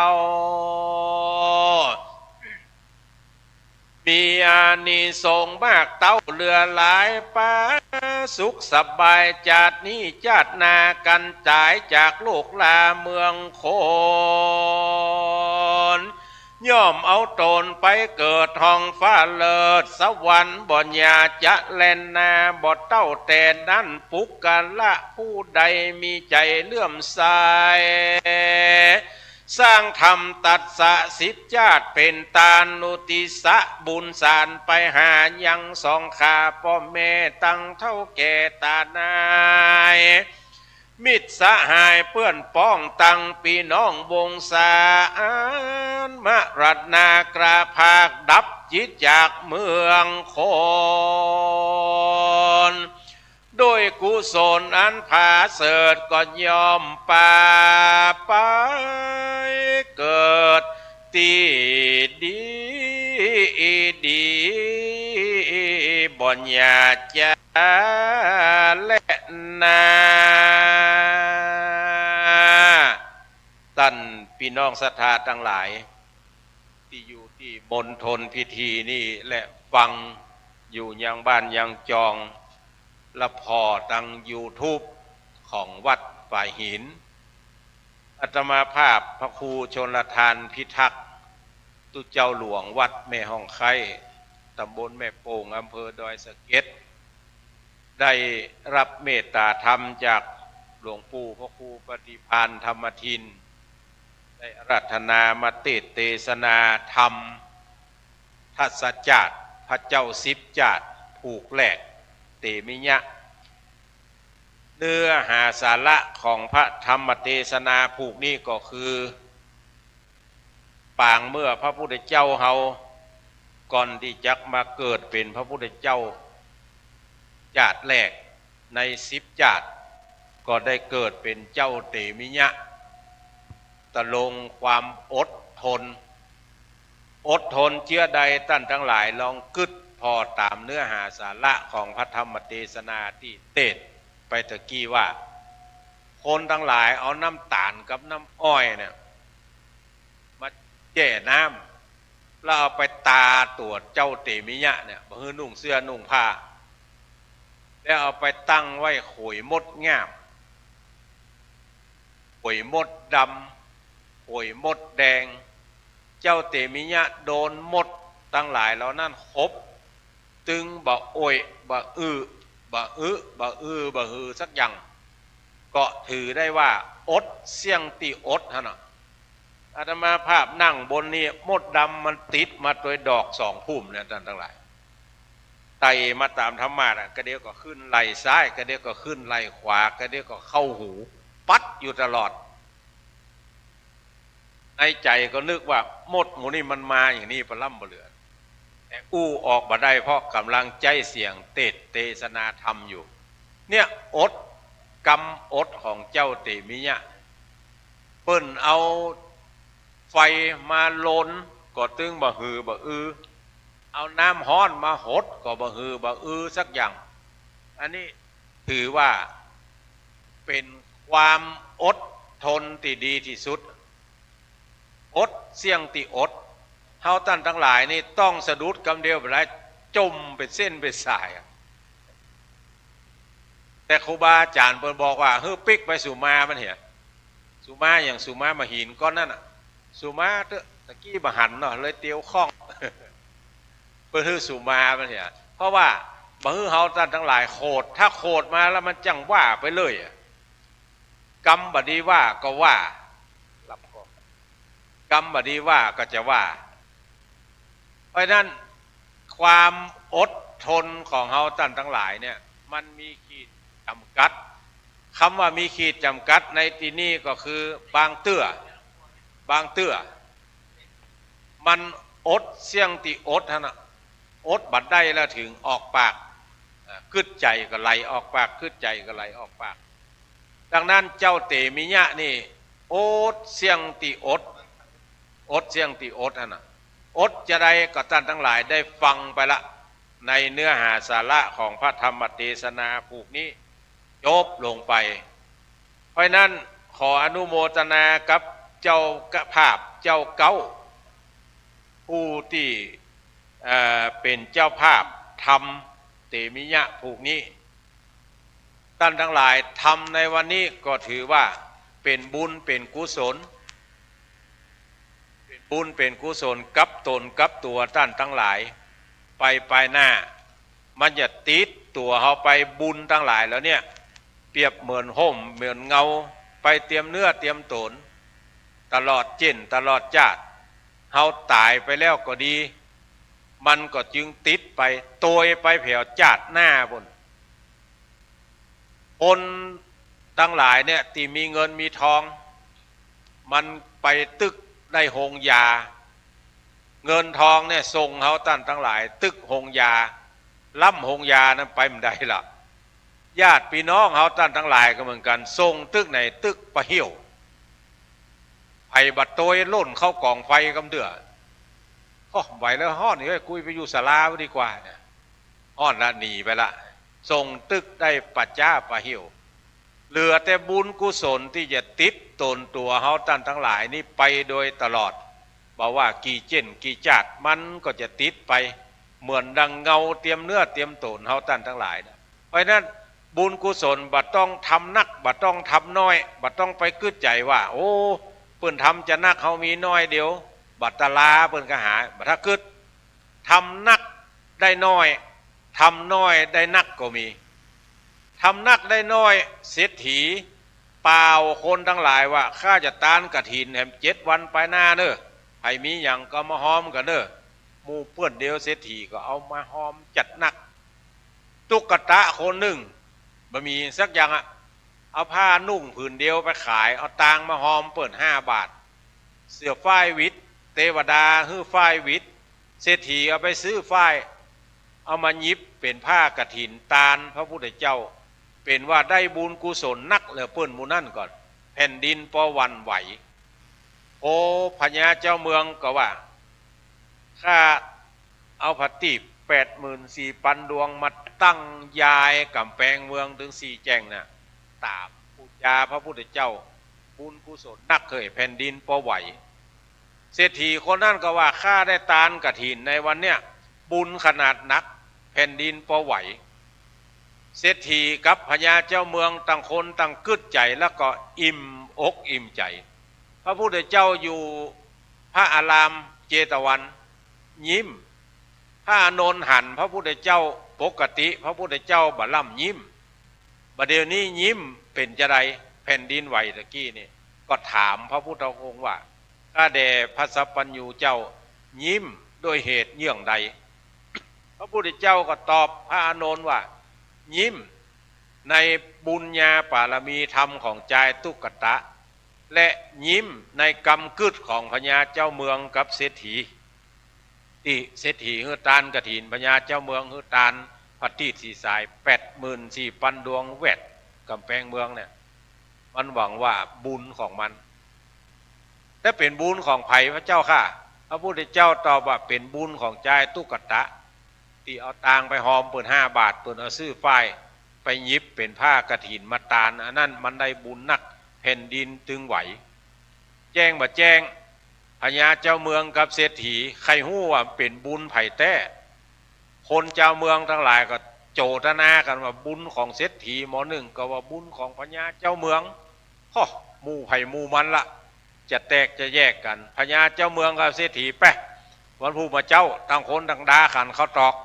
แล้วปากันไปไหว้พระพุทธเจ้าไปถึงก็ไปไหว้พระพุทธเจ้าพระพุทธเจ้าก็ยิ้มแล้วก็บอกว่าปัจจัยบุญของสู่เจ้าทั้งสองแต่เป็นบุญของจายตุกตะพญาเจ้าเมืองก็ว่าเขาแค่ได้บุญของจายตุกตะสักเกิงเนี่ยได้หาพระพุทธเจ้าก็ตอบว่าลองไปถามตุกตะพอถ้ามันขายเฮ้อก็ซื้อเถอะถ้ามันบ่ขายเฮ้อจะไปซื้อเศรษฐีกับพญาเจ้าเมืองต่างคนต่างย่องเคาะเข้าไปหาตุกตะว่าขอซื้อบุญเกิงตุกตะบอกว่าหมูจะขายจะได้เฮ้ยพญาเจ้าเมืองหันว่าเป็นพญาเจ้าเมืองก็ตบสันขาตัวเก่าอันเอาจะกูจะฮื้อเมืองมึงเกิงหนึ่งกูจะบริหารเกิงฮื้อมึงเอาไปเกิงเศรษฐีก็บ่น้อยหน้า เข้าของกูมีถึงหมดเนี่ยกูจะแบ่งเกิงเอาฮื้อมึงเกิงกูจะไว้เกิงจายตุกตะคนนั้นบุญสมปานมันมาถึงละเลยได้เสวยเมืองเกิงได้เข้าของเศรษฐีแห่งเกิงอันนี้บุญถึงตาน้อยได้นักเพราะว่าตั้งอกตั้งใจที่จะตานละตานักได้น้อยก็คือเศรษฐีกับพญาเจ้าเมืองตานักได้น้อยตาน้อยได้นักก็คือจายตุกตะอันนี้เป็นเนื้อหาสาระธรรมโดยย่อของเตมิยะโอตเสียงติโอตปั่มเป่งปารมีธรรมอันชื่อว่าขันติปารมีจบลงไปขออำนวยอวยพรเนื้อท่านทั้งหลายที่อยู่ยังบ้านยังจองก็ดีพอในYouTube ก็ดีพอในเฟซในไลน์ของวัดฝ่ายหินก็ดีอยู่ที่นี่ก็ดีฟังมาตั้งแต่เจ้าขอท่านทั้งหลายได้อยู่ดีมีสุขมีอายุมั่นขวัญยืนเหมือนกันจุผู้จุคนเตสันนาอันกล่าวยังตะสะเตมิญาจาตกุมารผูกทวนหนึ่งก็บังกมสมเลศสเดสาธุสถานญาติโยมเพราะว่าทุลุงอย่างมาห่อนเมิน เป็นว่าอันลืมขันตั้ง เสียงมันหายไปเป็นกรรมเป็นกรรมขันตั้งนี่สำคัญเหมือนกันเนาะทุกปีอ้อยอันขึ้นไปวิหารโอ้อาจารย์ขันตั้งอยู่บนกันนั่นเนี่ยเนาะทุลุงเต็ดเนี่ยวันนี้ถ้าขันตั้งเติงนี่ม่วนกว่านี้ศรัทธาญาติโยมท่านเจ้าทั้งหลายเนาะวันนี้ถือว่าเป็นงานบุญที่เป็นประเพณีที่หลวงปู่ทำมาร่วม40 ปีแล้วเนาะพอหลวงนานได้ได้จากไปวันนี้มีการถ่ายทอดสดมาที่นี่อาจจะบัดนักแต่ฟังอยู่ที่บ้านหลายโทรมาหาอาตมาตะกี้ว่าเสียงดังฟังชัดเสียงชัดเจนดีต้องขอบคุณตังวัดฝ่ายหินโดยท่านอาจารย์พระครูสมุวิศวัตวรกิจโจได้ถ่ายทอดเสียงตั้งแต่ตี 5มาแล้วบัดเดี๋ยวนี้ก็ถ่ายทอดเสียงอยู่หลวงปู่ก็บอกว่าตอนบ่ายของสภาวัฒนธรรมเนาะมีรายการวิทยุก็จะเอาเสียงที่บันทึกนี้ไปออกที่สภาวัฒนธรรมแห่งฉะนั้นศรัทธาญาติโยมทุกคนทุกท่านที่มาอยู่ในสถานลานธรรมที่นี่ถือว่าเป็นตัวแทนของพี่น้องอันเป็นลูกศิษย์ลูกหาของหลวงปู่เวียงป่าเป้าโดยต่างจังหวัดโดยคลื่นสีขาวเนาะเขาได้มากันวันนี้ศรัทธาญาติโยมจะหันว่าการตกแต่งสถานที่นะวันนี้ก็ตั้งใจทำเป็นพิเศษให้กับหลวงปู่ก็ช่วยกันครับครูบาอาจารย์ติวัดเฮาแล้วก็ปหลวงนานมุนเนาะปหลวงอันมัคคณายกก็ช่วยแต่ว่าเนาะมาช่วยกันตกแต่งเสร็จเรียบร้อยระยะจะได้ตึงเหมือนงามนะจนคนงามลูกเม็ดแต่งพูดมาเอาดอกมาใส่2-3 อันเป็นงามเหรอวะเนาะอนุโมทนาบุญกับน้องสาวโยมพนิตาพรหมมินทร์แม่ทองคำพรหมมินทร์แล้วก็ท่านอาจารย์ตุลุงวุฒิมาจากแม่แตงเนาะได้มาประดับประดาตกแต่งดอกไม้ทุกครั้งที่มีงานที่นี่อีล่ามันก็จะมาเอาดอกไม้มาแล้วก็มาตกแต่งแล้วก็มานอนพักอยู่ที่นี่ตัวก็เป็นบุญใหญ่ฉะนั้นวันนี้ในนามของหลวงปู่ตะกี้มากระซิบว่าเอาเรียนเชิญคุณพนิตาเปิ้นได้เป็นเจ้าภาพกันแรกเนาะประเคนกันแรกแตนหมู่เฮาเจ้าข้าทุกคนทุกท่านเนอะเรียนเชิญคุณพนิตาพรหมมินทร์โยมแม่ต้อยขึ้นไปด้วยกันไวๆอันนี้หล่นวิ่งอันนี้มาราธอนได้อยู่ครับโยมแม่ทองคำพรหมมินทร์เนาะลูกเม็ดแต่งพูดมาเนอะสนามานอนโดยเพศเนาะประเคนทุกกันเลยเนอะวันนี้หลวงปู่บอกว่ากันของเฮาทั้งหมดนี้ถวายไปกุดเตื้อถ้าเป็นนี้อาจจะปักไว้แล้วก็เอาส่วนที่ในต้นเนาะเอามาร่วมแล้วก็ส่วนหนึ่งเอาไว้เป็นกองกลางในการพัฒนาต่างๆวันนี้จะถวายทั้งหมดเนอะสตาถวายให้กับครูบาอาจารย์ที่มาเทศทั้งหมดเป็นการทำบุญแบบเต็มอกเต็มใจกันทุกฝ่ายทุกส่วนเนอะ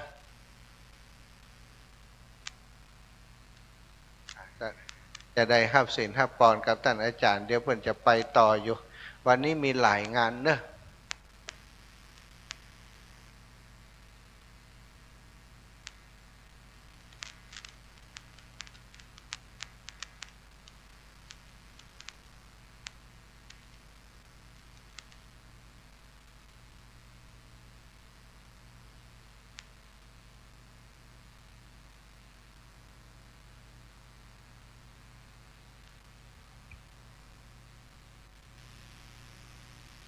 เตรียมน้ำหยาดเนอทุกท่านจะได้อนุโมทนาละยะถาวาริวหาปูราปาริปุเรตังเอวเปวะอิโตทินังเปตานังอุปกปติอิจิตังปฏิตังตุมหังคิปะเมวะสติจันตุสัพเพปุเรนตุสังกปาจันโทปนะระโสยะถามณิโชติปังโหตุสัมปติสามิบัดนี้หมายมีเจ้าสมณะศรัทธาและมูลรัฐศรัทธาทั้งสองฝ่ายคณะทั้งภายในและภายนอกภายในหมายมีหลวงปู่พระครูปฏิภาณธรรมทินและศิษยานุศิษย์คณะสงฆ์ศรัทธาจุผู้จุคนโหนในงองภายนอกหมายมีแก่วัดแก่บ้านอาจารย์กรรมการน้อยนาศรัทธาตายกตาญิกาและคุณพันนิตาพรหมมินทร์พร้อมกับด้วยญาติสนิทมิตรสหายจุผู้นายคนปากันสนุงคงขวายตกแต่งห้างตำดายังมีทุปปะบุปผาราจาดวงดอกข้อดอกดอกไม้ลำเทียนคีลานะปัจจัย ไตรยวัตถุทานทั้งหลายมวลผูงนี่มาปูจาพระธรรมเทศนาขององค์สรีสัพพัญญูพระพุทธเจ้ากรรมกัมภาธนาของท่านทั้งหลายมีโดยประการจันใดดังอันก็ดีสมินจันตุจุปันุดมสมสละบุตริจุเยี่ยงจุภการส่วนหนึ่งอุติสะส่วนบุญส่วนกุศลถวายเป็นพระราชกุศลแต่สมเด็จพระนางเจ้าสิริกิติ์พระบรมราชินีนาถพระบรมราชชนนีพันปีหลวงผู้เสด็จสู่สวรรค์คันลาไลขอบุญกุศล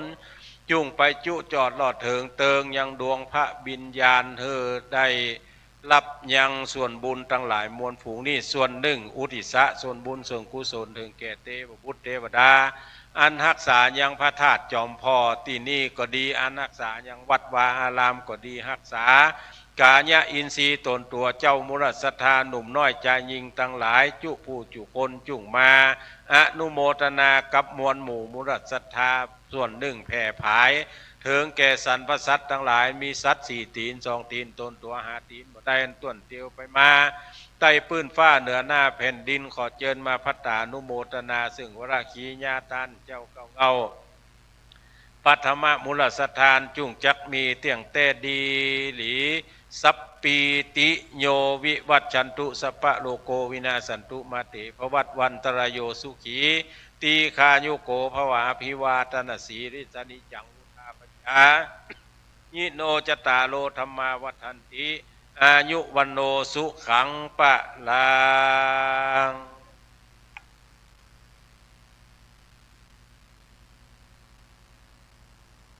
ครับก็พ่อแม่พี่น้องทุกท่านอยู่ทางบ้านก็ดีอยู่นั่นนี่ก็ดีครับได้ฟังน้ำเรียงเสียงธรรมของท่านพระครูชลทานพิทักษ์ท่านเจ้าอาวาสวัดแม่ห้องไข่อำเภอดอยสะเก็ดจังหวัดเชียงใหม่มาจำเป็นที่จะต้องลึกฟื้นหรืออธิบายใดๆทั้งนั้นเบ็ดเสร็จหู้กันเป็นเรื่องของการเข้าใจดีเสียงดังฟังชัดพ่อแม่พี่น้องก็มีปีติในการที่ฟัง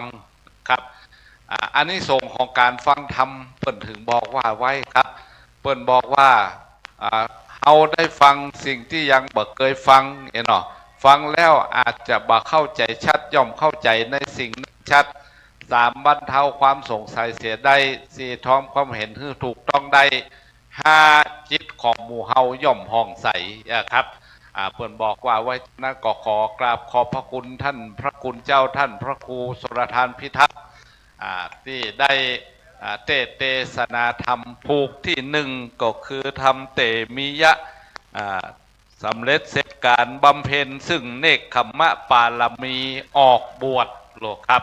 อันนี้ก็เสร็จสิ้นลงไปต่อไปก็จะเป็นธรรมมหาชนกครับบำเพ็ญซึ่งความเพียรครับโดยท่านพระครูสังฆรักษ์วัดห้วยบอนอำเภอดอยสะเก็ดจังหวัดเชียงใหม่จากได้เทศนาธรรมฮือกับพ่อแม่พี่น้องคณะศรัทธาที่อยู่ต่างบ้านฟังต่างสถานีวิทยุและพ่อแม่พี่น้องคณะศรัทธาที่อยู่ณที่ลานธรรมแห่งนี้ได้รับฟังกันเป็นลำดับการต่อไปครับ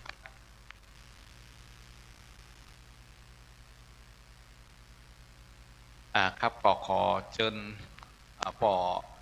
บุญธรรมสังคำฟันครับได้เป็นผู้จุดเทียนส่องธรรมในโอกาสต่อไปนี้ครับ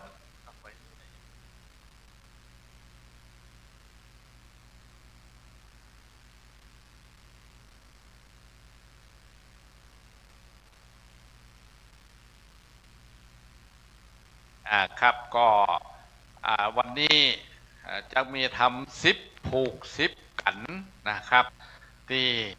หมู่เฮาเจ้าข้าทั้งหลายอยากได้รับฟังกันมีบ่อยนักนะครับในส่วนของธรรมทัศน์10 ชาตินี่แต่ละชาติขององค์พระสัมมาสัมพุทธเจ้าที่เป็นนอพระโพธิสัตว์นะครับดังที่กระผมนำเรียนกับพ่อแม่พี่น้องท่านเจ้าว่า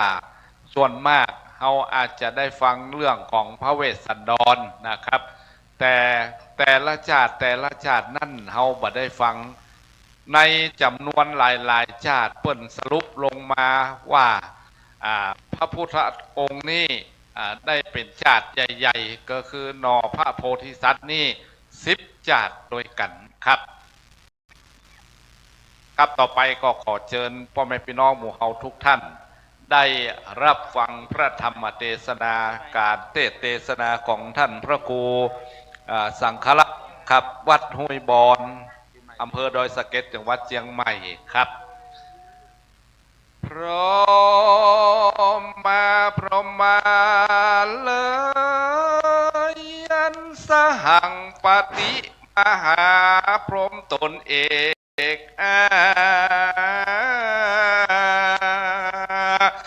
เขียนจากฟ้าพิมานมีกรรมอันใดดีที่เป็นประโยชน์ผู้ข้าน้อยใครพ้นจากโทษแห่งสงสารขอ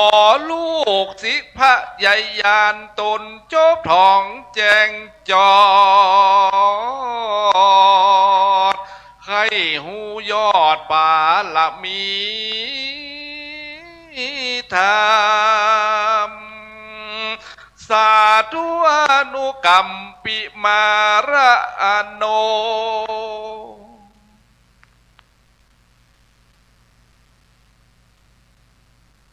ขอนอบน้อมแต่พระรัตนตรัยเกี่ยวเจ้า3 ประการ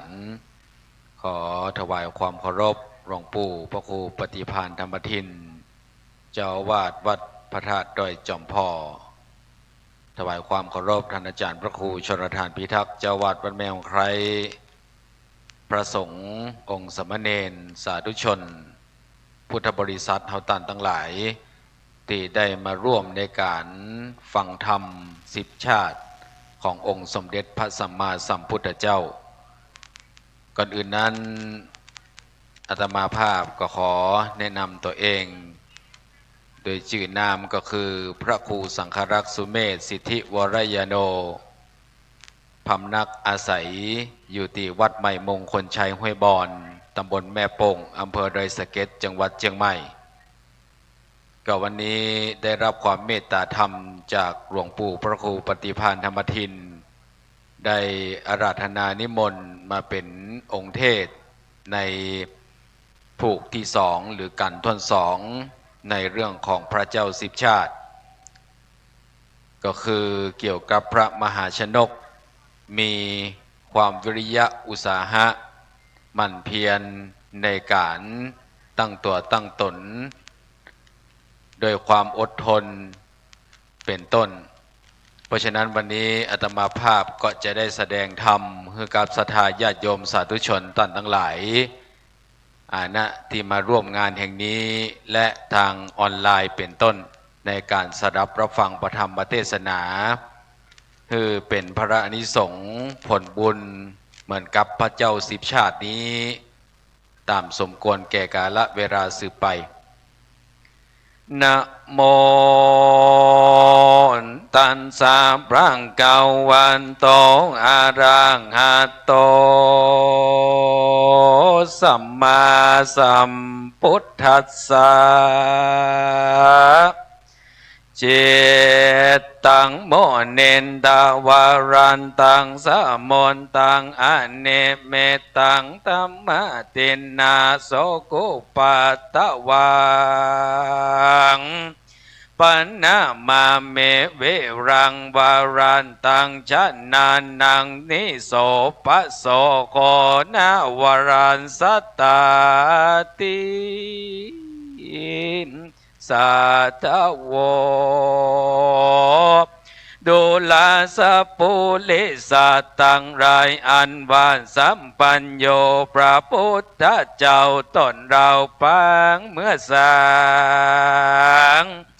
สมปานป่าระเมมาแต่จัดพระก่อนได้เกิดมาในมหาชนากุมารใด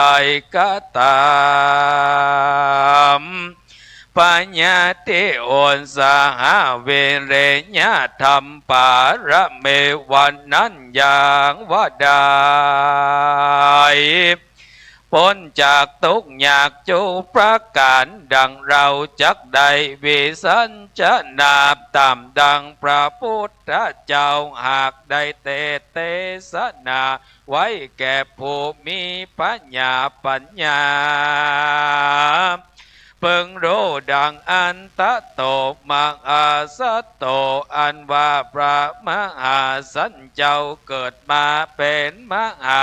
ชนกกุมารวันนั้นกันว่ามีอายุได้16 ปีก็ได้มาจากอำดาบแห่งแม่ตนว่าเพื่อจักเอาเข้าของไปค้าขายยังต่างประเทศแดนดาวเขตสุวรรณภูมิกันว่าเวลามาฮอดแล้วเจ้าก็เอาไปสู่ยังสะเป่าเล่มดวงนั้นเราพร้อมโดยพ่อกาตั้งหลายมีพระมาณได้700 คนและนาอัฐกาเลในกาลนั้นสะเป่าเล่มหลวงนั้นนาเล่นไปถึงกลางสมุทรกามีพระมารว่าได้700 โยชน์ดังอ่านตัทธาในกาลยามนั้นก็มีลมใหญ่มาตีตั้งสะเป่าอยู่ใจเป็นอันลมแรงมากนักแล้วสะเป่าเล่มหลวงนั้นก็แตกมั่งขจายพ่อกาตั้งหลายมวนโบต่างดูก็ตกใจกลัวเป็นโกลาหลมากนักจะแหลกที่นั้นมหาสัจเจ้า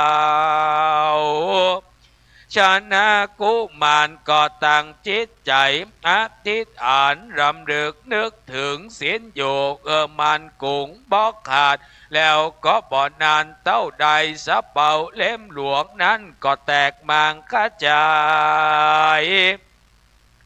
และจมลงไปเสียงและนาบุปกาตั้งหลายก็จมน้ำอยู่ในโกลาหลมีเสียงร้องดังสะเศร้ามากหนักที่นั้นมีสันตั้งหลายเป็นต้นว่าจากแก่งูเงือกน้ำและป่าผาก็ปากันมาญาตื่นกินกันและนาพิและว่าน้ำมหาสมุทรที่นั้นปอแดงเหมือนสาบข่าวไปโดยเลือดก็มีแลคนตั้งหลาย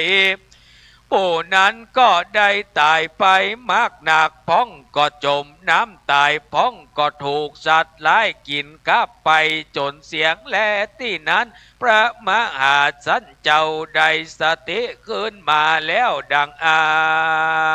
นเจ้าก็เอาผ้าขาวมาเป็นโดยเปื่อนน้ำมันมัดขาดกับตัวมันกุ้งเดก็ได้ขึ้นไปบนเสากระดงเรือแล้วก็กดหมายใจว่าโกนี้จักว่ายน้ำไปลอดถึงเมืองติลานครปุณและนาแม่นว่าจักไก่เพียงใดก็แล้วเตอว่าอ่านกันว่าตั้งสัจจะใจแล้วมหาสันเจ้าก็เต้นออกจากเสากระดงเรือและพระกำลังแห่งตนก็ไปได้ไก่มากนักมีประมาณว่าได้8 อุสภาวาคณาจัดว่านับได้280 ว่าดังอันตีนั้นมหาสันเจ้าก็ว่ายน้ำไปตามคาแสบมหาสมุทรโดยความเพียรวิริยะอุตสาหะอยู่ใจนับอ่านได้ 7 วัน 7 คืนก็มีแลกันว่าจักรอดวันทวน7นั้นเหล่ามหาสันเจ้าก็เล็งดูป่ายบนอากาศเจ้าก็ได้หันพระจันทร์ขึ้นมาเต็มดวงเจ้าก็โดยกฎหมายแขวดรู้โดยปัญญาแห่งตนอันว่าใดนี้เป็นอุโบสถศีลเป็น10 อาคัมพระมหาสัจเจ้าก็ย่อยกมือไหวระนึกถึงอุโบสถศีล8แห่งตนอยู่บ่ขาดแล้วก็จักว่ายน้ำไปโดยความวิริยะอุตสาหะปากเปลี่ยนอยู่ใจนั่นแหละตาสมิงคะเนในขณะนั้นใส่ยังเมนางไทยเทวดาตนหนึ่งชื่อว่าเมฆลาอันรักษาอยู่มหาสมุทรก็มาเล็งหันยังมหาสัจเจ้าชนะกุมารอันว่ายน้ำอยู่ดังอ่านนางเทวดาตนนั้นจึงเข้าไปไกลแล้วก็อุ้มยกเอามหาสัจเจ้าออกจากน้ำมหาสมุทรอันกว้างสุดเจนตาแล้วนางก็ถามยังมหาสัจเจ้าว่าดูลาเจ้าผู้มีปัญญาและมีเปลี่ยนเดียมมากนักเจ้ากูรู้จักปรารภจักไปเตสันได้จาเตนั้นมหาสัจเจ้าชนะกราชกุมารก็จะบอกกล่าวแก่นางเมฆลาว่าเรานี่นาจักไปสู่ยังเมืองมิถิราปุณและเทวะข้าแต่แม่เจ้าขอได้นำเราไปลอดจิมไก่นั้นแดดเตนั้นนางเมฆลาก็ได้รู้แล้วก็อุ้มยังพระหาสันเจ้าชนะกุมารไปโดยฤทธิญาณแห่งตนอันวสัตมหาเจ้าชนะกะกุมารตกน้ำมหาสมุทรนานได้ทวน7 วันดังอันก็มีเนื้อตัวอันเย็นมากนักในเมื่อนางเมฆลาเทวดาได้อุ้มมาเจ้าดังอันก็ได้ถูกเนื้อถูกตัวนางเตธิดาอันเป็นติบดังอันเจ้าก็สยบลืมคิงไปแลส่วนว่าเทวดาเมฆลาก็ได้อุ้มเอามหาสัจเจ้าเข้าไปสู่รอดเมืองมิถิลานครก็เอาไปนอนไว้ที่บนแผ่นหินศิลาอาจอันในส่วนอุทยานแห่งปัญญาโปราชนกะอันเป็นเจ้าเมืองมิถิลาก็หากว่าเป็นจะเทวงศากับมหาสันเจ้าแล้วนางเทวดาตนนั้นปกเป่าเทวดาตั้งหลายมวลโบอันรักษาอยู่เตในส่วนอุทยานหือพอเฝ้ารักษายังมหาสันเจ้าและนาอันว่าเต้าโปชนะการาชแห่งเจ้าเมืองมิถิราก็ยังมีราชธิดาผู้หนึ่งชื่อว่านางศิวลีก็ทะลงรูปสมงามมากนักหันจะแลเตนั้นเต้าโภชนาการผู้นั้นก็ได้ตายไปแล้วก็หากว่าเป็นวันเดียวกันกับวันเตมหาชนกะกุมารได้ตกน้ำมหาสมุทรว่าดังอันตีนั้นเสนาอามาตย์และเจ้าเมืองตั้งหลายกันว่าเขาได้ปงซากศพเต้าโภชนกราชแล้วดังอันก็มาปรึกษาหารือกันว่าดูแลเจ้าเหล่าทั้งหลายเอ่ยมาบัดนี้ปัญญาเจ้าแห่งเราก็ได้ตายไปแล้วเราจักเอาผู้ใดมาเสพสร้างเสวยแต้มเมืองตีนั้นเจ้าปุโรหิตาจารย์ใหญ่ก็ได้เจียงจาก่าวดังเล่าได้มารู้นี่โบราณจารย์ แต่ก่อนมานั้นกล่าวว่าเมืองใดบ่มีเต้าไทยก็เหือเอาลูกเต้าเสวยสืบแต้นเมืองไปอันว่าเต้าหอใจพวกเมปอยบ่เมราชากุมารก็เมเตราชาธิดากุมารดังอันก็ควรเดเอาพุษะรถเล่มหาเสดเตรียมโดยมาหลัวเลิศตัวตั้งสี่แล้วก็สัจจะอธิษฐานปล่อยไปนั่นแหละ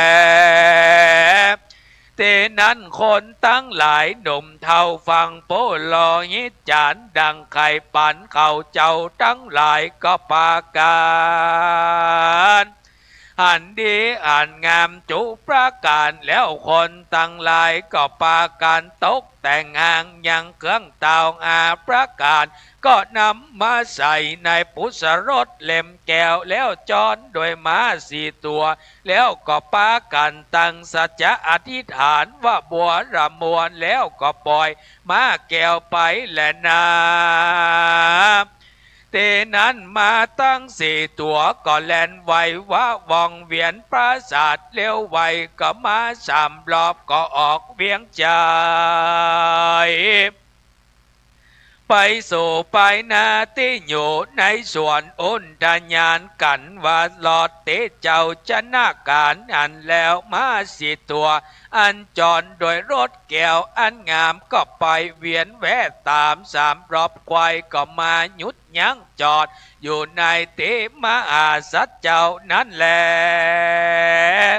เตนั้นปุโรหิตจารก็เข้าไปโสดจิมไก่ก็หันมาหาสัจเจ้าอันนอนเหนืออยู่แทนศิราอาจก็ได้อัศจรรย์มากนักมีตนว่าผิวพรรณวันหน้างามเรืองงามปิดปาตะเกินมือนั้นก็มีรูปเป็นดังกงจักรประกอบไปโดยลักษณะว่าเป็นผู้มีบุญอันควรเป็นเต้าราชเสวยเมืองและนาตีนั้นก็มีอานัตแห่งบุอามาตเป่าดุริยนต์นนตรีก็มีแลติเจ้าเมืองตั้งหลาย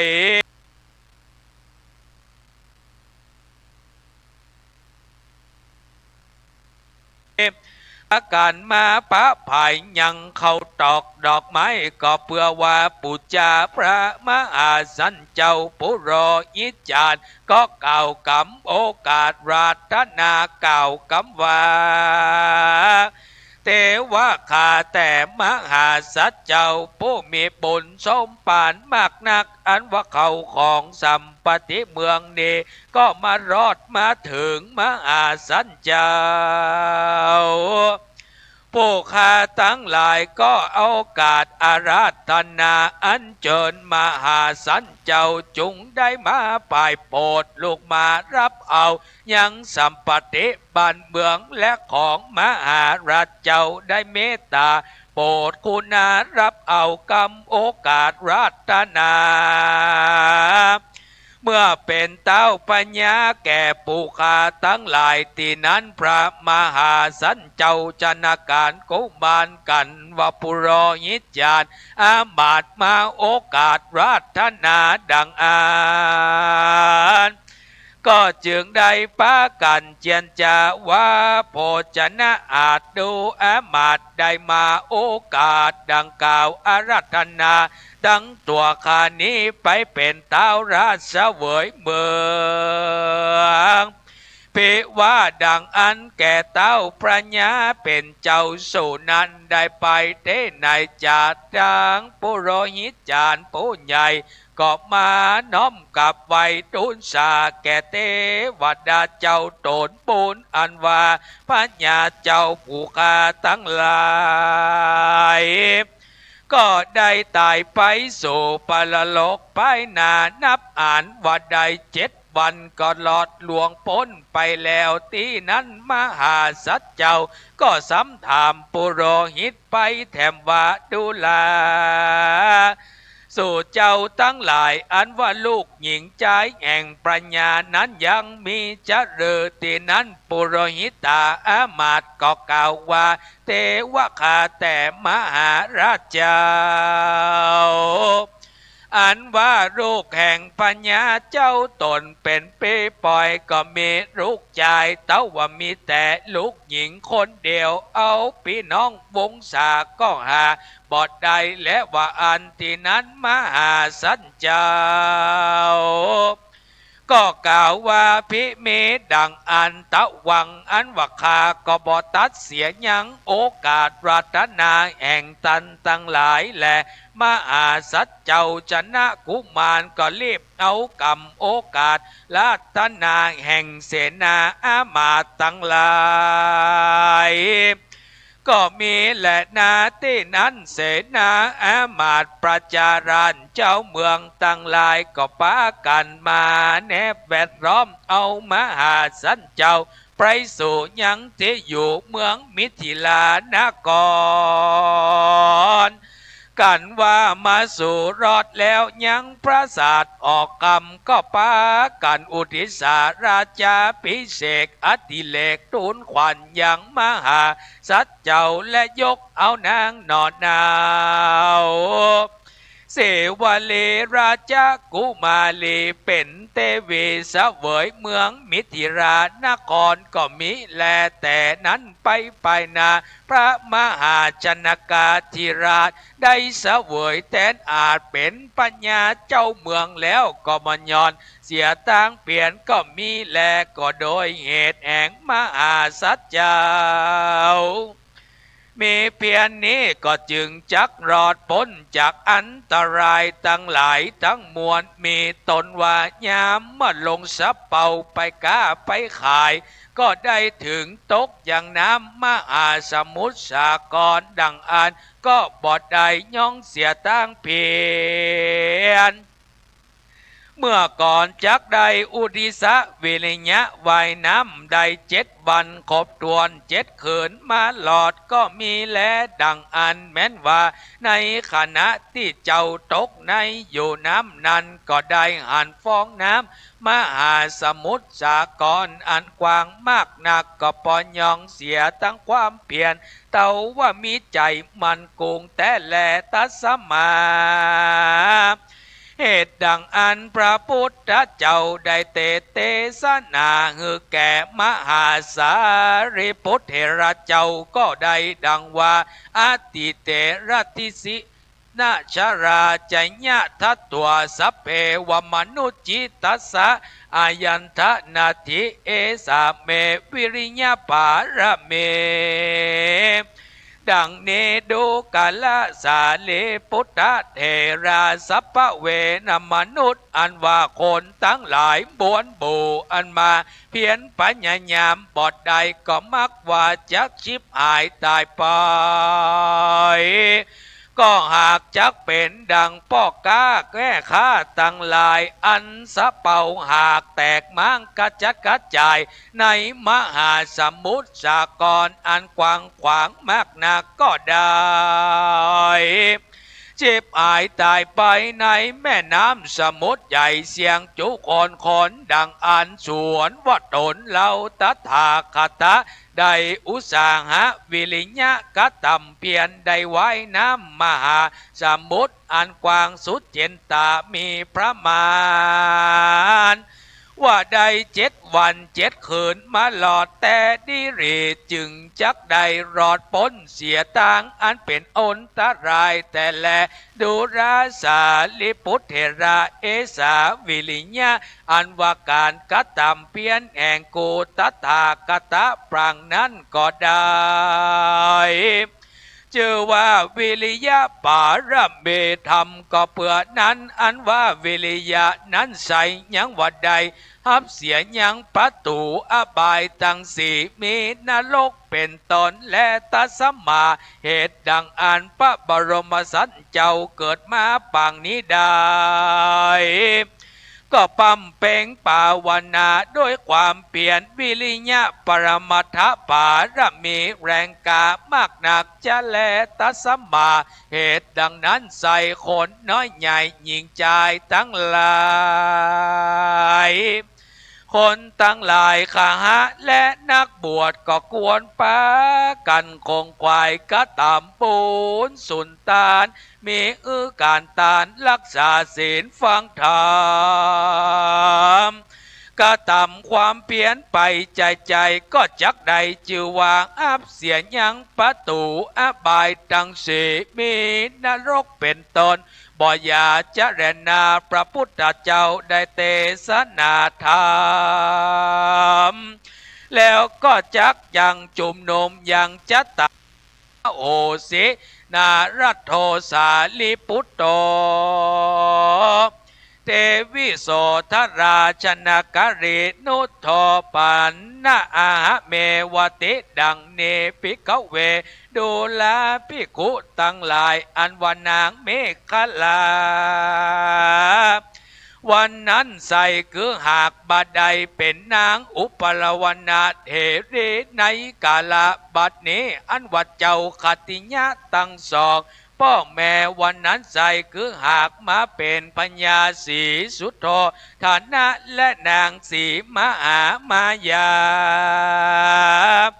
ในกาลบัดนี้และนาเสนาจะนาพุทธปริสาส่วนอันว่าโคนตั้งหลายอันเศษสลอกันวันนั้นใส่คือหากมาได้เป็นดังสีภิกขุเนอุปาสกะอุปาสิกาแห่งมหาสัจเจ้าในกาลบัดนี้และนามหาชนะโกอาหะเอวะโรกานาโทอันว่าเจ้ามหาชนะกะวันนั้นใส่คือหากมาเป็นพระตถาคตตนที่จังที่เปิงแก่โลกทั้งสามประการก็มีดังแลนาตุมเหปวันตาตันตั้งหลายมวลหมู่ฝูงนี้อันมาพร้อมอยู่หน้าฟังธรรมแห่งทินเนแม้นหาปาถนาใครถึงสุขจุงปากันเฮือตานรักษาศีลฟังธรรมอย่าได้ขาดอย่าได้ประมาทลาสาโจดจำชื่อไว้ในมโนตวานวิธีที่จิตตั้งธรรมชื่อว่ามหาชนกแล้วก็ได้ปฏิบัติตามคำสั่งสอนแห่งพระพุทธเจ้าจักได้สมฤทธิ์เทคือสุขมีเมืองคนและเมืองฟ้าเมืองปลายหน้าเตียงแต่ดิลีอันว่าจาตกะมหาชนกอันนี้ปุกละผู้ใดก็ดีได้แต้มได้เขียนได้เรียนพัมรู้ได้ยินได้ฟังก็ดีก็จักเป็นมหาบุญกุศลอันมากหนักแม้นจักอุทิศแผ่ส่วนบุญกุศลนี้นาเยี่ยงสันใดไปหาผู้อันจุติตายมรณาไปสู่ปรโลกไปนาก็ดีจักมีปรอานิสงส์มากหนักอันจะคือพ้นจากที่ทุกข์ที่ยากได้ภาคที่ผ่านได้สุขสำราญเตียงแต่ดิลีบ่ยาจะและนานิทิตังกิญาสังวันละนาวิเศษจายังทำทัศจัดผูกต้วนสองมหาชนกะห้องวิริยะปาละเบก็บังกรมสมเลสเดสาธุก็ขอเจริญสุขเจริญพรกับศรัทธาญาติโยมทั้งหลายในธรรมของพระเจ้าสิบจัดนี้ในเรื่องของพระมหาชนกที่เฮาได้รู้จักกันเนาะก็มีความเพียรพยายามด้วยความวิริยะอุตสาหะด้วยความภาคเพียรจาติที่สองขององค์สมเด็จพระสัมมาสัมพุทธเจ้าโดยพระมหาชนกนั้นก็ได้เดินทางไปค้าไปขายโดยได้ลงเรือสะเปาคำอันใดมีคนอยู่ในเรือถึง700 กว่าคนก็ไปถึงตาน้ำตาตางกลางกว้างกลางมหาสมุทรเรือนั้นก็ออกแตกป้างหรือล่มสลายก็คนทั้งหลายที่อยู่ในเรือที่ปาไปด้วยกันนั้นก็ตกน้ำโดนปูโดนปลา โดนสัตว์นานากินจนทะเลมหาสมุทรที่น้ำอาจจะเป็นสีฟ้าสีขาวกลายเป็นน้ำสีแดงอันนี้ก็อยู่ในกลางทะเลของพระมหาชนกส่วนพระมหาชนกนั้นอยู่ในเรือก็มีสติโดยความพินิจพิจารณาโดยความเพียรวิริยะอุตสาหะว่าจะต้องไปถึงเมืองมิถิราให้ได้ในการที่เฮาไปก้าไปขายเสาะหาเงินหาคำหาทองในการที่จะกลับมาเมืองของตัวเก่าก็อยู่ในเรือก็แตกม้างแต่พระมหาชนกนั้นมีสติปัญญาที่เฉลียวฉลาดก็เอาผ้าเศษผ้าไปจุบกับน้ำมันกับเรือที่เป็นน้ำมันที่มันแตกเอามาปั่นตัวเก่ากระโดดเกาะขึ้นไปบนเสากระดงเรือแล้วกระโดดลงมาจากน้ำคือไก่กว่าเรือที่มันแตกก็เพื่อจะพ้นจากหมู่ป่าสัตว์น้ำที่มันกินเนื้อคนในทะเลหรือมหาสมุทรเป็นต้นพระมหาชนกนั้นก็ด้วยความวิริยะอุตสาหะก็กระโดดออกจากเรือโดยความไก่พอสมควรพ้นจากป่าสัตว์นานาชนิดที่กัดกินคนเหล่านั้นก็ว่ายน้ำมาวันที่1ที่2ว่ายน้ำก่อยไปลอยไปบ่ฮู้ว่าเมืองมิถิราจะอยู่ตรงใดก็ว่ายน้ำไปเรื่อยๆจนผ่านไป1วัน2วัน3วันก็แล้วว่ายน้ำอ่อนหิดจนจนหิวก็กินน้ำทะเลน้ำมหาสมุทรเพื่อประทังชีวิตก็ไปว่ายไปในวันที่4ที่5จนวันที่7มาครบรอบตรวจถึงกำลังแหงของพระมหาชนกนี้เริ่มทดน้อยถอยลงก็อิดรวยแรงว่าเฮานี่จะมาอับปางตัวเก่าตายในมหาสมุทรนี่กะบุญสมปานเฮาตีสร้างมาจะมาถึงฟังไปถึงเมืองมิถิลากะอันนี้สัจจะของพระมหาชนกโดยความเพียรวิริยะก็ตั้งจิตตั้งใจว่าจะต้องไปให้ได้บ่ว่าตายก็ตายคำน้ำมหาสมุทรก็จะต้องไปให้ได้ก็ด้วยความตั้งจิตตั้งใจตั้งมั่นตั้งด้วยความสติมีความภาคเพียรวิริยะพระมหาชนกตั้งสัจจะฐานจะต้องไปให้ได้ก็มีนางเทวดาที่คอยรักษามหาสมุทรก็คือนางเมขลาก็ได้มาเห็นความภาคเพียรว่าใจคนนี้มีความวิริยะอุตสาหะภาคเพียรมานะอดทนบำเพ็ญเพียรมาตลอดในการสละกินสละทานทุกอย่างจนว่ายน้ำข้ามน้ำเพื่อจะไปที่ไหนจ้าก็นางเมขลานี้ปลอมเป็นเทวดามาช่วยอุ้มเอายังพระมหาชนกเพื่อจะไปยังที่พระมหาชนกต้องการก็แปลงกายตนเองเป็นเทวดามาอุ้มเป็นมนุษย์มาอุ้มมาช่วยเหลือยังพระมหาชนกเอาไปไว้ในส่วนอุทยานของเมืองมิถิลาเอาไปนอนไว้หรือไปวางไว้บนแท่นศิลาอาสน์ก็พระมหาชนกนั้นเมื่อถูกตั๋วของนางเมขลาที่เป็นคนทักษามหาสมุทรก็ถูกก็สลบไปพระมหาชนกก็บอกหูตั๋วว่าลุกจากน้ำทะเลมาถึงแท่นศิลาอาสน์ที่ได้จะได้ก็สลบไปนอนอยู่บนแท่นศิลาอาสน์จนเมืองมิถิลานี้ก็มีมหากษัตริย์นี้ก็ได้ถึงแก่มรณกรรมหรือสิ้นพระชนไปก็มีลูกสาวเพียงคนเดียวก็บอกฮู้ว่าจะฮื้อปกครองเมืองจะได้ก็ฮื้อจึงปรึกษายังเสนาอามาตย์ข้าราชบริพารทั้งหลายว่าเฮาจะเนี่ยได้หาว่าไขมาครองเมืองหรือมาอภิเษกสมรสกับลูกสาวของพญาเมืองมิถิลาก็เลยปากันตกแต่งห้างตำดายังราชรถโดยมีม้า4ตัวเป็นม้านำทางว่าถ้าม้า4ตัวพร้อมอัชรถนี้ไปยุดอยู่ที่ใดไปวนอยู่ที่ใดเฮานั้นไปแห่เอายังบุคคลคนนั้นมาเป็นพระเจ้าหรือมาเป็นคนที่อภิเษกสมรสกับลูกสาวของพระเจ้าเมืองมิถิราก็ป้ากันตกแต่งห้างตำดาในวันต่อๆไปในการช่วยกันคนละไม้ละมือตึงเสนาอามาตย์ ก็ตั้งสัจจะอธิษฐานเหมือนกันในเมืองมิถิลาตึงยางมเหสีและเจ้าประชาราชก็รถม้าพร้อมรถราชอัชรถนี้ก็ไปวนเวียนบนแท่นศิลาอาสน์ที่มีพระมหาชนกนี้นอนอยู่บนก้อนหินนั้นก็เพียง3 รอบแล้วก็ไปจุกจอดที่นั่นเสนาอามาตย์ก็ป้ากันไปพอว่าโอ้มาอย่ามาตกกับใจหนุ่มนี้ก็เสนาอามาตย์ก็ตกใจว่าโอ้มันเป็นใจใดอย่างมีผิวพรรณวรรณะขาวงามรูปงามเหมือนเป็นเทพบุตรเทวดามาเกิดบนก้อนหินนี้ก็เลยเรียกหรือปลุกพระมหาชนกนี่ตื่นก็ได้อัญเชิญว่าโอ้บัดเดี๋ยวนี้รถม้าข้าราชบริพารข้านี้มาจุจอดรอดถึงยังแท่นศิลาอาสน์แห่งนี้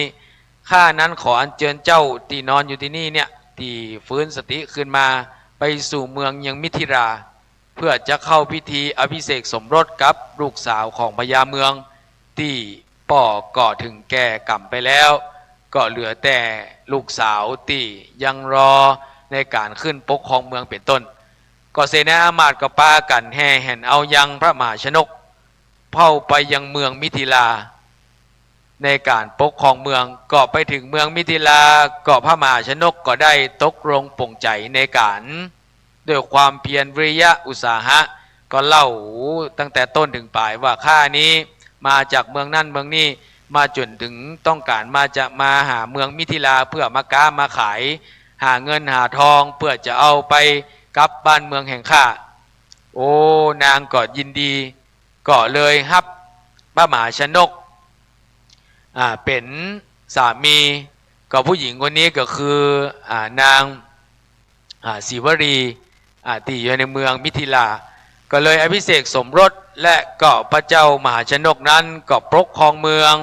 ยังมิถิลาด้วยความอุดมสมบูรณ์อยู่กันกินกันในเมืองด้วยความอุดมสมบูรณ์เจ้าประชาราชก็มีความสุขเป็นต้น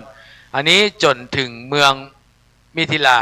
โจรปกครองกันเรียบร้อยก็พระเจ้ามหาชนกนั้นก็คิดถึงบ้านหนึ่งเมืองจะปิกเมืองบ้านเมืองกะด้วยความวิริยะอุตสาหะตัวเองว่ายน้ำมาถึง7 วัน7 คืนมารอดก็เลยตั้งใจว่าจะปิกไปบ้านไปเอาเมืองตัวเก่าไปหาแม่อันที่คอยรอคอยอยู่ก็เลยจนสละกินสละตาลทุกอย่างในการฮื้อตาลทุกอย่างฮื้อกับเมืองของมิถิลาและเมืองของตนเองก็ได้เสด็จออกบวชในการปั่มเปงเพียรภาวนาอันนี้ก็เป็นพระเจ้า10 ชาติหรือชาติหนึ่งของพระมหาชนกโดยย่อให้กับศรัทธาญาติโยมสาธุชนที่ได้มาสดับรับฟังในการฟังธรรมวันนี้ของพระเจ้า10 ชาติก็ขอสรุปไว้เพียงเท่านี้เอวังก็มีด้วยประกาศนี้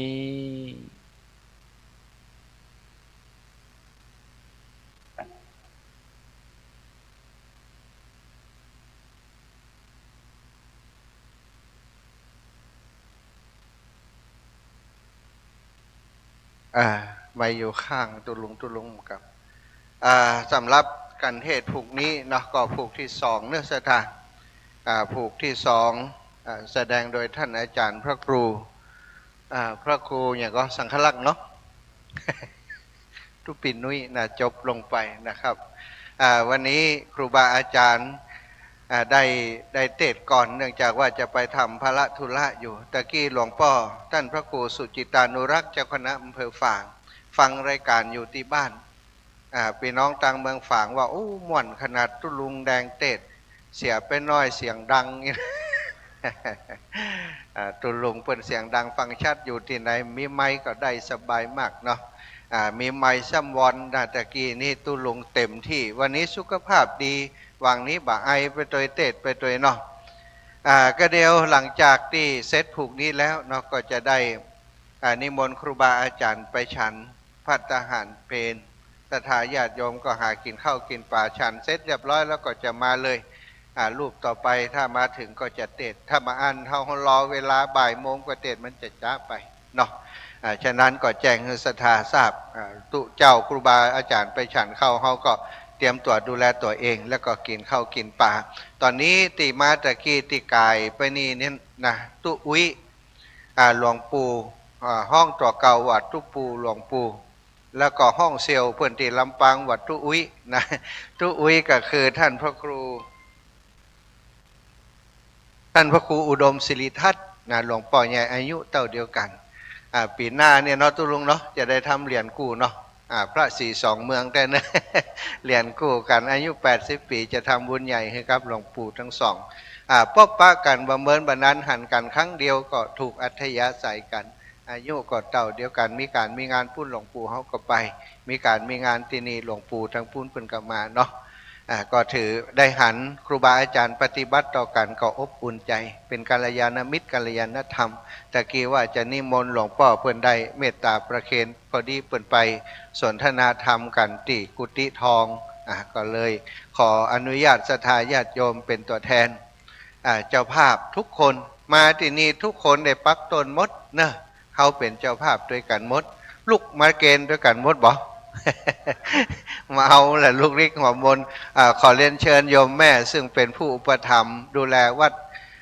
ม่อนจอมพ่อของเฮาตลอดเนาะมาเตรียมมาดาหลายวันนะตั้งแต่กฐินจนฮอดตะวานี้ก็ได้มาช่วยกันแม่เกียงคำสุภามูลเป็นเจ้าของเจ้าภาพตัวแล้วก็ขอเรียนเชิญน้องใจอีกพ่อซัก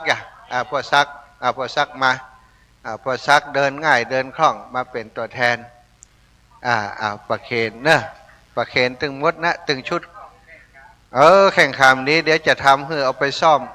ช่วงหลังอย่างเดียวก็ใจได้ละซ่อมช่วงหลังอย่างเดียวก้อยๆเดินทั้งหมดเอานั่นก่อนแล้วเอากันใหญ่ด้วยเอาต้นใหญ่ด้วยต้นใหญ่นั่นสำคัญนักนะเอาไปอุกเอาเนอะตุลุงเดี๋ยวมันก็สุกเนี่ยซองอยู่ไหนมันเป็นยังเดี๋ยวเพิ่นจะกำเอาคนเดียวนี่หันเรียบร้อยละอยู่ในหันละอยู่ในซ่าหันละคือเพิ่นเอาอ่านเดี๋ยวเพิ่นยิ้มคนเดียวเอาอ่านคนเดียวตุลุงอ่านซองให้เพิ่นยิ้มน่ะเอากราบนิมนต์ท่านอาจารย์ครับบรรดาศรัทธาญาติโยมสาธุชนที่มาร่วมในงานบุญสดับรับฟังธรรมพระเจ้าสิบชาติก็ตั้งจิตตั้งใจฮับปอนเนอตามกรรมปรารถนาของทุกคนทุกท่านยะถาวาดีวางหาปูราปาริปูเรนติสาครังเอวะเมวะอิโตตินังเปตานังอุปกัมปติอิจิตังปฏิตังตุมหังกิปะเมวะสมิจันตุสัพเพปุเรนตุสังกปาจันโทปนะระโสยะธามณิโชติระโสยะธาเอวังหนโตบัดนี้ไม่มีสมณศรัทธามูลศรัทธาไม่มีสมณศรัทธาท่านอาจารย์พระครูปฏิภาณธรรมทิน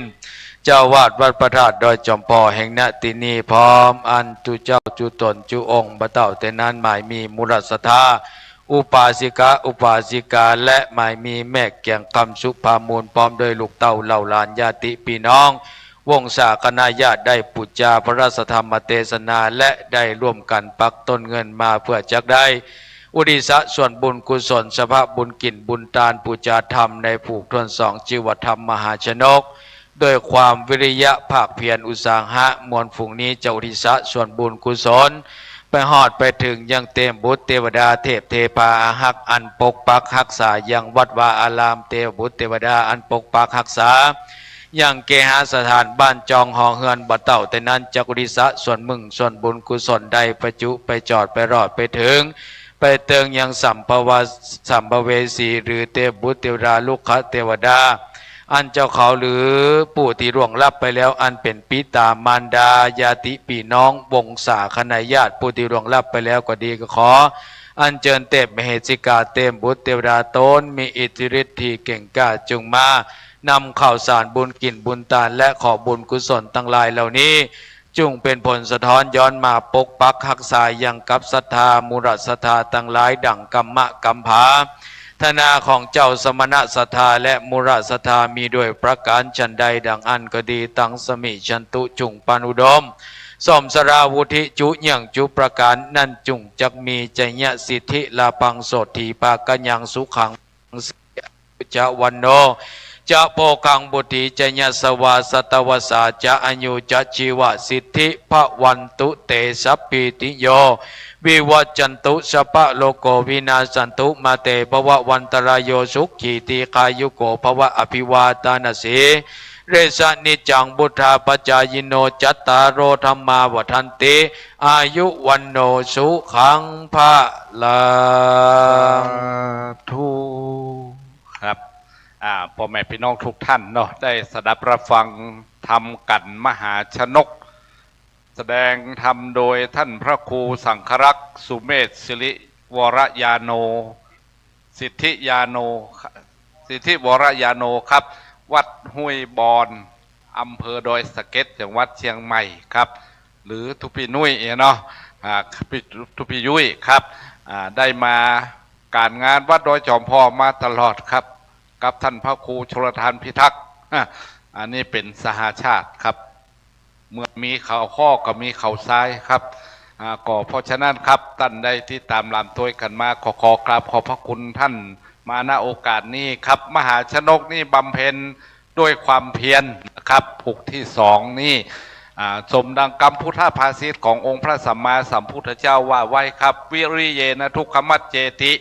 คนจะล่วงทุกข์ได้ก็เพราะความเพียรนี่ครับ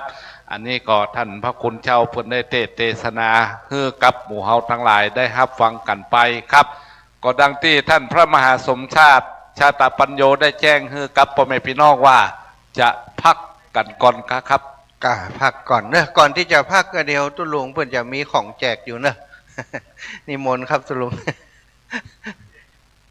แจกอย่างก่อนตุลุงจะแจกหลวงพ่อใหญ่ท่านพระครูสุจิตานุรักษ์เนอะเจ้าคณะอำเภอฝางหลวงพ่อใหญ่ได้ฟังธรรมตุลุงตะกี้แต่บัดได้หอมตุลุงเนอะเปิ่นหอมหลวงปู่หอมกันทำมา2,000 บาทแล้วก็ท่านอาจารย์พระจำเริญโชติธรรมโมได้เมตตาร่วมบุญมาแหม1,000 บาทและคุณโยมที่ฟังอยู่ตั้งบ้านโอนปัจจัยมาฮือจากเมืองน่านคุณธนกรคุณดานุภาพรอัมพุนบันเสนียนน่าน500 บาทคุณโยมสมควรใจน้อยบานำโจแม่ท่า100 บาทแม่เพนณลำปูนดอยติลำปูน100 บาทร้อยตรีหญิงอาริยาสิริประยงท่ามาโอลำปาง50 บาทอนุโมทนาบุญกับเมตตาตุลุงศรัทธาท่านทั้งหลายทีแรกว่าจะฮื้อได้3 ผูกมาเจ้านี่นะขนาด9 โมงขึ้นยังบัดตันเด้อเพราะว่าเวลามันกระชั้นชิดก็เลยจะเอาช่วงบ่ายกระเดียวพระเจ้าประสงค์จะลารายการประเดี๋ยวนี้คณะเตียตมายืนอุ้ยนะเปิ้นหันทั่วโลกถ้าเปิดพอนะแล้วก็คน8 จังหวัดภาคเหนือเนี่ยเปิดฟังเขาอยู่ทั้งบ้านทั้งจองบนไผ่เงาลับก็งกจะได้กี้ออกใน YouTube หมดเลยเนอะเงาลับมาได้เพราะว่ามันถ่ายทอดไปทั่วโลกไม่ใช่เฉพาะประเทศไทยนะเมื่อกี้ท่านอาจารย์ดร.มหาสวัยอยู่ต่างประเทศข้ากำลังจะนอนมาเดี๋ยวนี้แล้วกำลังจะลุกเมื่อวันเปิ่นเป็นเมื่อคืนเขาเป็นเมื่อวันเปิ่นว่ากำลังจะลุกแล้วก็ฟังอยู่แล้วก็หันศรัทธาหลายคนเงาลับตัวแต่เพื่อนหันนะดังนั้นเงาลับมาได้เพราะว่าถ่ายทอดออกกระเดียวฮือศรัทธาเฮาเซาะกินข้าวกินน้ำไผ่ห่อมาตัวก็เตเลยเตห่อเข้าก่อนลูนเวลาบอกว่าเตก่อนเข้าอย่างก็พวกเปิ้นห้องเข้าอย่างที่เปิ้นปิ้งข้าวจีอย่างปิ้งข้าวจีอย่างปิ้งข้าวจีตั้งในจะเป็นน้ำพริกมาเปิดมาจีไฟกระเดียวไปกินกันห้านก็ได้แต่ไปนับได้นับงวาบตั้งในเป็นน้ำพริกนะเพชรจะเพชรจะเสาะหาน้ำเหมาะกระเดียวตู้เจ้าจะไปฉันเพลตึงมดและสะท้าก็เสาะกินข้าวกินน้ำเมื่อกินข้าวกินน้ำตึง2 เบื้องเฟื่องฝ่ายแล้วเขาจะปิกมากันแถมใหม่เพราะตอนนี้ก็ขอท่านอาจารย์พระครูสมุวิสุวัตตีเฝ้าสถานีอยู่วัดป่าหินได้เข้ารายการปกติไปก่อนกระเดียวถ้าพร้อมก็จะเริ่มดำเนินการถ่ายทอดสดขอนำรายการนี้จากท่านผู้ชมที่อยู่ตั้งเมืองนอกเมืองนาตั้งเมืองไทยเขานี่ตัวแล้วก็ท่านผู้ฟังที่ฟังอยู่8 จังหวัดภาคเหนือนี่ไปก่อนแหมบึดปะกันทำไมขอ บุญกุศลที่เราท่านทั้งหลายทำในวันนี้จุงเป็นปรโมปกตุเป็นอุปนิสัยเป็นปัจจัยก้ำจูเฮาท่านทั้งหลายได้อยู่ดีมีสุขเหมือนกันจูผู้จูคนจิ้มแดดเตอ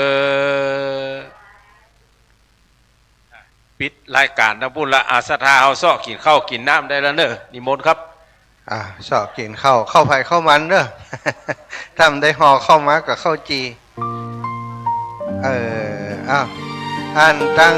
ลูกตะวันตั้งพุ่นกอสัญญาณแล้วยังตัดไปแล้วยังเอาไปเรื่อยๆนะเดี๋ยวตอนนี้ช่วงนี้มันมีเพลงใส่ก่อนเพลงธรรมะใส่ไปเลยเพลงธรรมะ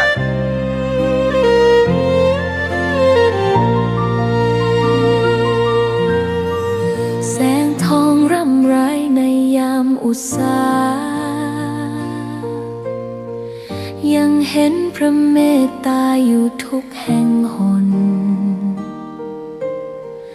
น้ำพระทัยฉโลมใจคนทั่วพื้นแผ่นดินยังอบอุ่นรอยยิ้มพระพักตร์ยังส่องแสงในดวงใจไทยไม่ลืมเสียงสายลมแผ่วเบาเหมือนเอ่ยคำปลอบว่าพระองค์ยังอยู่ใกล้ขอกราบแทบบาทด้วยรักนิรันดร์น้ำตาหลั่งพลันจากใจคนไทยแม้เสด็จสู่ฟ้าไกลแต่พระหฤทัยอยู่ในแผ่นดินนี้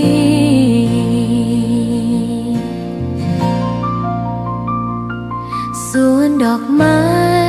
ยังบานดังวันเก่าราวกับเจ้าดอกไม้รู้ว่าพระองค์จากไปแต่กลิ่นหอมยังพัดผ่านใจให้ระลึกถึงพระเมตตาแผ่นดินนี้ยังส่องสว่างด้วยพระคุณอันยิ่งใหญ่ขอเดินตามรอยเท้าแห่งพระแม่ไปด้วยศรัทธาไม่เสื่อมคลายขอกราบแทบบาทด้วยรักนิรันดร์น้ำตาหลั่งพลันจากใจคนไทยแม้เสด็จสู่ฟ้าไกลแต่พระหฤทัยอยู่ในแผ่นดินนี้ดวงใจไทยทุกดวงขอพักดีขอถวายรักนี้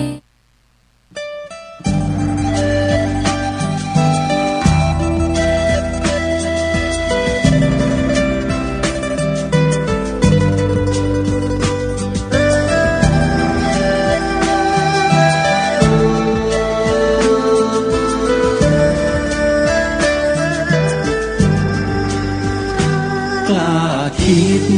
ก็ต้องกล้าทำอย่ากลัวถ้าทำความดีเร่งศึกษาปัญหาให้ทันท่วงทีเมืองไทยจะพัฒนากว่านี้รายการดีคดีโลกคดีธรรมขอรำพันบรรยายความคิดเครื่องหมายแห่งสีทันสามงามถนัดขาวคือบริสุทธิ์สีสวัสดิ์หมายพระไตรรัตน์และธรรมะคุ้มจิตไทยแดงคือ หิตเราใสซึ่งยอมสละได้เพื่อรักษาชาติศาสนาน้ำเงินคือสีโสภาอันจอมประชาพระโปรดเป็นของส่วนองค์จับริ้วเข้าเป็นไตรรงค์จึงเป็นสีธงที่รักแห่งเราชาวไทยทหารอวตารนำไปยงยุทธวิชัยวิชิตก็ชูเกียรติสยามประเทศไทยที่เจริญมั่นคงมาได้จนถึงทุกวันนี้มิได้เกิดขึ้นจากความหวาดกลัวอย่างคลาดเขลาแต่บรรพบุรุษไทยของเราทุกยุคทุกสมัยล้วนแต่มีความกล้าหาญและชาญฉลาดปกป้องเอกราชสร้างชาติให้เกิดความมั่นคงโดยมีธงแห่งพระไตรรัตน์เป็นเครื่องนำชัยจึงเป็นที่มาที่ไปของรายการคดีโลกคดีธรรมถ้าคิดก็ต้องกล้าทำอย่ากลัวถ้าทำความดีเร่งศึกษาปัญหาให้ทันท่วงทีเมืองไทยจะพัฒนากว่านี้รายการดีๆคดีโลกคดีธรรมรายการดีๆคดีโลกคดีธรรม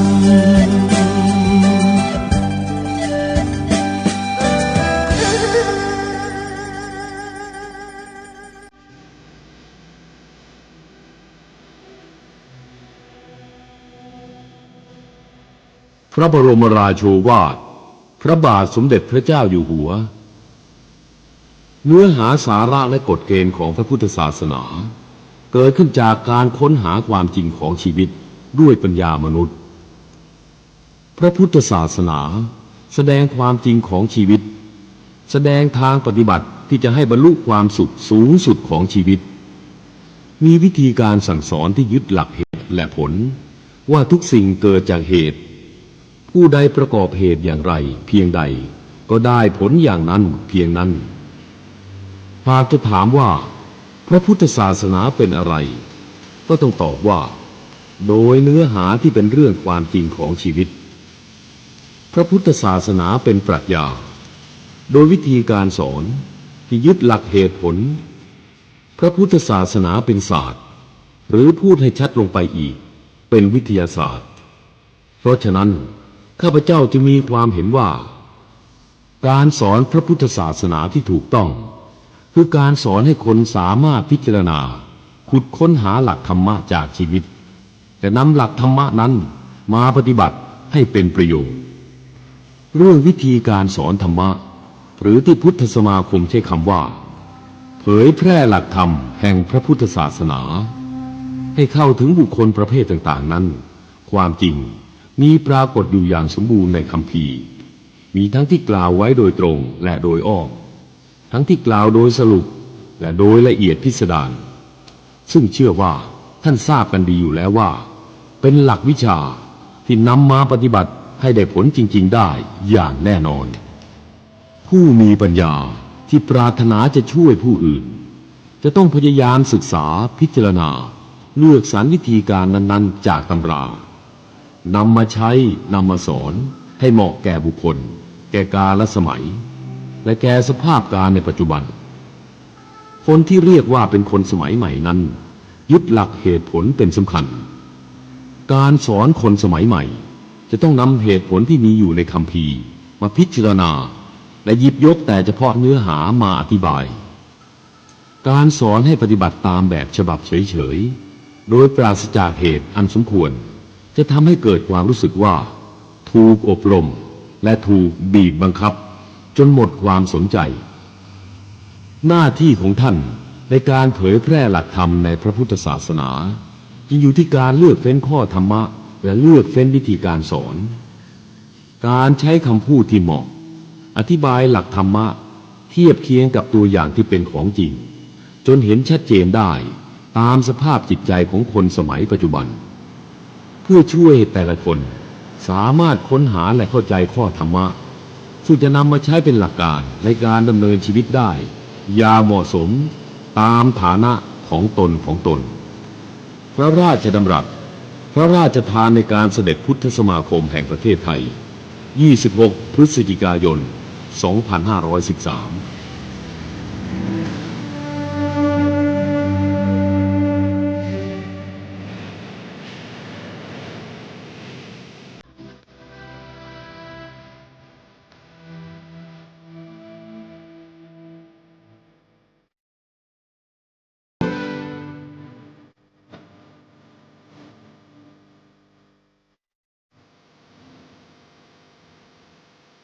ขอนอบน้อมพระรัตนตรัยขอถวายความเคารพพระมหาเถระพระเถรานุเถระทุกท่านขอความสุขความเจริญในธรรมจงบังเกิดมีแด่ท่านสาธุชนที่กำลังติดตามรับฟังรายการจากคลื่นวัฒนธรรมแห่งนี้ทุกท่านขอนำท่านผู้ฟังเข้าสู่รายการคดีโลกคดีธรรม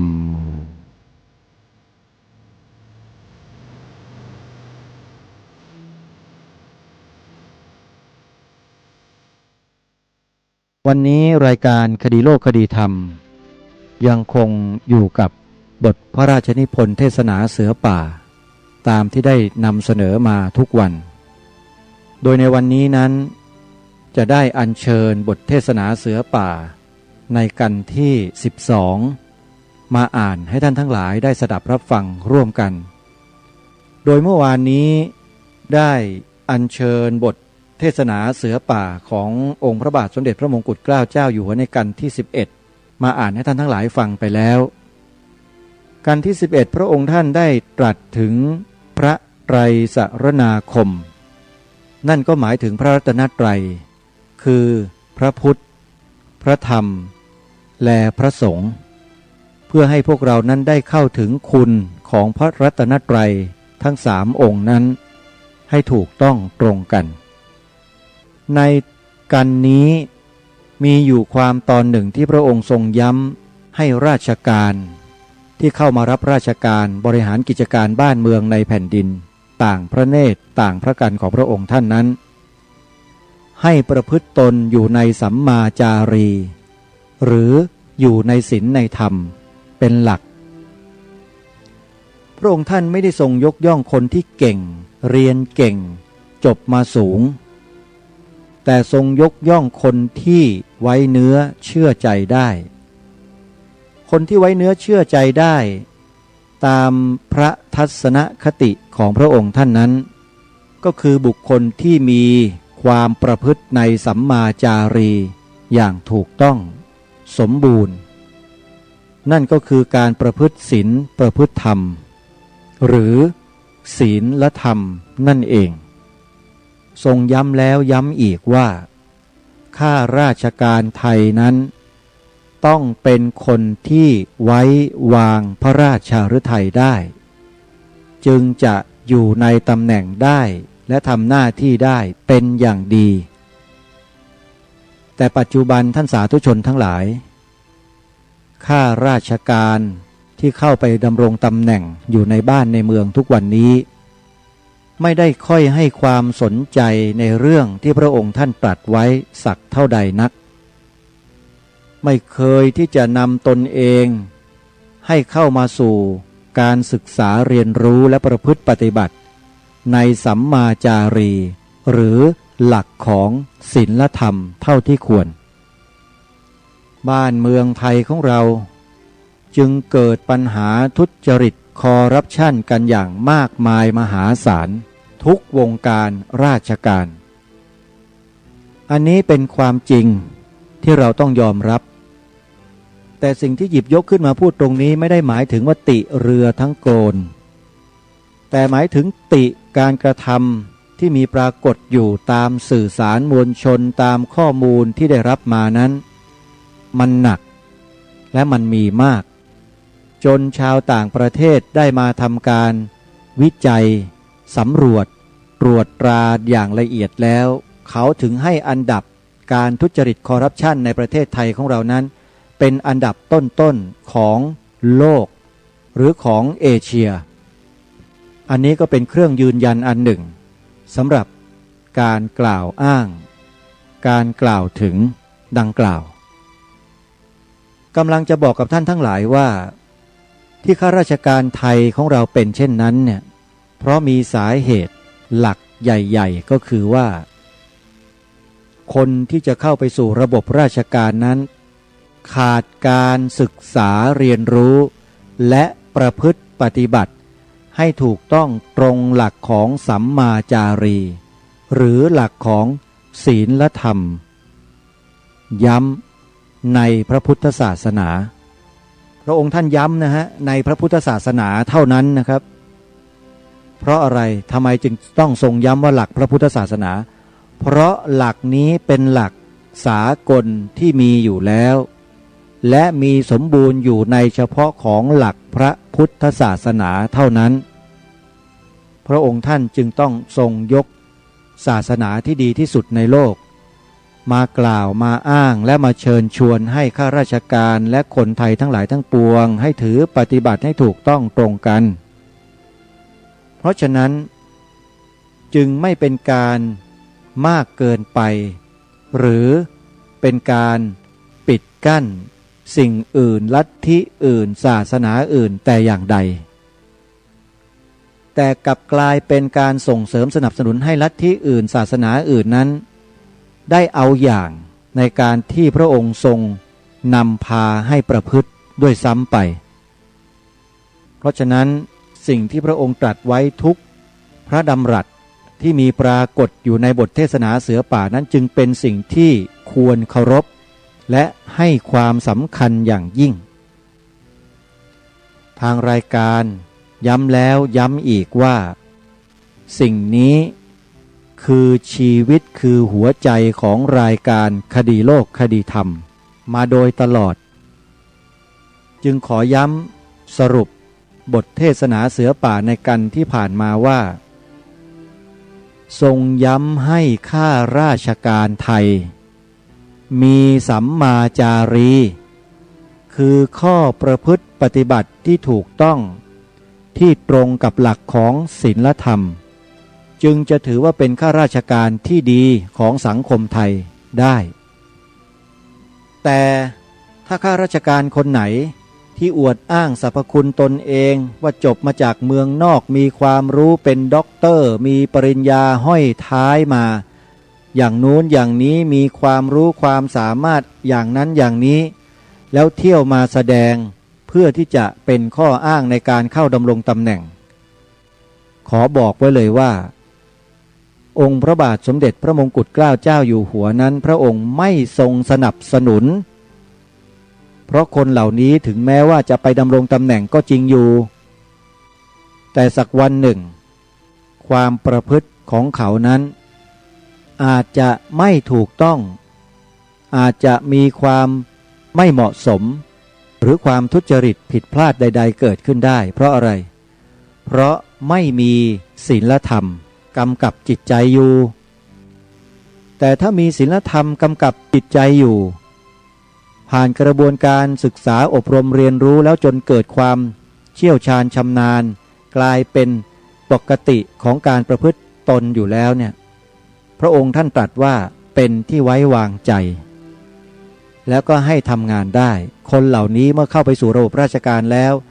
จะมีความละอายและเกรงกลัวต่อบาปไม่กล้าที่จะทำทุจริตคอร์รัปชันช่อโกงช่อลาดบังหลวงไม่มีจึงเป็นที่ไว้วางพระราชฤทัยและสามารถทำงานให้ประสบความสำเร็จได้แต่คนเราถึงจะเก่งปานใดจะพิเศษวิโสแค่ไหนพระองค์ตรัสว่าก็ยังไม่น่าไว้วางใจนี่เพราะฉะนั้นญาติโยมสาธุชนจำไว้ว่าการที่เราจะรับบุคคลใดหรือใครเข้ามาเกี่ยวข้องมาทำหน้าที่ในระบบส่วนงานที่เรารับผิดชอบ ในโรงงานในสถาบันต่างๆเราต้องดูให้ดีเลือกคนต้องเลือกให้ถูกเพราะฉะนั้นในวันนี้เพื่อเป็นการต่อเนื่องจากวันที่แล้วที่ผ่านมาจึงขออัญเชิญบทพระราชนิพนธ์เทศนาเสือป่าในกันที่13มาอ่านให้ท่านทั้งหลายได้ฟังกันกันที่13มีชื่อว่าหลักแห่งความประพฤติชอบทรงแสดงณวันที่21มีนาคมพระพุทธศักราช2458คราวนี้จะกล่าวอนุสนธิความต่อกันนี้คือข้อสำคัญมีอยู่ที่ว่าการถือธรรมะเป็นประโยชน์เป็นเครื่องป้องกันตัวของเราเองเป็นแน่นอนและป้องกันคณะป้องกันชาติด้วยข้าพเจ้าได้ขอให้ท่านทั้งหลายต่างคนต่างพยายามที่จะแลเห็นความจริงข้อนี้และพยายามที่จะประพฤติตั้งตนอยู่ในศีลในธรรมส่วนใจข้าพเจ้าเองยังอยากเชื่ออยู่เสมอว่าโดยส่วนมากคนไทยเราแท้จริงมีความพอใจในการตั้งอยู่ในศีลในธรรมและเป็นเช่นนี้มาช้านานแล้วไม่ใช่เพิ่งเป็นและการรักษาธรรมจริยาเป็นของที่ฝังอยู่ในเลือดของคนไทยมาช้านานแล้วสิ่งไรที่ทำให้มนุษย์ได้รับความนับถือของเพื่อนบ้านสิ่งไรทำให้มนุษย์อยู่สุขในคณะของตัวเองและอยู่สุขด้วยกับเพื่อนบ้านต้องนับว่าเป็นสิ่งที่ดีเป็นสิ่งที่เป็นพยานว่ามนุษย์เหล่านั้นถึงซึ่งความรุ่งเรืองโดยแท้จริงซึ่งในสมัยนี้เรามักเข้าใจเรียกกันว่าสิวิไล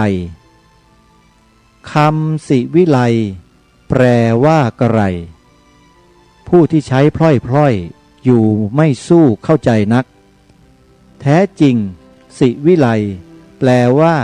ผู้ที่ควรอยู่ในเมืองได้หรือผู้ที่เป็นพลเมืองดีนั่นเองเพราะมาจากศัพท์ละตินว่าชีวิสพลเมืองผู้ที่ประพฤติตนไม่อยู่ในศีลในธรรมประพฤติตามใจตนเองนึกว่าทำอะไรก็ทำไม่ต้องนึกถึงผู้อื่นจะเป็นสิวิไลไม่ได้ผู้ที่เป็นสิวิไลไม่ได้จะอยู่ในพวกพ้องไม่ได้ก็ต้องแปลว่าอันสิวิไลเพราะฉะนั้นเป็นที่น่าอัศจรรย์ที่คนชั้นใหม่บางจำพวกอ้างตนว่าสิวิไลแต่ความประพฤติไม่สิวิไลเลยคือความประพฤตินึกแต่จะตามใจตัวเองอย่างเดียวสิ่งไรสะดวกแก่ตัวเองแล้วสิ่งนั้นนับว่าเป็นใช้ได้ทั้งนั้นคำที่ยกขึ้นแก้ว่าสมัยนี้คนเราสิวิไลแล้วมีอิสรภาพแก่ตนเช่นนี้มาจากอะไรพูดตามปากของคนที่ไม่เข้าใจคำว่าอิสรภาพเลยคำว่าอิสรภาพดูเหมือนจะตั้งใจแปลภาษาฝรั่งว่า independence ซึ่งแปลว่าไม่ได้ขึ้นอยู่กับใครไม่ได้อาศัยใครเลี้ยงตัวเองนี่เป็นคำแปลตรงของคำ independent แต่ศัพท์อิสรภาพนั้นมีคนบางจำพวกแปลกว้างกว่านั้นคือแปลว่าไม่ต้องอยู่ใต้กฎหมายไม่ต้องอยู่ในระเบียบแบบแผนของใครไม่ต้องอยู่ในธรรมไม่ต้องอยู่ในศีลเราจะนึกทำอะไรเป็นทำได้ทั้งนั้นผู้ที่ประพฤติเช่นนี้ไม่ใช่เป็นผู้ที่ถืออิสรภาพเป็นผู้ที่ถือแบบคนป่าต่างหากเพราะฉะนั้นถ้าจะแปลคำนี้ให้ดีแล้วผู้ที่ประสงค์อิสรภาพแท้จริงต้องไม่ประพฤติตนเป็นคนป่าเป็นแน่แท้ข้าพเจ้าเชื่อว่าที่ประพฤติอิสระกันในทางที่ผิดนั้นเป็นไปโดยความหลงไหล จึงตั้งใจอยู่เสมอที่จะชี้แจงข้อนี้ให้สหายทั้งหลายเข้าใจถ้าเข้าใจให้ถูกต้องแล้วและประพฤติตนให้เป็นผู้สมควรที่ผู้อื่นจะคบค้าสมาคมได้ประพฤติตนให้สมควรที่เรียกได้โดยแท้จริงว่าผู้นี้มีคุณวุฒิเป็นสิวิไลเป็นผู้ที่พ้นจากนิสัยของคนป่าเป็นนิสัยของคนชาวเมืองได้รับความอบรมดีแล้วเมื่อไหร่เมื่อนั้นถึงเราจะอวดหรือเราจะไม่อวดก็ดีคนทั้งหลายในโลกที่เขาอยู่ไกลคงจะได้ทราบกิตติศัพท์เห็นเราประพฤติเรียบร้อยตั้งอยู่ในศีลในธรรมไม่เบียดเบียนกันเขาก็จะว่าเมืองนี้ดีจริงเมืองนี้สิวิไลจริงถ้าแสดงกิริยาอาการเป็นคนป่าให้เขาดูถึงแม้คนเดียวหรือ2 คน3 คนแสดงกิริยาอาการเป็นคนป่าไม่รู้จักตั้งอยู่ในศีลในธรรมไม่รู้จักรักษาคณะเอานิสัยคนป่าเป็นอารมณ์และตามใจของตัวหาเช้ากินค่ำเช่นนี้เขาก็คงจะว่าเมืองไทยเป็นเมืองต่ำยังไม่ศรีวิไลและเราทั้งหลายผู้ประพฤติดีอยู่ก็พลอยเสียชื่อด้วยเราทั้งหลายนอกจากรักษาธรรมจริยาเองควรจะช่วยกันแสดงกิริยาให้ปรากฏว่าผู้ที่ไม่ได้ตั้งอยู่ในศีลในธรรมไม่เป็นที่พอใจของเราทั้งหลายผู้เป็นคนไทยที่สิวิไลแท้จริงเป็นวิสัยของนักพูดมักชอบพูดว่าเมืองหนึ่งเห็นสิ่งนั้นสิ่งนี้ดีอีกเมืองหนึ่งเห็นตรงกันข้ามก็ได้เพราะฉะนั้นความดีหรือความชั่วต้องเป็นโดยเฉพาะสถานที่และเราไปอยู่แห่งไรต้องประพฤติเช่นนั้นจึงมีภาษิตว่าอยู่เมืองตาหลิวให้หลิวตาตาม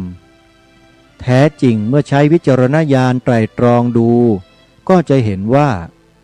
คำพูดเช่นนี้ไม่ถูกกับความจริงเลยสิ่งไรที่เป็นความดีหรือความชั่วว่ากันโดยที่เป็นหลักของการแล้วย่อมเหมือนกันทั้งโลกข้อที่คนไทยบางคนประพฤติชั่วแล้วยกมาอ้างว่า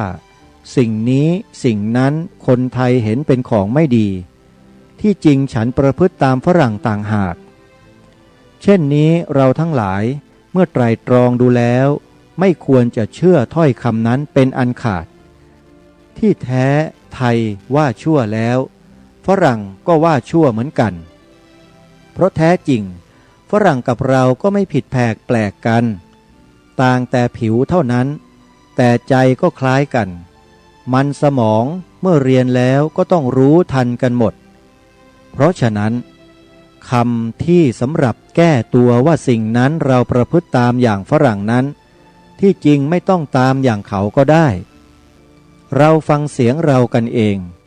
และเลือกสิ่งที่ควรประพฤติฝรั่งเขาจะนิยมสรรเสริญผู้นั้นว่าเป็นคนดีเหมือนกันไม่ผิดแปลกอะไรกว่าเรานี้เลยหลักของความดีความชั่วที่กล่าวว่ามีเหมือนกันหมดในศาสนาของเราหรือฝรั่งก็มีเหมือนกันในที่นี้ข้าพเจ้าจะกล่าวตามความในศาสนาของเราซึ่งมีหลักสอนให้เรารักษาความสุจริตในไตรทวารคือประพฤติดีทั้ง3 สถานที่เรียกว่าความประพฤติทั้ง3 สถานนั้นแปลว่ากระไรบางท่านก็แก้ปัญหาข้อนี้ว่าละความประพฤติชั่วความอธิบายนี้เป็นคำเข้าใจง่ายที่จริงจะว่าดีทีเดียวก็ไม่ได้แต่เมื่อเข้าใจง่ายแล้วข้าพเจ้าขออนุญาตกล่าวอย่างเข้าใจง่ายเสียก่อนเพื่อจะได้รู้ว่าสิ่งใดเราไม่ควรประพฤติเราควรรู้จักเพ่งดูความชั่วก่อนจะเริ่มด้วยกายทุจริตก่อนคือประการที่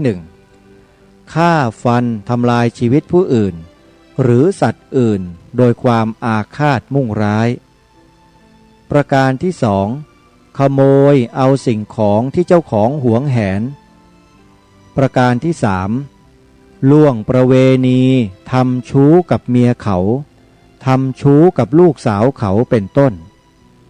ความทุจริตทั้งสามที่กล่าวนี้เองเป็นองค์ที่ละเว้นง่ายและจำเป็นต้องละเว้นด้วยเพราะกฎหมายแผ่นดินก็มีห้ามไม่ต้องอธิบายให้ยืดยาวปานใดและไตร่ตรองแล้วก็จะเห็นได้ว่าของสามอย่างนี้เป็นของที่ชั่วร้ายซึ่งถ้าทำแล้วก็ต้องเดือดร้อนแก่คณะและเพื่อนบ้านเพราะฉะนั้นใครมักจะประพฤติทุจริตเช่นนั้นก็ไม่มีใครพอใจให้อยู่ในคณะได้สัตว์ป่าซึ่งมันไม่ไว้ใจกันแม้สัตว์อย่างดีมีช้างเป็นต้นเมื่อดีก็ยังอยู่ในโขลงกันได้แต่ในเมื่อตกน้ำมันแล้วช้างตัวอื่นในโขลงเดียวกันไล่แทงช้างตัวที่ตกน้ำมันขับไล่ไปเสียเพราะถ้าขืนเอาไว้จะเป็นอันตรายหรือถ้าช้างตัวที่ตกน้ำมันมีกำลังมากตัวอื่นก็หนีเสียปล่อยให้ช้างที่ตกน้ำมันนั้นเที่ยวอยู่ตัวเดียวซึ่งใครได้ฟังพวกควานช้างเขาเล่าแล้วก็จะทราบได้ว่าช้างพวกนี้ดุที่สุดทำอะไรไม่ได้นอกจากยิงเท่านั้นถ้าต่างว่าคนเรานึกจะทำร้ายใครก็ทำได้จะเป็นอย่างไรเราทั้งหลายถ้าสามารถต้องจับคนนั้นไม่ใช่หรือถ้าจับไม่ได้ต้องหนีไปอยู่กับคนนั้นไม่ได้เพราะไม่รู้ว่ามันจะคิดร้ายเมื่อไหร่นี้เป็นผลร้ายของการปล่อยให้คนประพฤติตามใจตนเช่นเมื่อไม่กี่ปีล่วงมานี้แล้วได้เกิดมีผู้ร้ายขึ้นพวกหนึ่งในสหปาลีรัฐอเมริกามีชายผู้หนึ่งชื่อฟลอยด์แอลเลนเป็นหัวโจกจากผู้ร้ายช่องนี้ชะกาจชะกันอย่างที่สุดเที่ยวประพฤติโจรกรรมและฆ่าฟันผู้คนโดยไม่ยำเกรงใครชนชาวอเมริกาถูกเข้าเช่นนี้ได้รับความเดือดร้อนหลายประการคนร้ายตามใจตัวเช่นนี้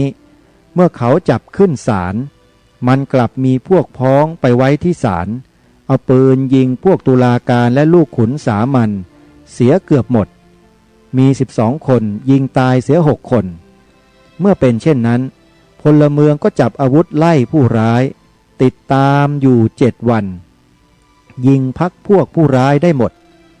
ในที่สุดตัวโจรสำคัญนั้นหนีจนตรอกก็ขอโทษเขาก็ไม่ยอมยกโทษให้ยิงตายเลยข้าพเจ้าเชื่อว่าคนไทยไม่มีใครอยากเห็นคนเช่นนี้เป็นแน่การทุจริตคือลักขโมยข้าพเจ้าได้กล่าวแล้วว่ามีกฎหมายลงโทษ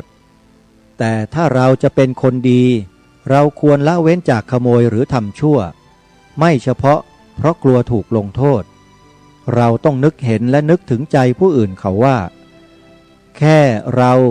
แต่เราไม่ใช่เจ้าของยังอยากได้เจ้าของเขาจะไม่หวงของเขาหรือเมื่อเป็นเช่นนี้เราแย่งมาจะเห็นได้ว่าเราไม่ใช่คนดีข้อนี้เป็นข้อที่เห็นง่าย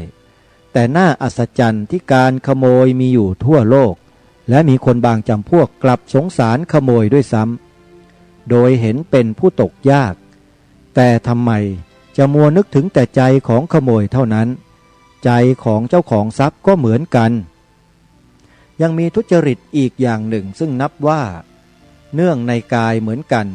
คือการดื่มน้ำเมาข้อนี้ข้าพเจ้าขออธิบายส่วนตัวข้าพเจ้าเองว่าข้าพเจ้าจะได้เป็นผู้ที่ละเว้นไม่กินเสียเลยหามิได้ข้าพเจ้าก็เหมือนคนอื่นๆในเวลาที่กินอาหารเครื่องฝรั่งเป็นต้นกินแต่เมรัยพอควรแก่การข้าพเจ้ารู้จักว่าเมื่อไรควรกินและเมื่อไรไม่ควรกินข้าพเจ้าและข้าพเจ้ารู้สึกว่าเมื่อไรไม่ควรกินแล้วก็หยุดเสียเมื่อใครไม่รู้จักประมาณเช่นนี้ข้าพเจ้าขอแนะนำว่าอย่ากินดีกว่าตัวข้าพเจ้าเมื่อไม่สบายหรือในเวลาที่ไปซ้อมรบเป็นต้นข้าพเจ้าไม่กินเลยถ้าผู้ใดลงเริ่มกินเหล้าแล้วติดอย่ากินดีกว่าเพ เพราะการกินเหล้าสำหรับเมืองเราไม่เป็นของจำเป็นการกินเหล้าทำให้สมองเฟื่องจริงแต่ทำให้เคยตัวคือเมื่อกินเหล้าจะพูดเก่งเขียนหนังสือก็เก่งครั้นเคยแล้วไม่กินเหล้าทำอะไรไม่ได้จึงเลยยกเหล้าเป็นใหญ่เพราะฉะนั้นเป็นเรื่องที่ยากจะพูดได้ว่าห้ามให้ขาดทีเดียวหรือไม่ควรห้ามอย่างใดใจข้าพเจ้าเป็นอย่างไรก็เล่าให้ท่านทั้งหลายฟังและจะขอบอกกล่าวในหน้าที่นักรบด้วยกันด้วยว่าผู้ที่เป็นนักรบควรจะรู้สึกตัวว่าการที่กินเหล้าเป็นที่เสื่อมเสียแก่หน้าที่และจะทำให้สติฟั่นเฟือนร่างกายทรุดโทรมเราควรจะซื่อตรงต่อหน้าที่ของเราเป็นนักรบเท่ากับเราให้ร่างกายชีวิตแก่ชาติบ้านเมืองไม่ใช่หรือเมื่อให้แล้วจะสละความอยากสุราน้ำเมาไม่ได้หรือชีวิตสำคัญกว่าเหล้าสำคัญกว่าอะไรทุกอย่างเรายังสละได้กับเหล้าไม่สำคัญอะไรต้องสละได้เหมือนกันที่ข้าพเจ้ากล่าวมานี้ก็เพื่อจะชักชวนให้ท่านเห็นความจริงและเมื่อเล็งเห็นความจริงด้วยตนเองแล้วก็ไม่จำเป็นต้องมีใครห้ามตัวของตัวเองได้ข้อนี้เป็นข้อท่านทั้งหลายไตร่ตรองดูข้าพเจ้าไม่อยากจะใช้สิ่งใดเหมือนบังคับน้ำใจข้าพเจ้าอยากจะพูดอย่างกับคนที่รุ่งเรืองด้วยกันมีสมองเท่ากันข้าพเจ้าไม่ต้องพูดเหมือนอย่างกับคนป่าสิ่งไรไม่ดีท่านเองควรจะเว้นเสียไม่ต้องให้ข้าพเจ้าบอกว่าถ้าไม่เว้นจะทำอย่างนั้นอย่างนี้ต้องใช้ใจของท่านเองบังคับดีกว่าเป็นแน่แท้บัดนี้จะกล่าวถึงวจีทุจริตคือวาจาเท็จวาจาที่หยาบคำพูดที่ส่อเสียดนินทาและคำพูดที่เหลวไหลไม่เป็นแก่นสารนี้เป็น4ประการควรละเว้นการปลดก็เป็นของประหลาดอย่างหนึ่งคนสมัยใหม่บางคนไม่รู้สึกและไม่เห็นเลยว่าเป็นความผิดทั้งที่เป็นเพราะผิดมาจากพ่อแม่ของเราเองคือพวกพ่อแม่เมื่อลูกพูดปดแล้วก็มักเห็นว่าเด็กฉลาดพูดพลิกแพลงดีถ้าพวกเราเป็นพ่อแม่เมื่อได้ยินลูกพูดปดพากันตีลงโทษเสียต่อไปลูกเราก็จะพูดปดไม่เป็นการพูดปดแม้จะได้เปรียบผู้อื่นก็ได้เปรียบชั่วคราวเท่านั้นพอเขาจับได้เสียแล้วถึงเราจะพูดจริงเขาก็ว่าไม่จริงนี่จะว่าเป็นประโยชน์อย่างไรการพูดปดนั้นยากมากต้องเป็นผู้ที่ฉลาดและใช้สมองชั้นสูงคนจึงจะเชื่อได้ง่ายเราพูดถึงสิ่งที่ไม่เป็นจริงถ้าเขาต้องการพยานต้องการหลักฐานเราต้องปั้นหลักฐานขึ้นประกอบอีกชั้นหนึ่งอีกประการหนึ่งเราต้องจำไว้ว่าพูดปดไว้ว่ากระไรซึ่งเปลืองเวลาและสมองเสียแล้วต่างว่ามีคนถามเราว่าต้นไม้ข้างพระที่นั่งสามัคคีสีอะไรเราตอบตามจริงว่าสีเขียวอีก8 ปีถามก็สีเขียวอยู่นั่นเองแต่ถ้าเราปดว่าสีแดงสมองนั้นต้องจดจำเป็น2 อย่างเสียแล้วคือเราต้องจำว่าต้นไม้นี้ที่จริงสีเขียวแต่ปากเราพูดไว้ว่าสีแดงเราต้องแบ่งสมองออกไว้เป็น2 ห้องเสียแล้วดังนี้เป็นต้นส่วนพรุษวาท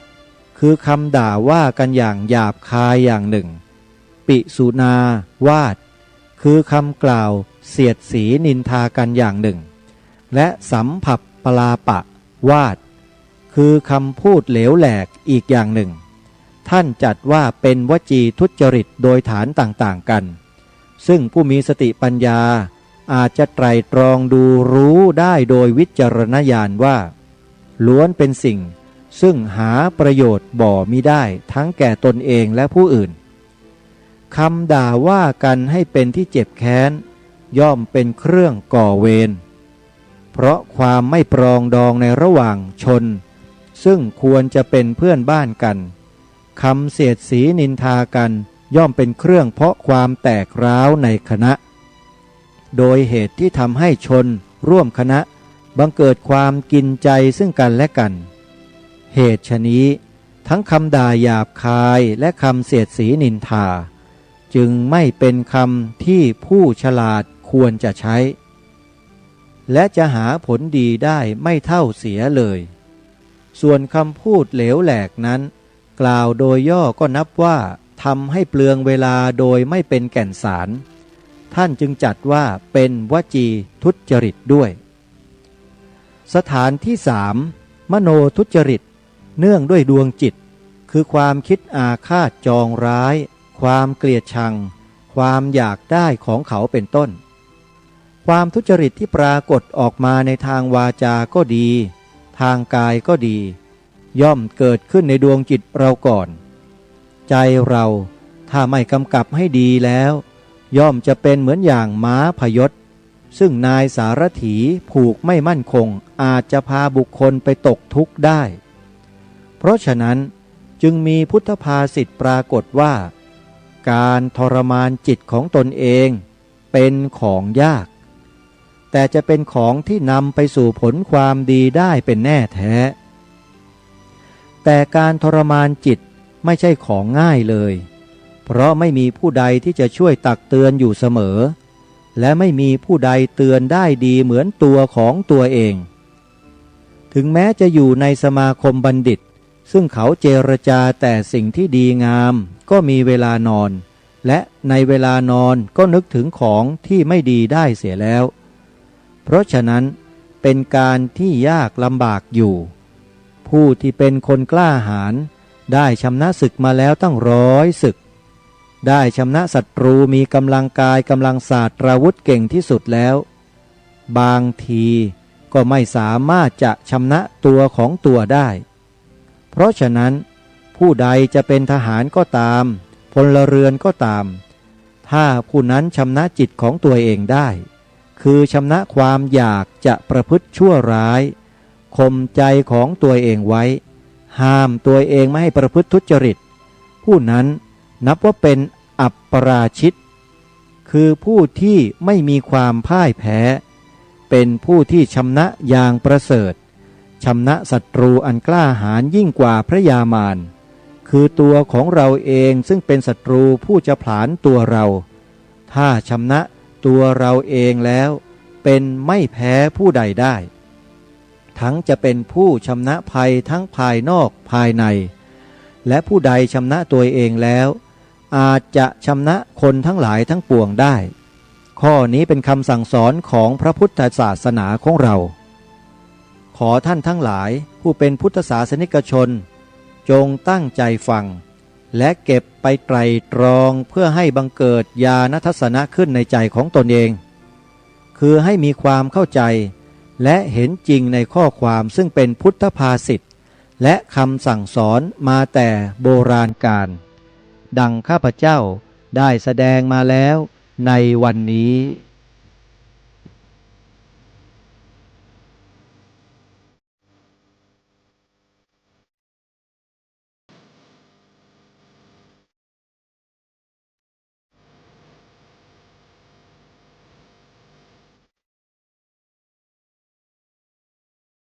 ท่านสาธุชนท่านผู้ฟังทั้งหลายที่จบไปนี้คือบทพระราชนิพนธ์เทศนาเสือป่ากันที่13ซึ่งเป็นกันที่องค์พระบาทสมเด็จพระมงกุฎเกล้าเจ้าอยู่หัวทรงแสดงเอาไว้เมื่อวันที่21มีนาคมพระพุทธศักราช2458ในหัวข้อชื่อว่าหลักแห่งความประพฤติชอบพระองค์ท่านทรงยกเรื่องของศีล3ใน5ข้อซึ่งเป็นหลักพื้นฐานที่คนเรานั้นสามารถที่จะประพฤติและปฏิบัติได้ง่ายเพราะเป็นสิ่งที่มีปรากฏได้เห็นอย่างเด่นชัดสำหรับข้อที่4และข้อที่5โดยเฉพาะข้อที่4เรื่องของวาจาเรื่องของวาจาเนี่ยพระองค์ท่านทรงยกไว้ในข้อสุดท้ายเพราะถือว่าเป็นข้อที่สำคัญที่สุด พระองค์ตรัสมีใจความปรากฏโดยความหมายว่าสังคมประเทศชาติบ้านเมืองเราจะแตกแยกทำลายหรือจะมีความสมัครสมานสามัคคีเป็นน้ำหนึ่งใจเดียวกันก็ตามมันขึ้นอยู่กับวจีคือคำพูดเพราะฉะนั้นคำพูดในทางทุจริตเราสังเกตไม่ยากใครก็ตามที่พูดทุจริตพูดแล้วทำให้ผู้คนซึ่งเป็นผู้ฟังนั้นเกิดความแตกแยกร้าวฉานในสังคมคำพูดเหล่านั้นชื่อว่าคำพูดทุจริตอันนี้หนักมากเรื่องของวาจาเรื่องของคำพูดเนี่ยและในปัจจุบันที่สังคมไทยเราสับสนเราวุ่นวายเราแตกแยกแทบจะล่มสลายไปแล้วเนี่ยแล้วเกิดเหตุการณ์ต่างๆนานาขึ้นมามากมายท่านช่วยคิดดูทีว่าเป็นเพราะวจีทุจริตใช่หรือไม่อันนี้คือข้อคิดในช่วงท้ายรายการวันนี้เพราะฉะนั้นท่านสาธุชนทั้งหลายหลักธรรมคำสอนขององค์สมเด็จพระบรมศาสดาสัมมาสัมพุทธเจ้าถ้าท่านผู้ใดหวังจะทำการศึกษาให้เข้าใจได้โดยง่ายแล้วไซร้ขอบอกกับท่านแบบง่ายๆว่าให้ท่านไปหาหนังสือบทพระราชนิพนธ์เทศนาเสือป่าเล่มนี้มาอ่านแล้วชีวิตของท่านนั้นจะพบแต่ความสันติสุขโดยส่วนเดียวจริงๆนี่คือสิ่งที่ขอฝากไว้ช่วงท้ายรายการวันนี้เวลาของรายการหมดลงแล้วต้องขอสมมุติยุติไว้แต่เพียงเท่านี้ฝากบทเพลงเพราะๆมีเนื้อหาสาระที่กินใจให้แก่พวกเราทั้งหลายได้สดับปรับฟังกันวันนี้จะปิดท้ายด้วยบทเพลงเทิดพระเกียรติแด่องค์พระบาทสมเด็จพระเจ้าอยู่หัวของเราซึ่งนานๆจะได้อัญเชิญมาเปิดสักทีหนึ่งวันนี้จะเปิดเพลงที่มีชื่อว่าเทิดทูลจอมทัพเชิญติดตามรับฟังและขอสมมุติยุติรายการไว้แต่เพียงเท่านี้ขอความสุขสวัสดีในธรรมจงบังเกิดมีแด่ท่านสาธุชนผู้ฟังทุกท่านทุกคนเทินขอเจริญพร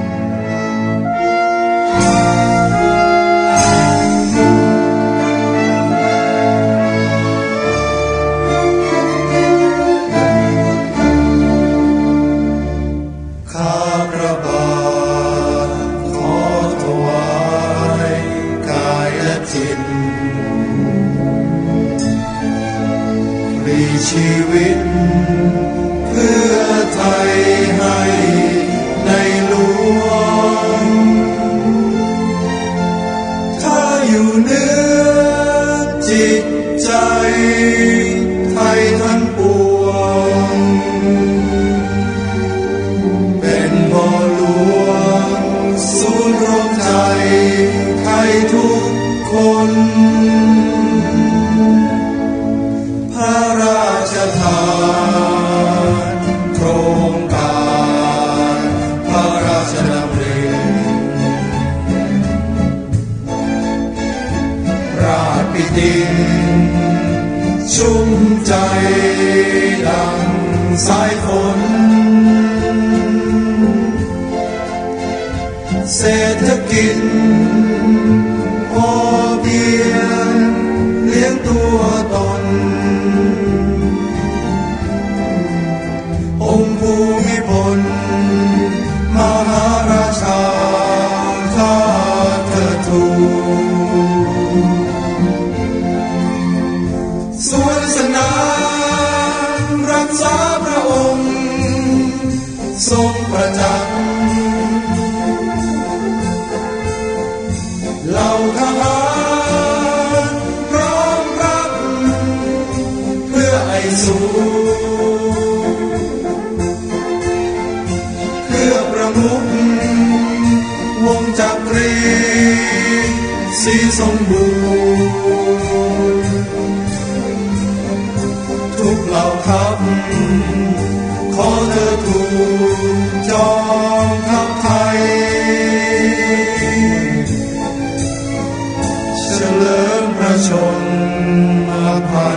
ษาราชาชาติพระสยามเทวาธิราชคุ้มครองให้พระบาทสมเด็จพระเจ้าอยู่หัวของกรุงไทยสุขสราพระหฤทัยทรงพระเจริญสุขสราพระหฤทัยทรง